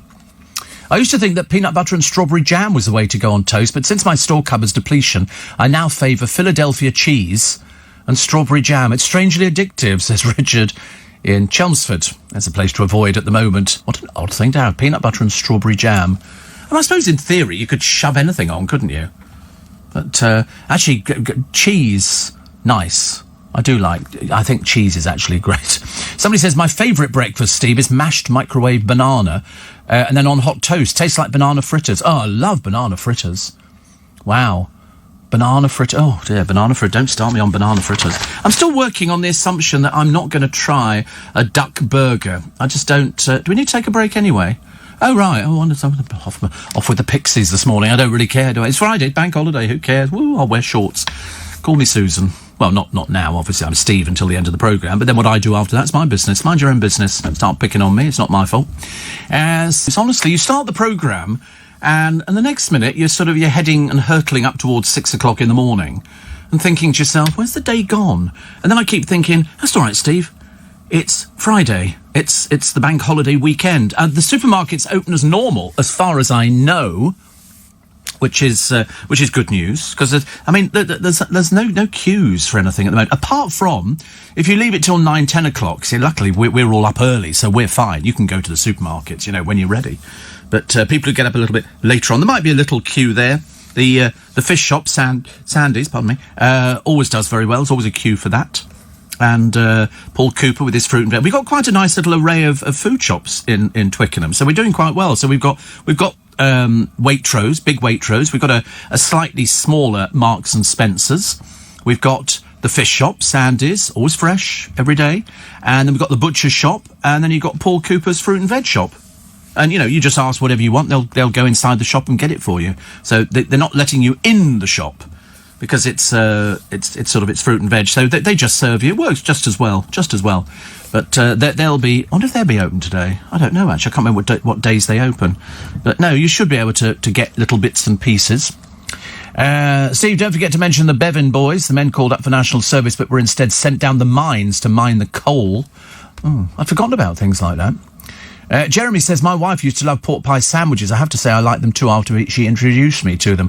Pork pie sandwiches?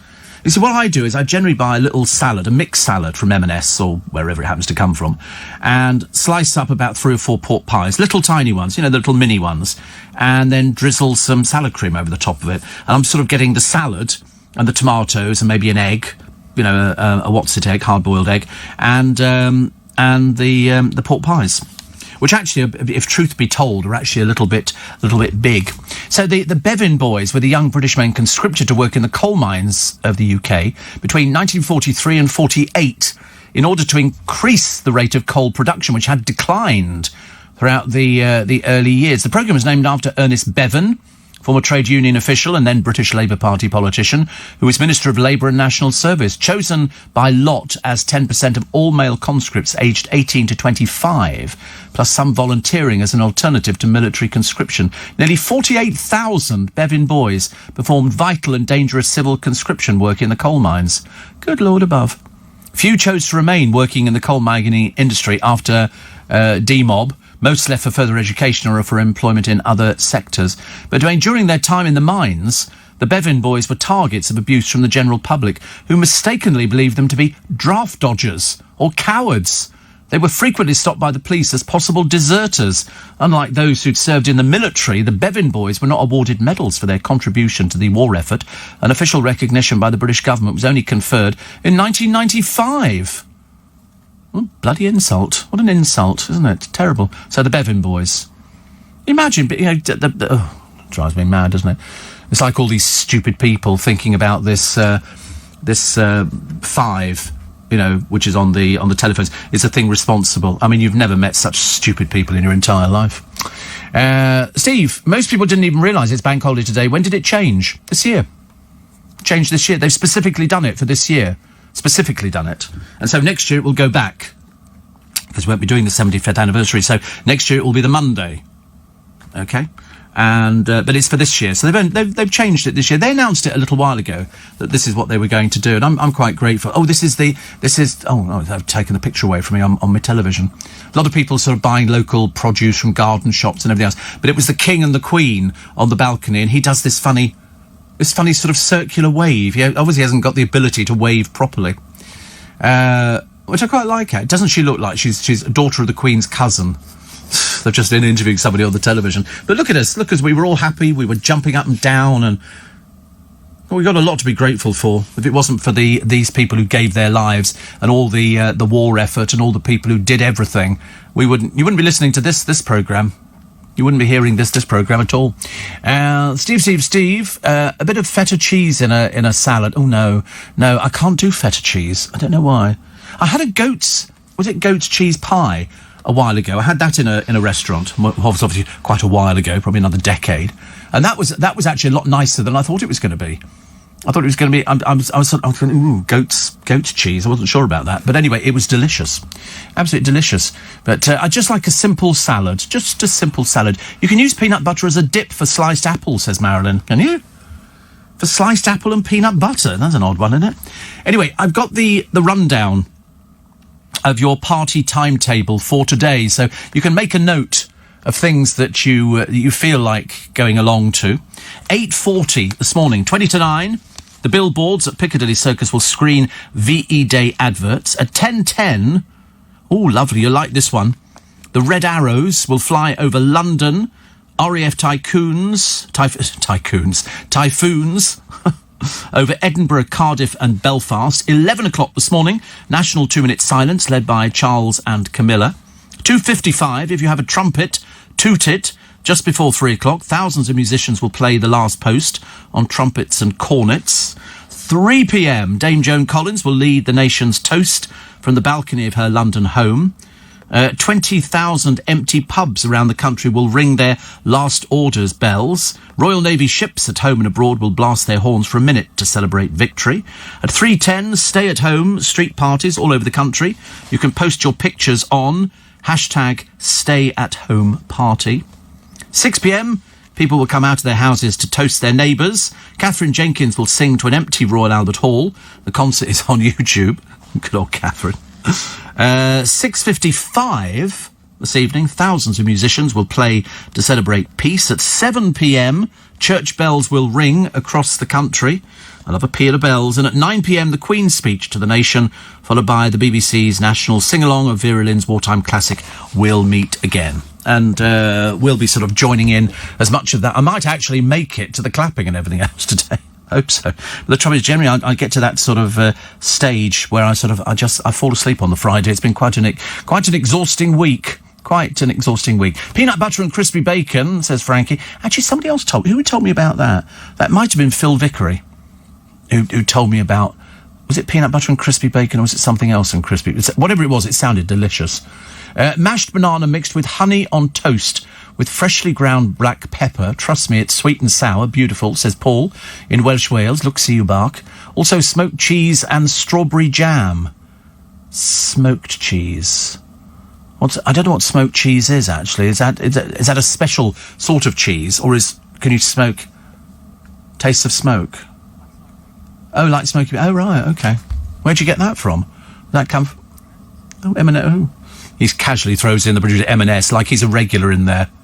You know, all he keeps... once a year, the trip in. He doesn't actually buy anything. He just goes... He picks up a basket and just walks around imagining what he could buy, and then sometimes he puts stuff in the basket, gets back to the beginning of the shop, puts the basket back and walks out. He pretends he's done his shopping in Marks and Spencer. He hasn't done any shopping at all. I mean, even the store detectives are well aware of what he's going to be doing. He's going to be filling up the basket, you know, and then he just leaves it by the door, so somebody's got to go round the shelves and put it all back on there again. It's interesting what he buys. Smoked cheese is very popular in his household. You probably wouldn't know where it was. Susan, the Silicon Valley version, says, getting tested tomorrow for antibodies.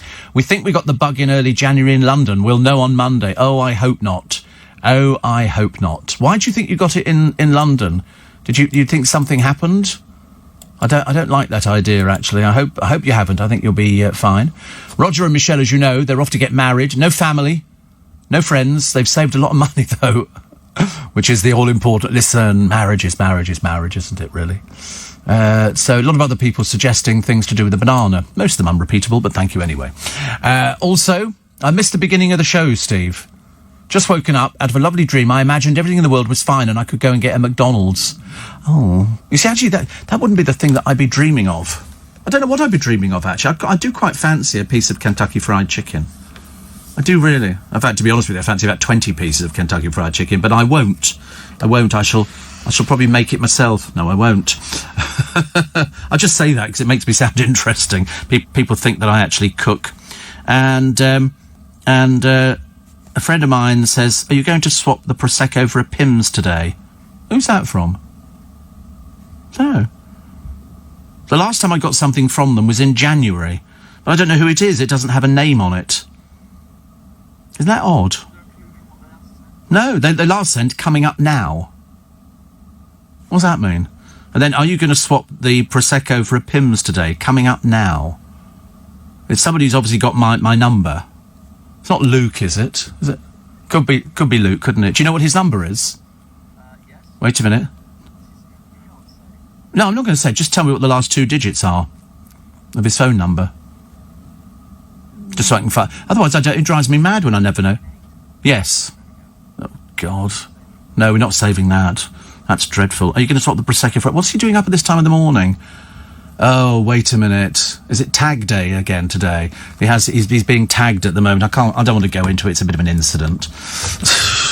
You think that's him? What just in case, just check some of the other numbers in there. What are the ones before that last number there? Does it go... Yeah, it's him. Oh, how frightening. Look at this. 5:30 in the morning and he's stalking me. It's not normal, is it? Leave me alone. I mean, every so often, because he's also got another one that he sent. He's back again. He's back again. He says, thank you for saving my contact. Not anymore. That's going straight. I can't believe it. Being stalked on a Friday, on a bank holiday, on VE Day, by somebody on the programme. Oh, no. This was the one who sent me the picture of him sitting in the paddling pool. I mean, seriously. Well, that's an HR thing straight away, isn't it?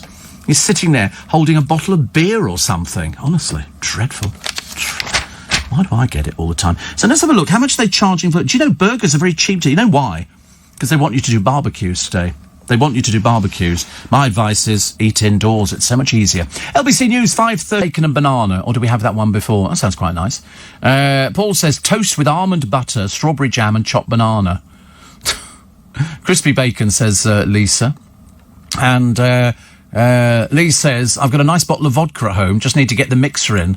I have apple sours. And talking about food, I could have done with a doner, meat and chips, chilli sauce and garlic sauce. Oh, dear. He says, I'm off for 11 days now. Off for 11 days. What on earth are you going to do with yourself? Off for 11 days. Nigel says, last night I was out clapping. I used 2 old metal dustbin lids to really make a loud noise. After these weeks, I was beginning to think maybe it's getting a little bit passé. I couldn't have been more wrong. Just as I was leaving, a passing walker said, keep doing this. I'm an NHS doctor, and that means a lot to us. Brought a tear to my eye and a lump to the throat. The clanging goes on. So it should do. And today especially to thank all those people who literally gave their lives for us. Not unsimilar to the coronavirus victims. I'm still convinced that the race course was responsible for a lot of deaths. You know, all those people coming together. Absolutely ridiculous. And Mike says, I think there's been a slight loosening of lockdown already.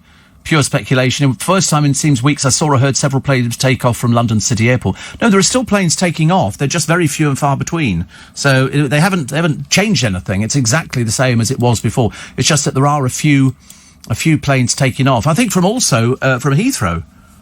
But I mean, it's literally, you can probably count them on one hand, I should imagine. But we will find out. So what are they saying? Monday we're going to hear now from Boris. I thought it was Sunday evening. Oh, right. Well, the Sun are talking about, Monday. Oh, Monday. Oh, I see. Monday. Oh, right. Okay. So the bank holiday Brits, please keep your cool. Please don't go out. I mean, if you were worried last week, it hasn't changed. There's still people dying. It's there is still the chance that you could pick something up and you won't know where it comes from. They would. I remember complaining about all the people cycling and walking on the Richmond towpath. Perhaps they think if you're standing by a river, it doesn't really count, but it does. It does, and people will become terribly ill. So just be aware of other people. You don't want anybody standing near you. I glare at people. I do my Paddington Bear glare just to make sure that they're not anywhere near me. Makes it much easier, doesn't it? We'll be talking at 7:15 this morning to Bob Gamble, OBE, from the Royal British Legion, on how to commemorate VE Day from home. He does an awful lot of things. We'll tell you all about him a little bit later on. And I've got a nice little poem, which the producer is totally convinced that I've done before.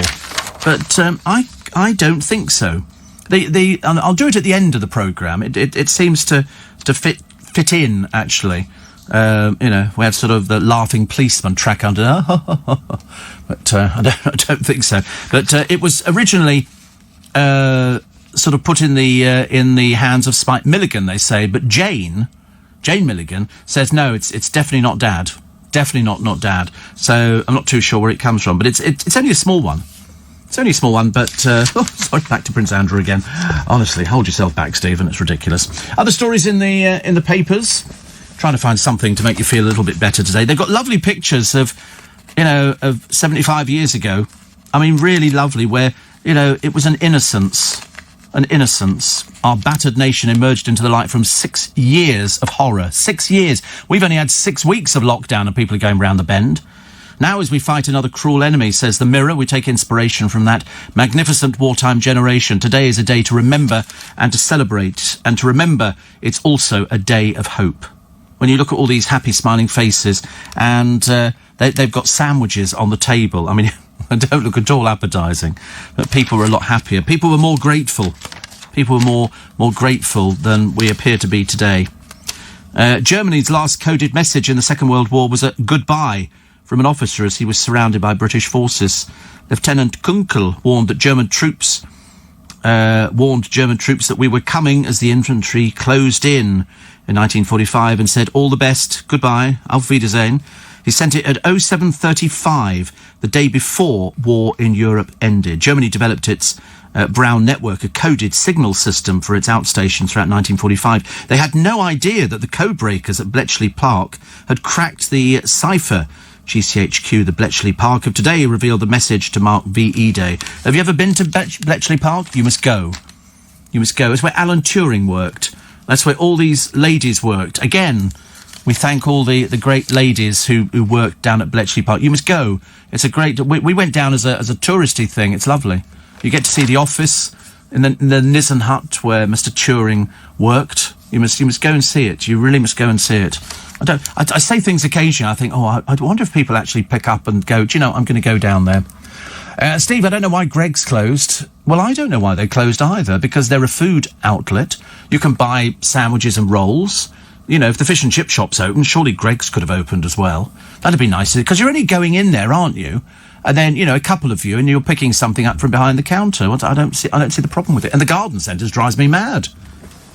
I mean, much as I'm enjoying Waitrose and going to get different plants there. I nearly bought one of those wooden frames the other day. You know, it looks like a teepee, so I can have sweet peas, because my next door neighbour's got sweet peas in. And I thought, I could pop some sweet peas in. And then I suddenly realised they attract aphids. You have to spray. I've got a rose which was bought by my former producer Chris for me, which is just bursting into leaf, which is good news. I mean, how it survived, I've got no idea.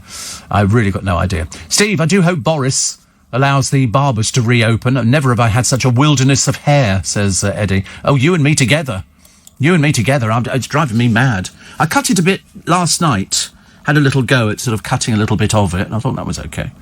But, no, I can't wait. It's going to be such a relief, isn't it? You're going to feel like Samson, cutting his hair off, and all of a sudden your strength goes. Each day, the Mirror remembers the NHS workers and carers who've lost their lives, and there is a cast list of hundreds of people, every single one of them worthy of mention, every single one of them who would never be mentioned, and are now mentioned for all the wrong reason. More than 50 restaurants are giving medics treats in National Curry Week. Mohammed Hussein of the Vine in Sheffield, which delivered dishes to the city's Royal Hallamshire Hospital, said they hope to put a smile on their faces. How lovely. Somebody starts sending in curries to me. Although actually, one of our newsreaders the other night turned up. She managed to order a pizza and a portion of chips. I was terribly jealous. Then I thought, no, you can't eat things like that. Steve, I clapped last night. Usually I see a couple of other people clapping at least. And love to you and your team. Bless her, they'll be thrilled. They'll be thrilled. They so rarely get a mention. So rarely. And somebody else, as Heathrow is slot restricted, many cargo planes usually going to Stansted now come to LHR, while 90% of passenger planes are grounded. Yeah, but there are a few taking off. There's only a few of them. Not going to America, of course, because they don't want us at the moment. They will. They'll come begging. Trump, who I think was wearing a mask the other day. Jeremy Clarkson. In all the papers today, actually. I like Jeremy Clarkson. I'm a fan of Top Gear, yet I know nothing about cars. Does that make sense? He thinks stupid people should not apply for Who Wants to Be a Millionaire. Or Tipping Point, or Celebrity... I mean, look at the Celebrity Mastermind. Do you remember they had those two thick people? We had a model on there called Vogue Williams. I mean, seriously, I didn't think somebody could be that stupid. But the worst one was Lydia Dim, formerly of Towie. Now single mother, want baby, got baby, take pictures, baby. You know, that's the one who used to go out with Arj. And now he's sort of going out, we were not actually sure who he's going out with. But the former Top Gear presenter, Jeremy Clarkson, said, don't waste my time. If you think you might be a bit stupid, don't bother making the phone call. That's like for the... didn't they used to do that from the show in the morning? You know, have you been a victim of sort of having a tattoo done on you by somebody? You know, call this premium rate number now and we might put you on the show. What was that show called? I've forgotten it as well. Chat Show in the Morning, who they took off the air. No, Chat Show, full of a lot of ghastly chavs. People throwing each... No, not The Big Breakfast. No, the bloke, Jeremy Kyle. God, you're hopeless this morning. You really are hopeless, honestly. Get your brain in gear. How can you feel? I mean, Jeremy Kyle's only been off the television about a year, and already you've forgotten about him. Good Lord. Well, of course it was a sort of chat show. Here's another chav beating the living daylights out of this chav over here. That's a chat show. You know, if they could sort of get over the fact that most of them had no teeth, and that was just the women. I mean, the blokes looked even worse, and then all of a sudden, on they'd come, some huge Wagnerian woman. Don't you speak to my Alfie like that?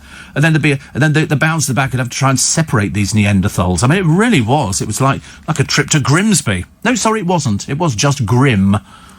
I clapped last night, Steve. I think everybody should be. Yep, I agree with you. I agree. Unfortunately, most of the time I'm sleeping.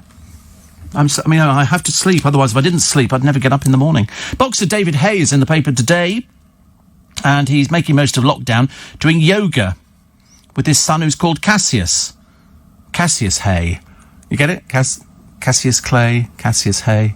Do you get it? Do you know who Cassius Clay is? You know? It's Muhammad Ali, yeah. Well, you don't know that either? Where have you been? Honestly, you're under a rock today. You didn't know that Cassius... Come back. Do not throw a tantrum at this time of the morning. We haven't got enough time for tantrums. We're only here till 7. You didn't know that Cassius Clay was Muhammad Ali. Good Lord above. I'm frightened to ask you something now.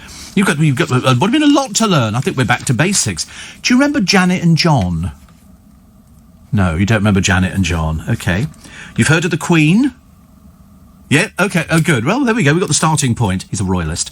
And, okay. And you've heard of Meghan and Harry? But you've never heard of Cassius Clay? Okay. I can just about live with it. You've heard of Prince Andrew? Just about.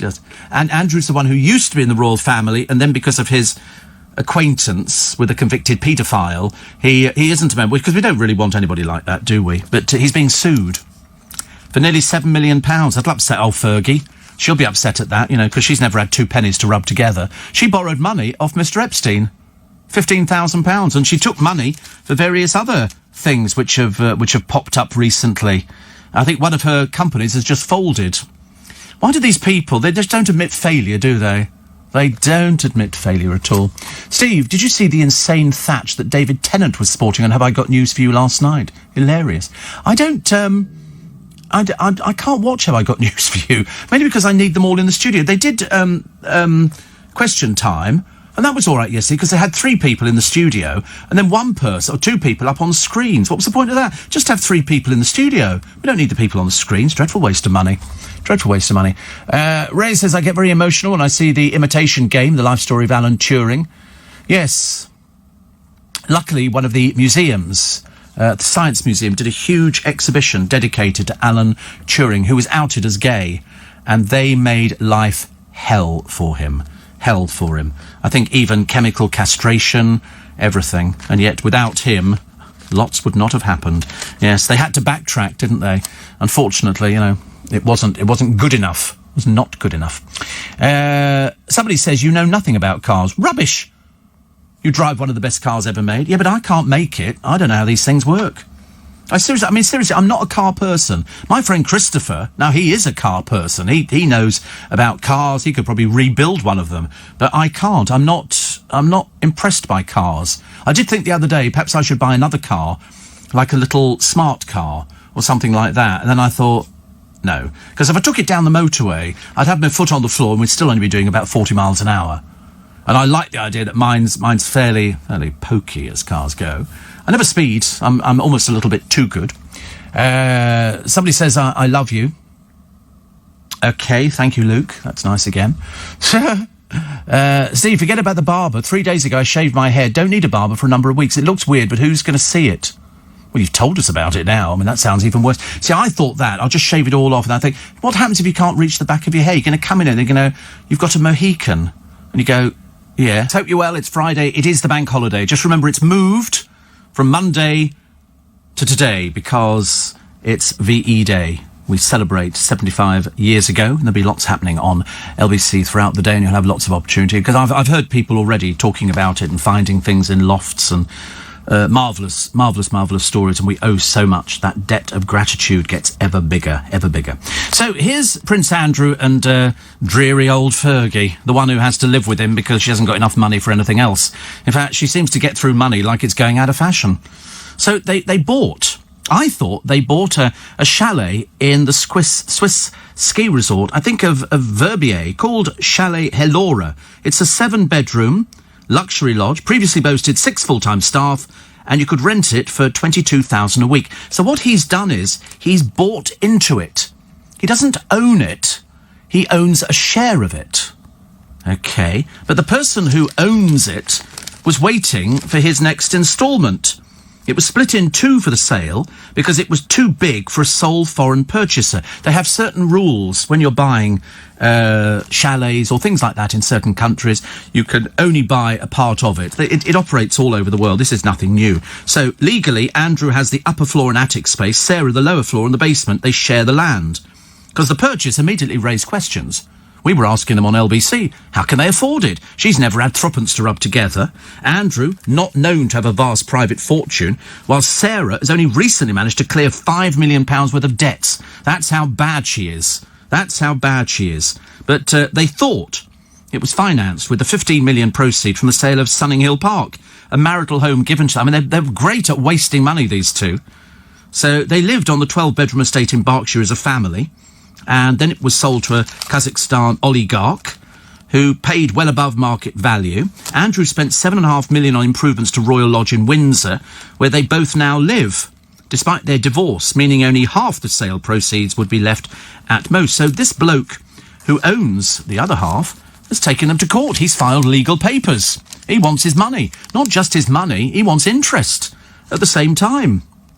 So there you go. And then you turn to the middle pages of the Daily Mail today, where they've got no encore for Sarah Ferguson's West End venture, because she was, I think, a director until the end of last year of a company called Gate Ventures, a theatre investment company of which she was a director until, as I say, the end of last year. The company which funded the West End show 42nd Street was forced into administration 2 months ago. I mean, earlier this year it was reported that Gate had loaned Fergie at least $287,000 and had additionally lent $232,000 to Ginger and Moss, her tea, dinnerware and jewellery venture. Fergie, who's just launched her own YouTube channel, Storytime with Fergie and Friends, declines to comment on the company's affairs. They just zip their mouths up. And I just don't understand it. They think that they're not responsible to anybody. And to be honest with you, that's completely wrong. Completely wrong. They are responsible, and that's why they get bad publicity. That's why nobody's got time for Sarah Ferguson. Nobody's got time for Andrew. And because he still not answers questions about his friendship with Mr. Epstein. That's all people want to know. Can you help? Can you sort of shed light on it? What did he tell you? Did you know what was going on? Did you think it was odd there were young girls about all over the place? Nope. He keeps it buttoned. He doesn't say anything. Why? Member of the royal family. Well, poo you. Poo you. You know, at the moment we have to sort of... I mean, to be honest with you, the daughters are turning out to be exactly the same. But I didn't realise that when they bought this chalet, they don't own all of it. So the owner wants his money back. Where he's going to get it from, I've got no idea. Perhaps the poor Queen. Poor Queen, honestly. I'd love to know how much Harry and Meghan are being funded. That would be quite an interesting one, to find out whether or not Charles has come arrived. Oh, good. What's he wearing today? You can always, it's an indication of the weather ahead. If he's actually wearing a T-shirt, then the chances are it's going to be a nice bit of weather ahead. Is it? Is he dressed up? What, to commemorate what? The VE Day? Really? What's he wear? Oh, my Lord above. You're not really wearing that, are you? Wait, how did he get in the building? Seriously, this is almost an HR occasion, isn't it? It's an absolute outrage. It's an absolute outrage. You did not... Tell me you did not walk through the streets looking like that. Tell me you didn't. You didn't. Have you just put that on now? Just for my benefit? Just... What do you mean, let's say yes? Is yes the right... Can you see through that thing? You look like you're about to go sort of underwater diving or something. It's very nice. I don't think the pilots of the Second World War were flying using those things. And your helmet's a bit skew-whiff, isn't it? Your helmet's a bit skew-whiff. No, well, I don't think it fits. I mean, I've got a genuine World War II flying... Oh, dear, not more people coming in. Oh, look at that. You underneath it all the time. Quelle surprise. I've got a World War II flying jacket. Yeah, genuine. Genuine. Somebody bought it for me about 20 years ago. I could have lent it to you. You could have put it with your helmet. That would have been nice, wouldn't it? But mine's sort of dark, but it's used. A used flying jacket. I've got the oddest things at home, seriously. I've got glitter jackets, sequin jackets. I've got sequin shoes. I like the medals, proving No, I know nothing about the Pilot. No, it was bought from one of those shops which sell military stuff. But it's ever so heavy, and it's lined, sort of sheepskin and all the rest of it. But you can see it's worn. It's not a sort of a dummied up thing. Probably cost a lot of money. But it's a lovely thing to have. We've still got my father's uniform. We never got rid of it. I don't think you can. My father? Yeah. Yes. Only of Hong Kong. But my father featured in an advert for the RAF. I've actually got a lovely picture. And they were all standing round our car for some reason, with an aircraft in the background, and it was a recruitment campaign for the RAF. And my dad was the bloke standing there in his uniform. There were 3 other people standing round, but I didn't know who they were. I only knew one of them was my father. Well, that's what my mother said. I mean, it could have been anybody. I don't know, actually. Our milkman seemed to be around most of the time when I got home, so who knows? I should have had a DNA. But yeah, so he did a bit of modelling and stuff like that, which was good. And that's very nice. Is anybody else dressing up on the breakfast show this morning? Are they all dressing up for this one? Have you been instructed? You haven't, have you really? Who told you to do that? Is that Dave again? Is that Dave saying dress up? I wonder what he's come as. I bet Dave's actually come as a waff. He'll be there. Oh, I tell you, polka dot. Oh, I can see it now. They'll be. Oh, I tell you. Oh, Dave. Dave's sitting out there now going, I think I'll be contacting HR. Fuming, absolutely fuming. Steve, do you ever invite guests to show off your floral talents and cutlery skills? No, I don't. No, I've done my floral talents, thank you very much indeed. I've done floral talents where we had, when we were raising money for Make Some Noise, which actually we've got something else coming up this year. And I think, as far as, I don't want to talk out of turn, but I think we're doing it a bit, what's that? I think we're doing it a bit earlier than we would do normally. And I don't know the reason. As soon as I find out, I shall let you know. Steve, peanut butter warmed in the microwave, dipped chicken fried with salad. Is that how you make a peanut sauce? Because I've had peanut sauce before when it's been with chicken satay and you dip it in. That's actually quite nice. But is it just normal peanuts or do you mix it with something? I don't know whether you mix with. You mix it with hoisin sauce. Lord above. Peanut butter, hoisin sauce. And what do you mean something else? I mean, what, gin, vodka? I can't remember. There's only 3 ingredients. You can't remember the third one. We've only got as far as 2. So peanut butter we knew about because it's called peanut butter sauce, so that's got to be the key ingredient. Hoisin sauce. I'm not even sure about the hoisin sauce.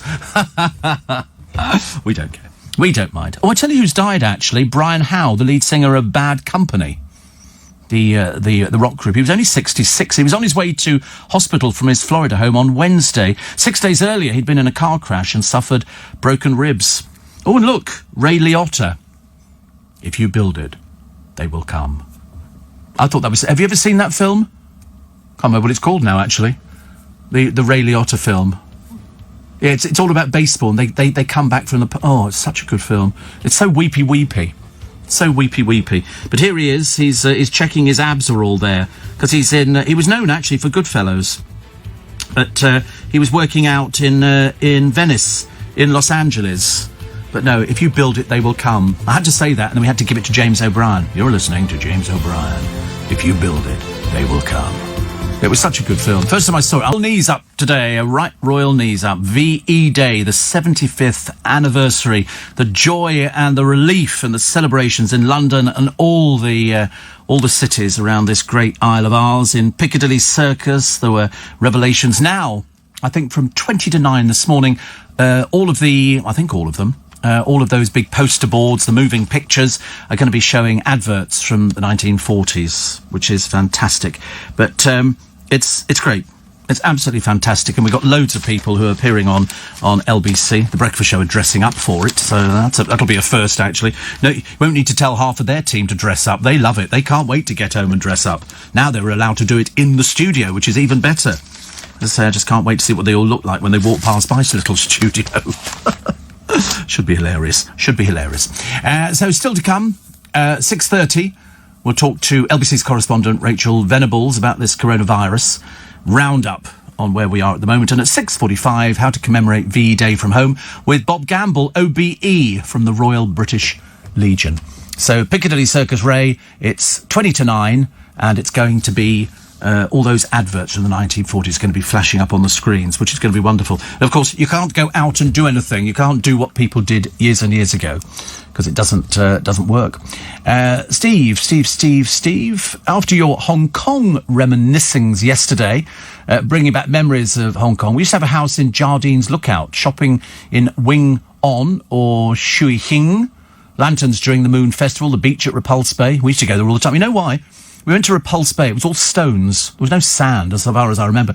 But the thing was that was the first place I ever had peppermint ice cream. There used to be an ice cream shop there, and they did peppermint ice cream, and that was the treat. That was the treat. You would come back from the school. I went to Victoria School, and then we'd come back and we'd go down to Repulse Bay. I mean, to be honest with you, when I think about it now, walking over stones, actually into the water in the stones as well, but then to get the peppermint ice cream afterwards, we were very easily pleased. Anyway, Steve, I was a very precocious child, always tormenting my armour.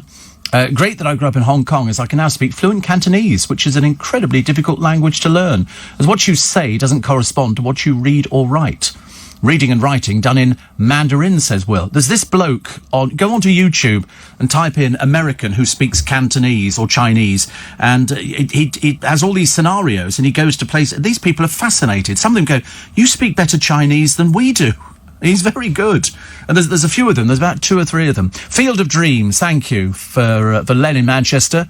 Field of Dreams. If you build it, they will come. Edward in Mitcham knew that as well. And Steve, we have a Chinese shop in Romford, says Marilyn. They sell the most beautiful sun parasols made from silk and cost only £6. Oh, buy them. You can't beat. If you can find the paper ones, then they're absolutely beautiful. I love those. Steve, good film on this afternoon, says Alec. It's The Man Who Never Was. Have you ever seen it? Great war film. Great war film. In the same mould as I Was Monty's Double. This was about the idea to fool the Germans into what we were doing. And so what they wanted to float a body so that it would be found by the Germans, and the body would be fitted with all sorts of top secret things to a briefcase which was attached to his wrist. And it would then fool the Germans that what he had here were the war plans. But what they had to do was find a body. And they found a body. And they had to ask the man's, who had died, his father, permission to use the body. And they said, he will be given a proper burial at the end of all this. And so they then created a character based on a fact. And so they had everything. He had a bill from his tailors in an inside pocket, a theatre ticket, packet of cigarettes, box of matches, all this kind of stuff. And a girlfriend who was living with the man who worked at the ministry. But of course, obviously it wasn't. They just decided to use her, and they sort of told her little bits about it, but I don't think she was that aware of what was going on. And then they launched him from a submarine in a tube, and he got washed up on a beach. And of course, the Germans then decided to send somebody to this country, an agent, to find out whether or not it's true. And he turns up at the woman's flat to find out and he sort of asks questions, but of course she's thinking about something else. She doesn't know it's about this. She thinks it's something else and goes, "Oh, I loved him," and all the rest of it. We're only together for a short thing. She was terribly emotional about the whole thing, but it's a very, very good film. Very, very good film. Music's lovely. I think the music is by the same person who did the music for I Was Monty's Double. Pretty certain. Steve, after a few weeks of lovely weather, it's now windy and cold. Morning temperatures of 0. I had to bring the plants inside, says Jake, so they wouldn't freeze. Hadn't been feeling well on Monday and Tuesday. Trouble breathing and blood sugars wouldn't go down. Luckily, I had a small bug. I sort of feel like when you're a diabetic, when you get sick, you feel worse than normal people. I'm even planning on turning on the fireplace and watching Vera this weekend. Yes, I mean, actually, the funny thing, I've not felt ill for quite a while, actually. Well, apart from the other week when I had 2 Chinese meals, which wasn't good. Steve, nothing wrong with smart cars. I've had 5. Unfortunately, my husband refused to drive the first one as I'd had a decal on the back saying, powered by fairy dust. Well, imagine. I used to hate those stickers on cars, Princess on board, or failing that, something about traffic wardens. P.S. I love traffic wardens, or something like that. I'd love to be a traffic warden. You're going to have fantastic times, actually. A lot of people talk about the baseball film. Yeah, Field of Dreams. If you've not seen it, get it. Get it, because it's a really super film. Boxing referee Tommy Little used to have a newsagent in Chertsey, and he refereed the match between Cassius Clay and Henry Cooper, says Sandra. She thinks it was Henry Cooper. I think it probably, I don't know, I'm not very well up on boxing, as you can well imagine. Jeremy Clarkson is correct, Steve. However, the liberal snowflakes will be up in arms, as even people who are depriving a village of an idiot must be given a chance, says Mark in Shoreham. I don't understand how they put some of these people on there. I mean, some of them are just so stupid. But some of the questions are so simple. I mean, they really are. It's almost like they've sort of tailor-made it. So interesting. Where is Bletchley Park? Well, I can only tell you to go onto the internet. Go on the internet, type in Bletchley Park. They'll give you I don't imagine it's open at the moment. Even though you could probably socially distance in there, because it's quite a big site. But you should definitely go. You'll see the Enigma machines and all those kind of things. Near Milton Keynes, yeah. I don't want to give out the exact address. I think people can ferret it out for themselves. But it's a good day out. It's a nice drive, and it's a good day out at Bletchley Park. And for some reason, it doesn't seem to attract many young people, probably because they don't know about it. But the more young people that go there, for sure, the more that they will love it. You can wander in and out of the houses and the main house, and they've got the picture of what it looked like. It hasn't changed. It literally has not changed. And if you're lucky, you might actually bump into somebody who actually worked there. Steve, stretching on the roof in the New Territories, in the 30-degree sun, post-injury, Steve. Ben is in Hong Kong. Oh, right. Is there a photo as well? Oh, right. Somebody on a roof. Oh, on the patio on the roof. Oh, right, okay. Oh, that's interesting. There you go. Oh, no, I can't see it, actually. I can't open up these sort of things in the studio. They have to sort of go back to the producer, who then vets everything.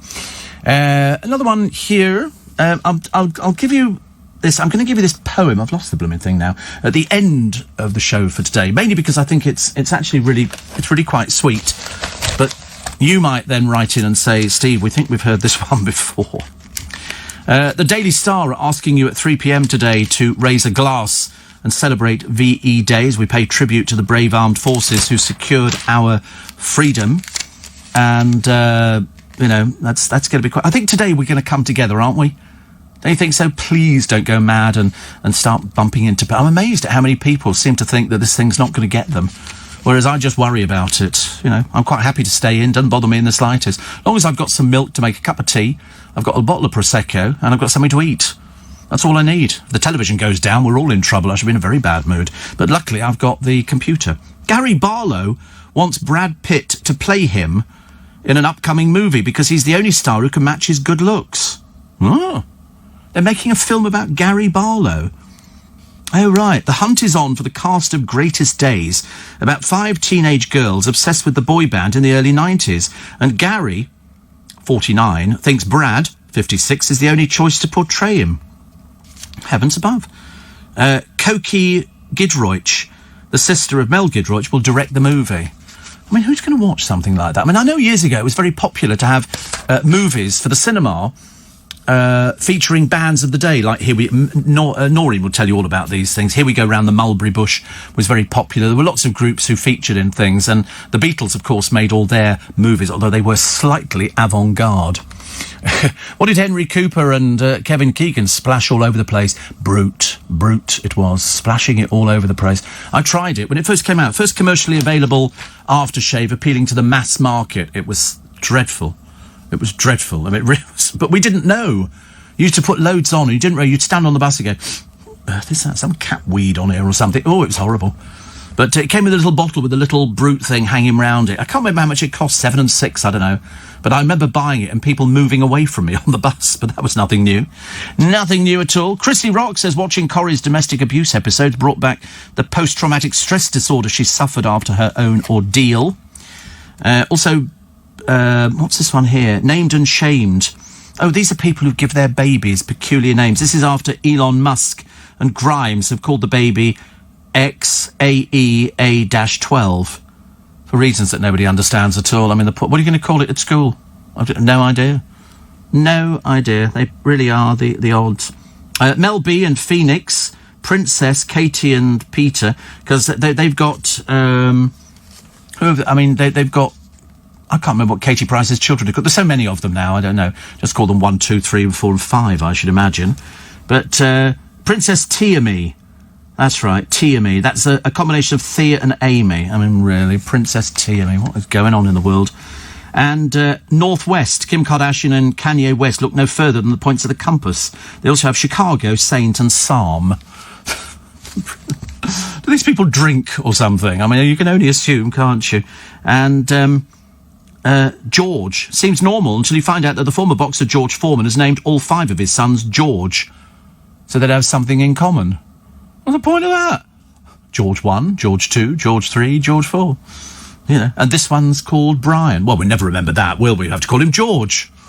A lot easier. Of all these children by so-called celebrities, you suddenly realise that they're mad as broomsticks. Michael Hutchins and Paulie Yates, of course, went for Heavenly Hirani Tiger Lily. I mean, which was very sweet, but really mad. Also, Tomorrow. This is Numbers star Rob Morrow and wife Deben Ayer chose this brave play on words. So it's Tomorrow, T-U, and then the second word is Morrow. I know. I said River Rocket. You know who that is, don't you? That's one of Jamie Oliver's little brood. He's got Poppy Honey, Daisy Boo, Buddy Bear, and Petal Blossom Rainbow.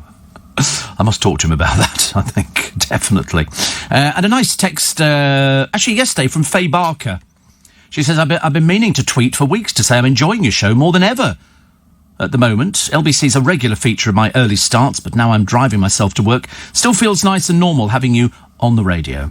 Faye, as you know, is a presenter and reporter at ITV News in London. Can't stand pretty people at this time of the morning. Luckily, I don't work with anybody pretty. It's part of the contract. Much easier. Apple is Gwyneth Paltrow and Chris Martin's daughter. I'm assuming it's a daughter. I'm only guessing, actually. Pilot Inspector. That's Jason Lee and Beth Ricegraph, inspired by the song He's Simple, He's Dumb, He's the Pilot. So it's Pilot Inspector. Moon Unit. That was Frank Zappa. Moon Unit. They've also got Dweezil and Diva Muffin. Phoenix Chi, Spice Girl Mel B, and then husband Jimmy Gulzar gave the daughter this wacky name. Actually, to be honest with you, Phoenix Chi sounds almost normal, doesn't it, really? But Moxie Crime Fighter. This is the magician Penn Jillette and his wife Emily, also have a boy called Zoltan. Wow. Singer Toni Braxton chose the name Denim for her son after a nurse couldn't pronounce Denim, which was the original name. Makes the rest of us seem quite normal, doesn't it, really? Viv says, my smart car is beautiful. I call her Shirley. Do people still call their cars different names? Mine's just, I don't call my car anything at all. Car, I think. She's got eyelashes on the front lights and her rear wiper is an upside-down Dalmatian dog's tail. I overtook a Bentley once. You cheeky mare, honestly. How dare you say something like that? That's heresy, that is. Keep safe, she says. No, you keep safe. I'm keeping safe. I'm doing okay. What about Grimes? Such an awful name of Elon Musk's partner, says Marilyn. I know, Grimes. Is that the first name, do you think? I wonder why. Oh, Grimes Musk. Grimes Musk. Makes your name seem quite normal, Corey, doesn't it? Not really. Tony from Newark says, a bit more excitement over London Day. The Red Arrows will do a fly past over Westminster at 10:10. Open the windows and enjoy. It'll be very fast. They don't slow down so you can take a picture of the pilot. They'll be whizzing over. I wonder if they'll do it with all the vapour trails and everything else. I was told sweet corn ice cream was a bestseller in Hong Kong, but I've never seen it, Steve. That was from Tony. Well, I don't remember that. I don't remember it at all. I do remember, though, peppermint ice cream. Someone I know named their daughter Honeybee. Honeybee? That could be quite okay. But, I mean, surely it's just going to be sort of abbreviated to Honey. Ron thinks that Gary Barlow, if he's got such a high opinion of his looks, why doesn't he just play himself in the upcoming movie? I've got no idea. What's the matter now? What? It's a very good point, isn't it? Well, I thought so. I mean, but also, and he's much younger than Brad Pitt. So Gary Barlow plays himself. The trouble is, can he play himself? I mean, we don't know whether he can act. And also, who's going to watch? Is this a made-for-television movie, or straight to DVD, or straight to the bin? I don't know. Group of 5 kids. The idea sounds feasible. It just doesn't seem really sort of up to date for where we are at the moment. Steve, thank you for getting me through the week. You're my little ray of sunshine, says Jackie. After a hellish week in court, it's great to wake up knowing I don't need to go to work. Hope everybody has a lovely bank holiday. I think you're going to enjoy the weather today. I think you're going to enjoy the weather maybe a little bit tomorrow. And then, in from the Arctic, 10 degrees. It's going to go freezing. So do not put away the coats just yet. You're going to need them. They've also put the words in the paper. All the papers carry it. The words for "We'll meet again." I thought everybody knew the words to "We'll meet again," and it's a lovely song. But it was the thing that got people through, wasn't it? The Union flag is lit up on Blackpool Tower, and also Brits have gone bonkers for bunting. We like a bit of bunting, don't we, in this country? I've always been a huge fan of bunting. Suppliers have been running out of special commemorative decorations for big parties held at home. Picture of Colonel Tom Moore, sort of honorary Colonel Tom Moore. And it's lovely. It's going to be great. There's also people living in the same street in Chester, lovely street, performing a socially distanced tribute for VE Day. I wonder how many people... There's also a World War II tank, which is woven from willow on a roundabout in the town centre of Chelmsford. Oh, wow, that's cool. If you live around Chelmsford, you're very lucky. And a lovely little girl who's 10. Her name is Angharad. She's decorating a home in Twickenham for the big day. Oh, see, we always feature Twickenham. We don't necessarily want to all the time, but I think that's lovely. I once knew a girl, says Wendy, called Courtney. Second name Salmon. Courtney Salmon. Courtney Salmon. Oh, well, just me again. And Steve, David in Nottinghamshire, back in the 60s when I was a young lad, I had the privilege of sitting in the cockpit of a Spitfire at an annual air display at the local aerodrome. He said, I was quite thrilled at the time, but it's only now as a grown-up I wonder what dramas those planes would have been involved with. Yes, I've got pictures of me. Because we lived on an Air Force base, we had planes all the time. So when we had Battle of Britain Day, there were always planes and you had your picture taken in. Steve, there's a pub in Poplar called the Tommy Flowers, named after the man who lived nearby. He worked with Alan Turing at Bletchley Park. If you've got to go to... I'm going to send as many people as I can. Steve, I once worked with a girl called Inda Bath. I don't believe it. That's got to be the silliest ever. In my local town, at the local hospital, the Queen Victoria in East Grinstead, 10 o'clock this morning, there's going to be a flypast by a Spitfire to remember VE Day. Okay. And what's the other one? Oh, I've just lost it, actually. These things, honestly, I sometimes find something. Steve, as well as buying your friend's game show book, I also bought the Henry Cooper Keep Fit book. Sandra says, well, I'm versatile. And Roger says the ex-Liverpool football player Emlyn Hughes named his son Emlyn and his daughter Emma Lynn. Oh, right. It's not normal, is it, really? I mean, or is it just that we're a little bit sort of old-fashioned? Old-fashioned.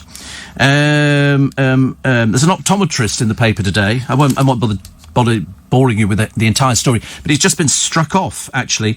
He just wanders onto the streets, drunk, naked. He did it 22 years ago. They've just struck him off now. Took them long enough to work that one out. Also, a picture of Madonna. Good excuse for cancelling gigs. She was convinced she contracted COVID-19 and has now tested positive for antibodies. So that's that one. Now solo, Hayley Williams believes she was a victim of sexism as the front woman in Paramore. I really must get up to date with more pop. I've got no idea what Paramore is, but I'm sure it's fantastic. And an electrician called Tommy Norton won £1 million on our sister station Heart the other day. £1 million. I couldn't believe it either. I'd have looked after it. I could have taken it home and been very special with it. But it was the Make Me a Millionaire competition. He was stunned when Amanda Holden opened his chosen box to reveal the win. She was wearing a dress made out of £50 notes. I could have taken that home as well. But Tommy says, is it real? I want to ring my girlfriend, but she might not answer the telephone. I think that is, well, in fact, I know it's the largest sum ever given away on a UK radio station. £1 million. Steve Allen Show, box of chocolates.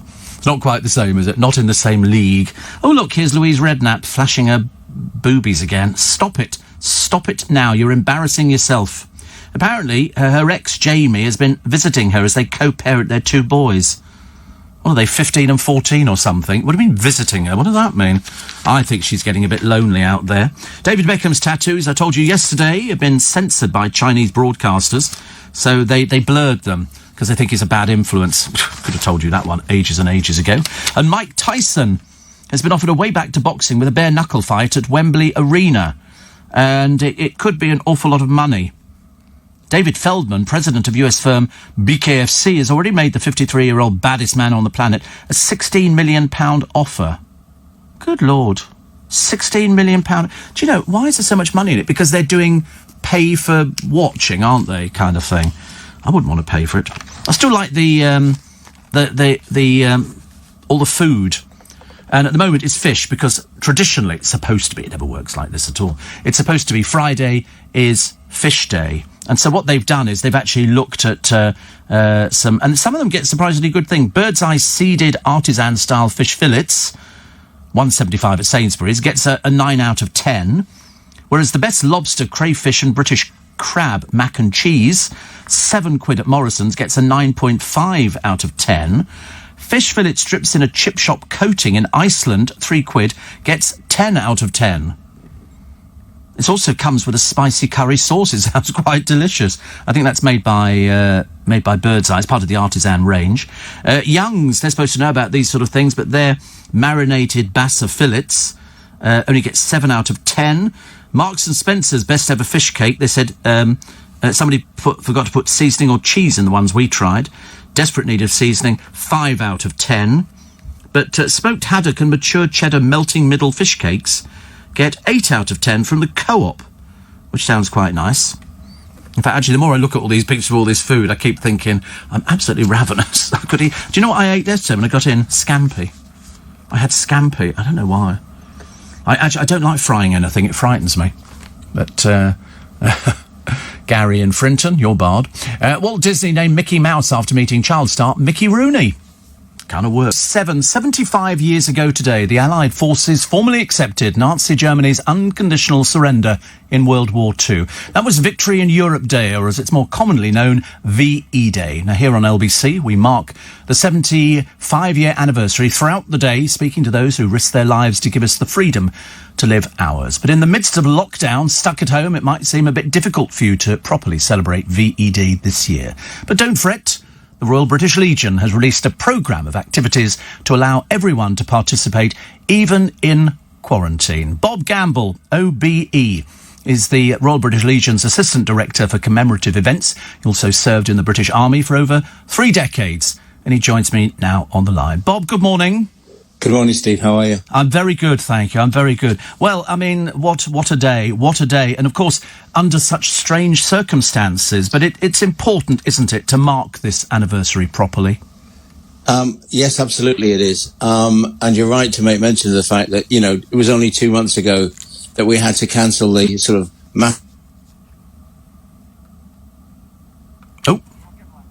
I'm going to get the line back. All of a sudden, you just dropped out there, just for a brief moment. So just hang fire. We'll get Bob back on the line. I don't want to miss this. Goodness sake. To get somebody actually from the Royal British Legion on a day like this is an achievement in itself. So we're just going to check that line again. Is that typical, isn't it? We can send a man to the moon, and yet we lose a line very quickly. How are we doing? We think we're doing okay, because they've got a whole list of things from the Royal British Legion, and what they want you to take part in everything. And to be honest with you, I think that's one thing that we do really well. We do really, really well. And I think people are going to dress up. They're going to go out there. The women get the best fashions, of course. The men don't get the best fashions on this one.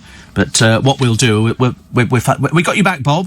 Yeah. Oh, I went all panicky then. You disappeared on me. So it's very important, isn't it, to mark this anniversary? So, as you say, I mean, do we have a whole list of events that people can do? We do, absolutely. I guess the first thing of this morning, there'll be a lot of sort of individual markings of remembrance. But at 11 o'clock, the Prince of Wales will lead the nation in a 2-minute silence. Unlike every other event, VE is mostly about celebration, but it's really important we start off with just remembering all those people that didn't come home, or those people that were in UK that suffered as a result of World War II. So we're going to do that first, which is right and proper. There's a huge program of stuff on the digital plane. The Legion and others have got great programs that run through the day that give context to it.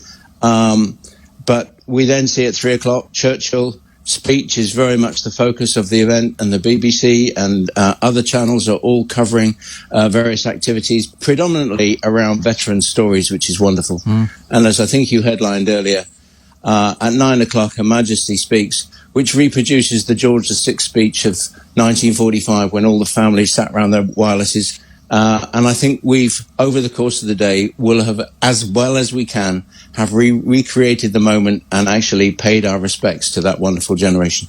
Well, I was reading a letter earlier on which Boris sent out to all the veterans, and he said the one thing is, he said, we will never forget you, never.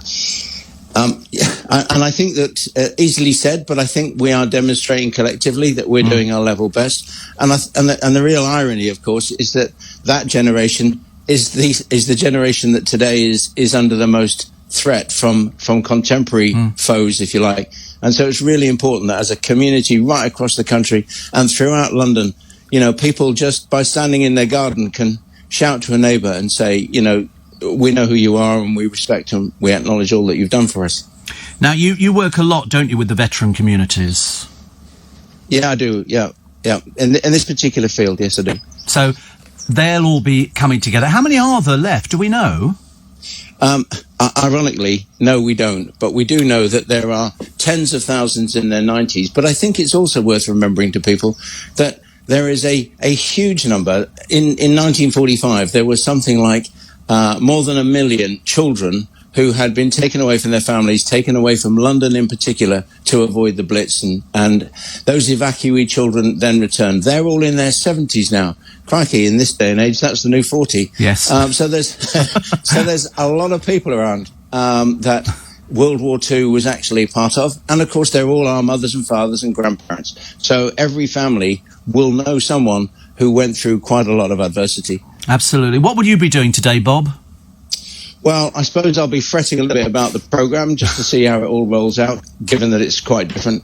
But I'll also be taking a little time to remember both the roles of my mum and dad in the war, and just because it's the way I'm strung up, of the regiment and all the things that I've done in my time. Well, you spent, what was it, 34 years in the forces? 36 years. And eventually they just said, look, Bob, you're never going to get the hang of this. And they just kicked me out. And that's but and my father before me. And so it's kind of, I've got skin in this game. So I'm really quite passionate about it. Good man. Thank you so much. Thank you so much for joining us on this special day today. Thank you, Steve. Bye-bye. Take care. Bob Gamble, OBE, Assistant Director of Commemorative Events for the Royal British Legion. And you do remember your parents, you do, especially if you're in the forces. So Bob is sort of torn between the forces and his job with the Royal British Legion, which is a fantastic organisation, fantastic. And so today we say thank you for what people went through, those who didn't come back, those who did come back, and all the things. As everybody's got their own memories. Everybody's got their own memories. My mum used to have her memories of going through the East End, and she used to get a bit teary doing that because she remembers what it looked like, because the East End came in for a bit of a hit, didn't it, during the war? But it's one of those things. Today we come together as a nation, and it's people like Bob Gamble and other people who work for all the different organisations who work so hard throughout the year to make sure that things go so well. And to have coronavirus on top of all this has made life a little bit difficult, but they soldier on, if you'll pardon the pun, and we thank them for it as well. And also, I think Captain Ton Moore is going to be joining Nick Ferrari a little bit later on this morning. I mean, he's just absolutely fantastic. So it's all good. It's all good. And if it makes you appreciate what those people did all those years ago, 75 years ago, You know, and you'll see people probably out today wearing their medals and being very proud. Right, let's just do the front. I've got this poem to read to you, which I'm going to finish the programme with, because it's only a little poem, but the producer thinks that we've read it before. I can't remember, but I mean, he's probably going to prove me wrong, and he's probably people are going to write in and go, yeah, you definitely did this one a few weeks ago, so I don't know. The Daily Star, they say at 3 p.m. today, please raise a glass and celebrate VE Day for the brave armed forces who secured our freedom. That's all of us. The Daily Mirror, they look at this wonderful street party here. This was in Northampton. And again, that great British thing, bunting. The more bunting we see up today, the happier. The Americans do it. Good Lord, we can do it as well. The Daily Mail, talking about... we didn't do Harry and Meghan's £15 million LA hideaway. They're only being given it temporarily. They can't afford it, quite clearly, because they don't seem to have work. Prince Andrew, mired in more legal woes the other night. And another of Sarah Ferguson's companies, which she was a director, which she stood down from, has gone belly up as well. Also, Just Giving, front page of The Sun, talking about the £39 million that Captain Tom Moore raised. I mean, just a fantastic amount. Just fantastic amount. But they took £308,000, a 5% fee on gift aid. I know that's what they do. You would have thought they actually could have maybe sort of waived it a little bit so we could get some more money, but, you know, whatever. We'll wait and see. The Daily Telegraph, Keir Starmer saying we owe it to the VE Day generation to protect them from the virus in the care homes. We absolutely do. There's rumours abounding all over the place that they were aware of the problem of care homes some time ago and didn't do anything about it. The Times, a lone piper with some fantastic aircraft flying above him that look like Spits to me, with the headline, "We'll meet again." And somebody's dressed their dog up with Union flags, which I hate people dressing dogs up, but I'll make an exception on this particular occasion.